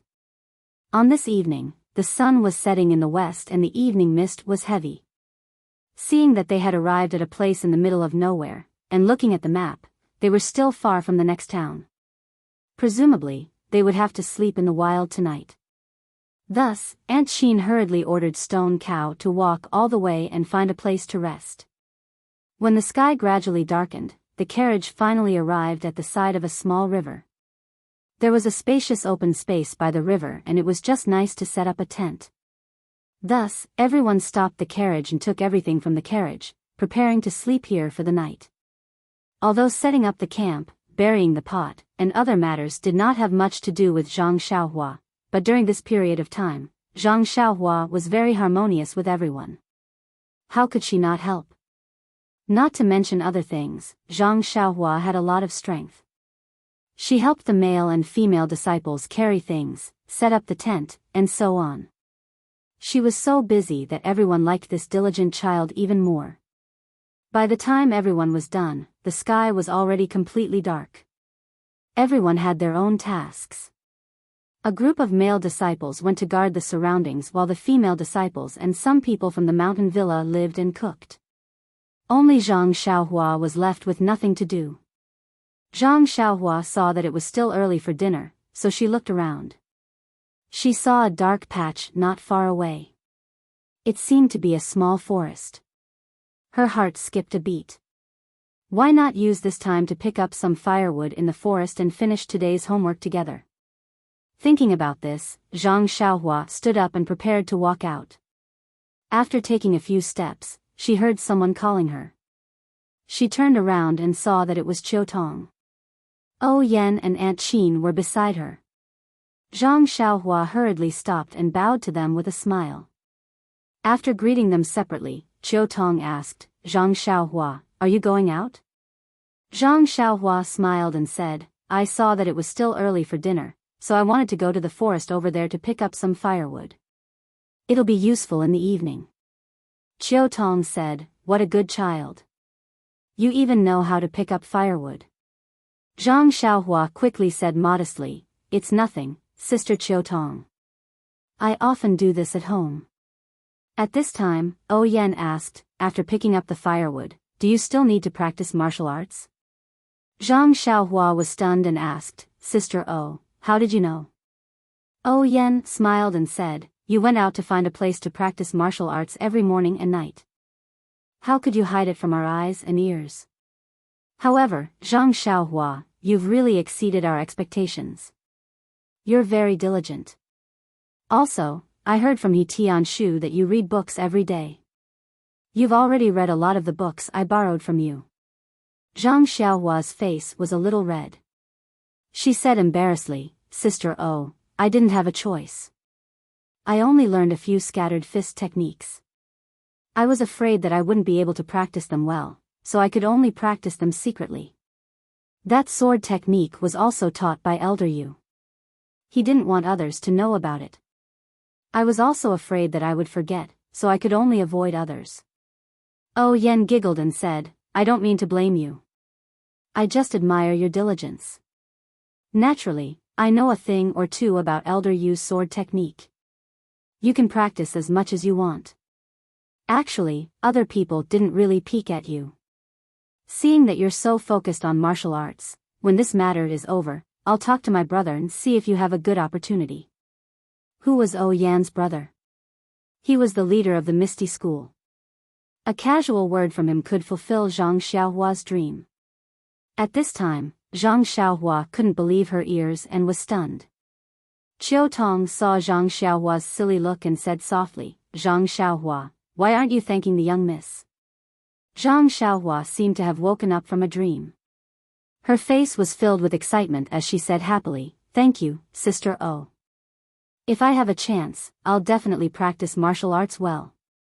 Yan said, "Zhang Xiaohua, don't be happy too early. I'm just saying.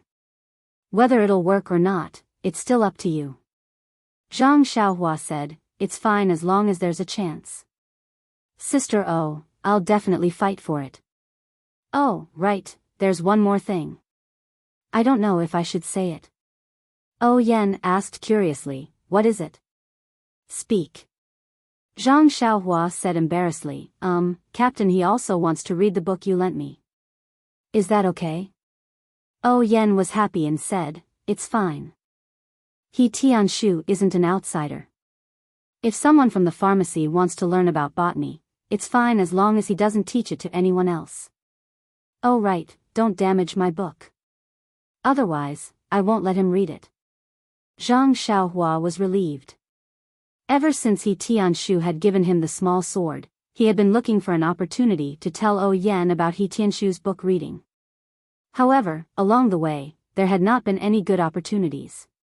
Today, he had finally finished his thoughts. He could not help but feel relieved. After all, he had received a gift from someone, and his mouth was bound to be tied. At this time, a pleasant voice sounded, "Zhang Xiaohua, how's your right hand recovering? Can you hold a sword?" Zhang Xiaohua looked gratefully at Aunt Qin and said, "Big Sister Qin, thank you for your concern. It's fine. It's recovering very quickly. I can hold a sword now, but it's still not flexible enough." Aunt Qin said, "Not flexible enough fingers is a big flaw in practicing the sword. You have to practice well. Also, you have to pay attention to moderation. Don't overwork yourself. It's not good if you hurt your fingers." Zhang Xiaohua smiled and said, "I know. I've been doing recovery exercises. When I feel pain, I'll immediately stop." The four of them chatted for a while before Zhang Xiaohua said goodbye and left. However, after taking a few steps, Yan reminded her again, "Zhang Xiaohua, don't go too far. Finish practicing and come back early. There might be a storm tonight." Hearing this, Zhang Xiaohua looked up at the sky. Sure enough, the sky was gloomy. The stars that were usually as bright as pearls were nowhere to be seen. Even the full moon was nowhere to be seen. Zhang Xiaohua smiled and said, "I know, Big Sister O. I'll come back after practicing. I'm still waiting for dinner." After speaking, she waved at the three of them and walked towards the dark place alone. When Zhang Xiaohua reached that place, she discovered that it wasn't a forest, but a small hill. He couldn't pick up firewood, but it didn't delay his practice. Thus, Zhang Xiaohua first took out his beloved small sword and practiced the sword move with ease. After many days of practice, this sword move was even more refined. It was different from the first time he used the small sword to poke a big hole in the bamboo. During this period of time, Zhang Xiaohua mainly practiced the control of the small sword strength. Now, his control of strength was very exquisite. When the strength was high, he could easily poke a big hole in something in front of him, such as a rock or a big tree. When the strength was low, under the same speed, he could lightly tap on a big tree, leaving only a small dot. This could be considered a little trick that Zhang Xiaohua figured out himself after he practiced the sword move. Yan was right. When Zhang Xiaohua practiced his Fist of the North Star 9 times, the familiar cold current flowed through his body and the raindrops fell, pitter-patter. Since today's homework was finished, Zhang Xiaohua naturally didn't stay any longer and quickly ran back to the campsite. But when he was halfway there, he suddenly had a strange feeling and couldn't help but stop, allowing the raindrops to fall even more densely on his body. But when he calmed down and listened carefully, other than the bonfire in front of the villa, everyone's hurried footsteps and people's shouts of, "It's raining, put away the clothes," there didn't seem to be any other movement. The pitter-patter of the raindrops was either dull or clear, covering up other movements in the world.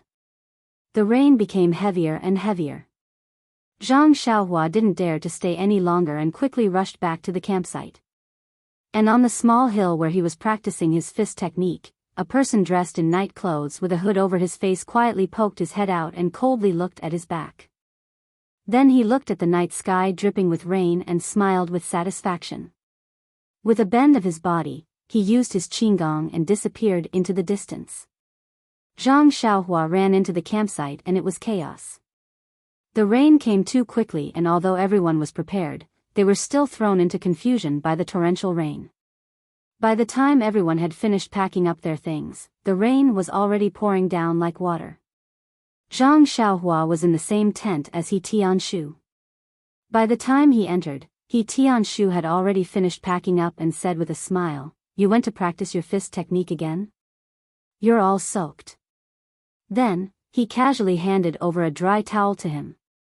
Zhang Xiaohua smiled as he received it and said, "It just started to rain when I was practicing my fist technique." This rain was to help them pack up their things. Then, Zhang Xiaohua used the dry towel to wipe the rain off his head. Only then did he remember and said, "I saw the Manor Lord just now. She said that she agreed to let you read her book. However, you can't spread it out and you can't damage the book." He Tianshu said, "Then I'll have to thank you, Xiaohua." Zhang Xiaohua found it strange and said, "Isn't it the same if you tell the Manor Lord yourself? Why do you need me to say it for you? You can see her every day. I've been delayed for a few days and only saw the Manor Lord today."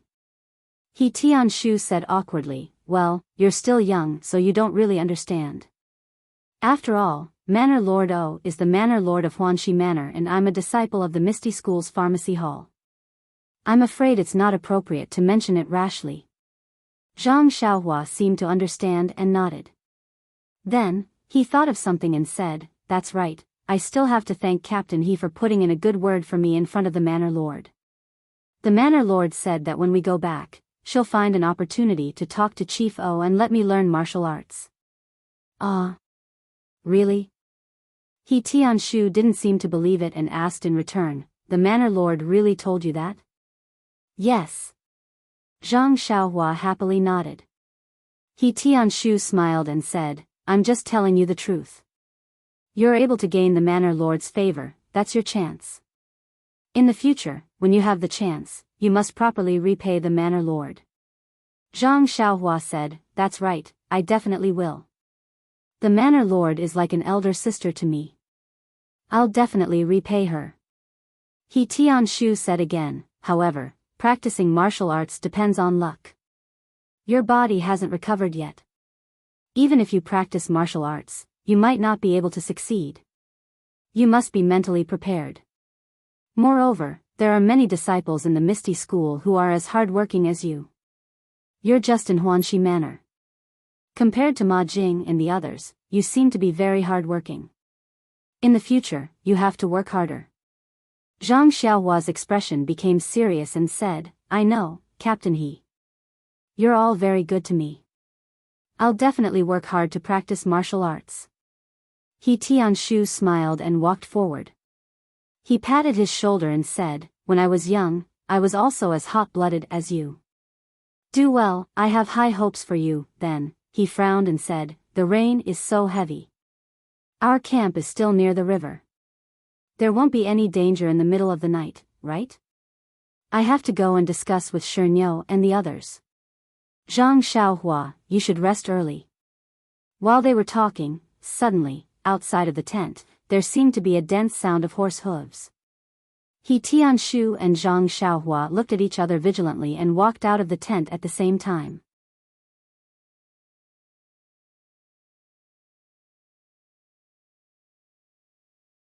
Chapter 125. Outside the tent, the raindrops formed a line and hung in the air. Their eyes were full of white raindrops, and they couldn't see far away. However, the sound of the horses' hooves was very orderly, shaking the ground a little. Although they couldn't see clearly, the sound had been heard and became louder and louder. Zhang Xiaohua didn't understand what was going on, but he could smell the danger. However, the experienced He Tianshu had already changed his face and shouted to Zhang Xiaohua, quickly hide in the tent and find a place to hide, or escape from the side in a moment. You don't know martial arts, so you can't do anything here. You must stay alive and report to gang leader O later. After that, he pulled out his long sword and rushed out quickly. Zhang Xiaohua was stunned on the spot. Hide? Escape? He was confused for a while. Zhang Xiaohua didn't understand the seriousness of the situation. Didn't they encounter bandits a few days ago, and they were easily defeated? Why were they so serious now? Why did they have to escape by themselves? In fact, he didn't know that when He Tianshu heard the orderly sound of the horses' hooves, he knew that this was a group trained by the military and should be targeting Oyen. Only the big gangs in Jianghu could do such a thing. Since it was a gang's robbery, they must have a strict plan and not leave the routes. Although there were many people in Huanxi Villa, no one could escape.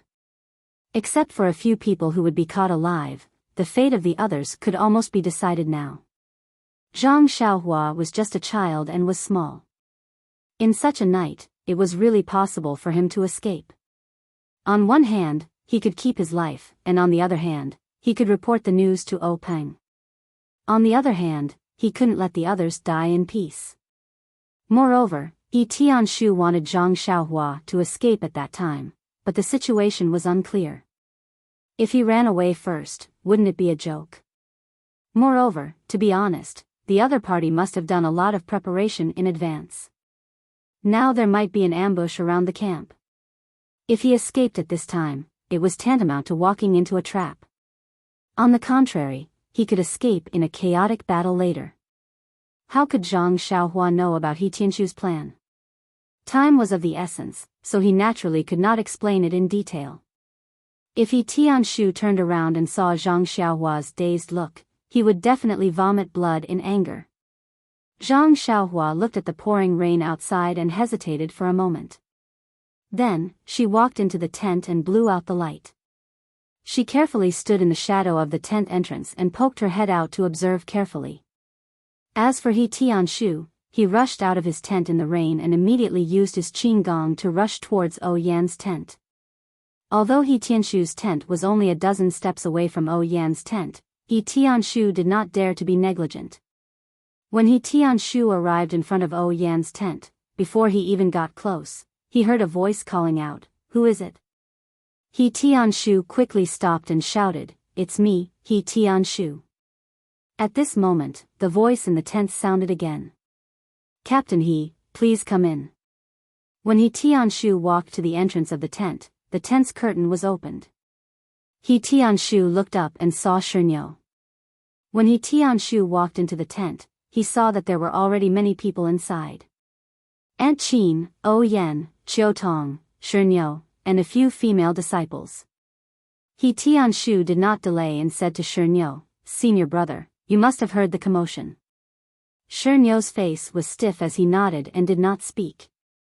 He Tianshu knew his personality and did not mind. He turned to ask Aunt Qin, "Hall Master Qin, what should we do?" Aunt Qin said, "We'll deal with the situation as it arises. Since things have reached this point, we have been too careless. Changgu, take a few disciples and prepare the horses. When the fight starts, mix together. Protect the manor lord and break out of the encirclement. Then, return to the town we passed by a few days ago and find Lan Dong and the others." A female disciple in the tent agreed and took 2 people out in the rain. Then, Aunt Qin ordered the rest of the disciples to go to their respective tents. She instructed everyone to take out their weapons and prepare for battle. At this moment, the sound of horse hooves that covered the sound of the rain stopped. He Tianshu walked out of the tent with his sword in hand. When he saw everything in front of him, he could not help but suck in a breath of cold air. Not far away, there was a row of horses. It was hard to tell how many there were in the dark, but the horses stood still in the wind and rain. They must have been trained for a long time. The people on the horses were dressed in night clothes and had black masks over their heads. It was impossible to see the origin of this group of people. At this moment, Shernyo, Aunt Chin, and a group of male and female disciples all took out their weapons and walked out of the tent. They stood in the rain with their heads held high and faced the black-clothed people. Seeing that the people on the other side did not move, He Tianshu turned around to look at Shernyo and the others. He then circulated his internal energy and shouted, "Friends on the other side, why are you surrounding our camp? Is there a problem?" The black-clothed people on the other side still did not move. He Tianshu could not help but frown. Just as he was about to say something, the sound of hurried horse hooves came from behind the black-clothed people. It came from afar and soon arrived in front of them. The black-clothed people seemed to know that it was their helper. They all opened up a path for the horse to rush to the front. When that person arrived in front of everyone, they could only vaguely see a short black-clothed person sitting on a majestic horse. His face was also covered by a black mask. When the horse stopped, the black-clothed person lightly snorted. It was like a needle piercing into He Tianshu's ear, causing his blood and qi to surge. He Tianshu felt that he had to circulate his internal energy to suppress the surging internal energy. He Tianshu was shocked. This kind of internal energy was top-notch in Jianghu. He did not know who this person was, but he actually wanted to kill him tonight. Open up, thinking of this, He Tianshu held his sword and cupped his fists. He circulated his internal energy and said, "The person in front must be a senior. I don't know why you can't forget my Misty School's disciples. If I have offended you in any way, after today, I will bring a bramble and ask for punishment." The black-clothed person at this time also spoke. His voice was slightly hoarse and old. "You are only a low-ranking disciple of the Misty School. You don't have the qualifications to speak to me. There is also no need to curry favor with me. You must have seen today's situation clearly. If you know what's good for you, quickly surrender and obediently return with us. Otherwise, don't blame us for offending the heavens." Before he finished speaking, Aunt Chin's clear voice rang out, "The scoundrel on the other side, since you dare to sneak attack us, why don't you dare to show your true face? You dare to wander the Jianghu without daring to show your name." It was still the same old voice. He said calmly, "Aunt Chin's voice is still as good as ever. You also lived a carefree life in the Misty School. How would you know the feeling of drifting in the Jianghu? You must have forgotten it long ago. This kind of provocation is useless. You still want to stall for time. In this wilderness, what kind of reinforcements do you have? Stop the idle chatter and surrender. Otherwise, I will give the order." After he finished speaking, that person raised his right hand. Since things had come to this point, there was naturally nothing to discuss. In fact, He Tianshu's words did have the intention of stalling for time, but he also knew that this was just a fantasy. His side only had so much strength, and looking at the formation of the black-clothed men, he was afraid that they had already figured out his situation and looked as if they had already won. Looking at the black-clothed person's arm falling bit by bit, He Tianshu didn't dare to make a decision. He turned around to look at Aunt Chin and the stone cow. He saw Aunt Chin and the stone cow look at each other, then both leaped up and pounced at the black-clothed person outside. Thus, He Tianshu didn't hesitate and also pounced in the other direction. As for the remaining disciples, they all roared and pounced with weapons in their hands. Only a few female disciples were left behind. They held long swords in their hands and protected Oyan's tent. When the black-clothed person saw the Misty School's group rushing out, his arms suddenly dropped and he spat out a word, "Kill." That voice actually caused everyone's hearts to tremble. The black-clothed people all swung their stirrups and dismounted. They tiptoed and went to meet the Misty School's group. In an instant, the two groups of people were standing together.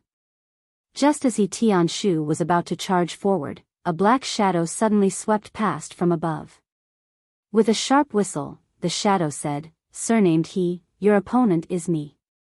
Before the shadow finished speaking, a long sword pierced towards He Tianshu's chest like lightning.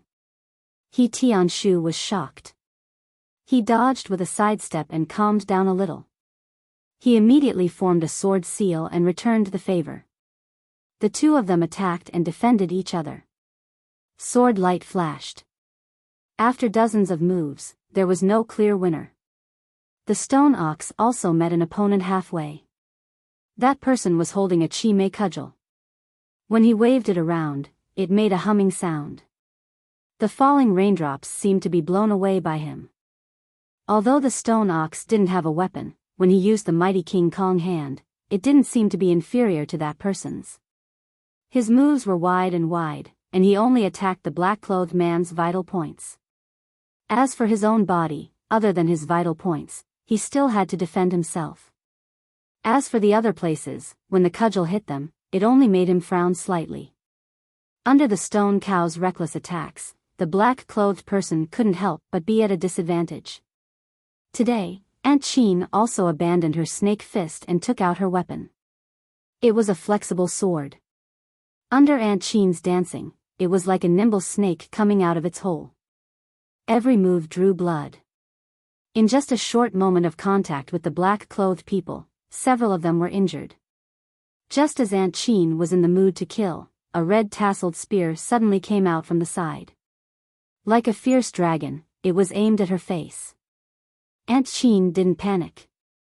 She exerted strength in her legs and flipped into the air. The spear barely pierced through her body. Aunt Chin was in the air and she stabbed her sword at the wrist holding the spear. The black-clothed person wasn't simple either. Seeing the spear miss and the flexible sword stabbing towards him, he squatted down slightly and dodged the sword. His left foot took the opportunity to kick upwards. It was aimed at Aunt Chin's abdomen.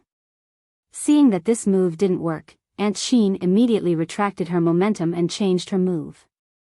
Thus, the two of them started fighting. At this time, all the black-clothed people, except for the one with the old voice who came last, had already dismounted and attacked. The old man in black sat steadily on his horse. Seeing that He Tianshu, the stone cow, and Aunt Chin were all stopped by his own people, he finally calmed down and looked at the other battles. Oh Yen didn't bring too many disciples with her this time. After all, they were all trained by the Misty School. Moreover, which of them were mediocre? On the other hand, although the black-robed men outnumbered those from the villa, they could not bring too many people with them when they acted in secret, so they did not have an absolute advantage in terms of numbers.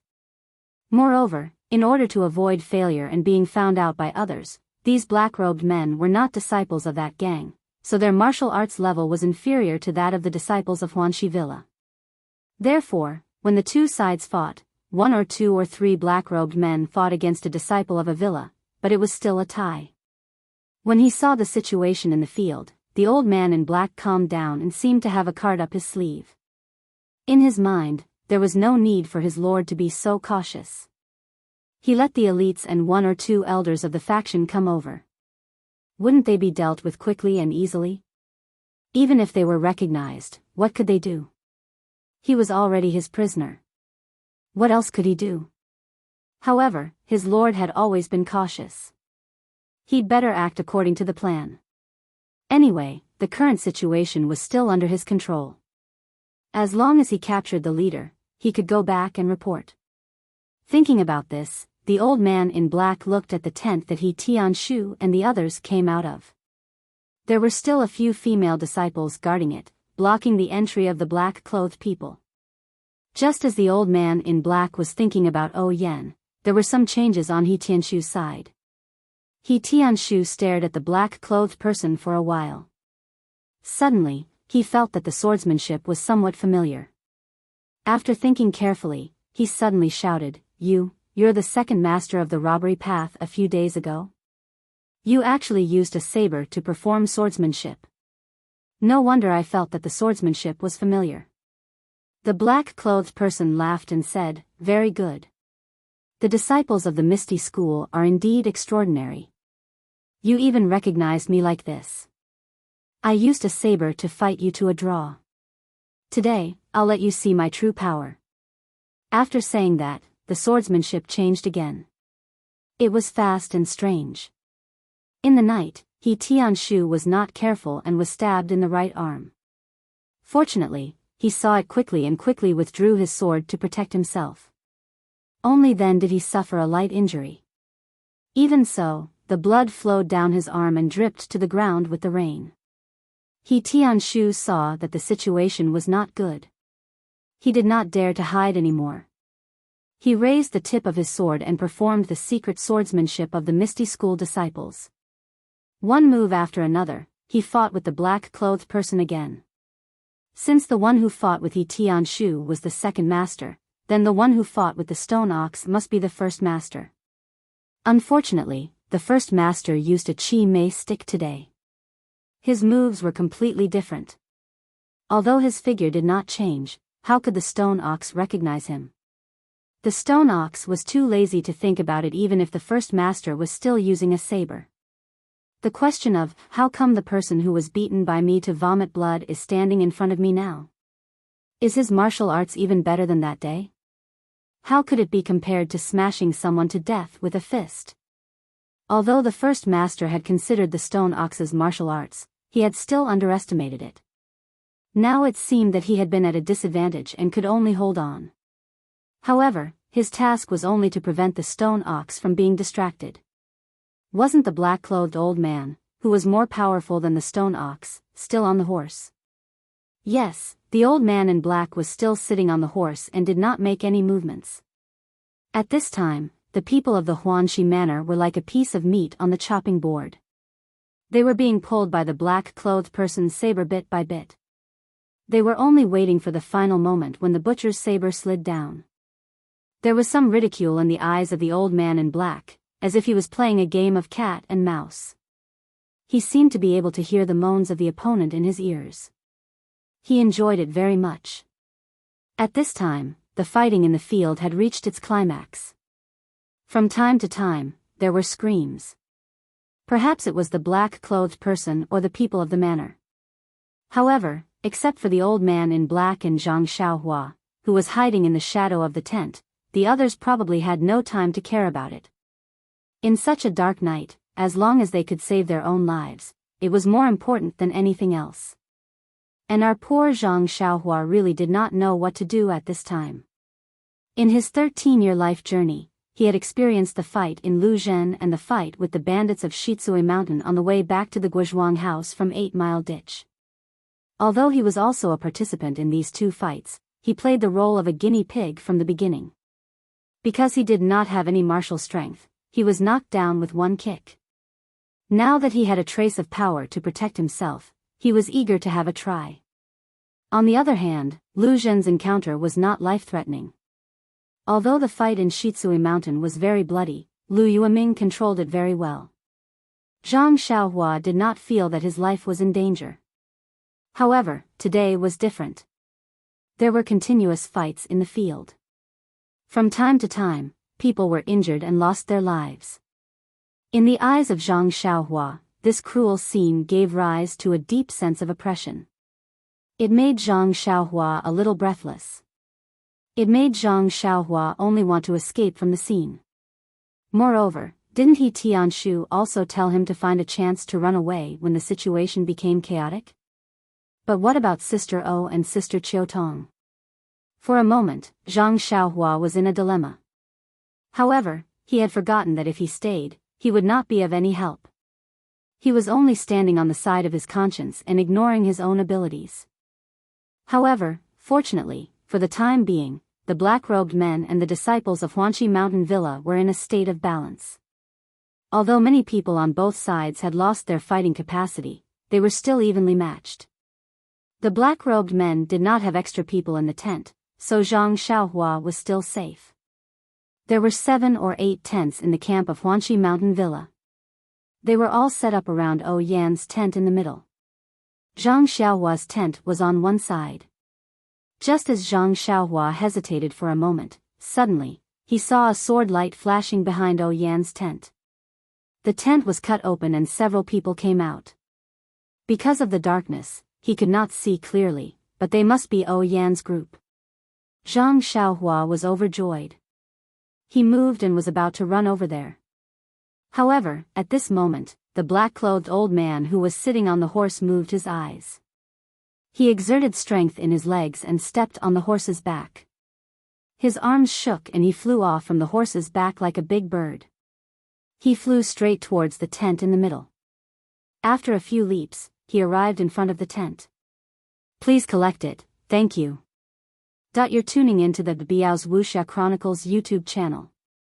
Don't forget to subscribe and join us on this journey to catch the most captivating stories.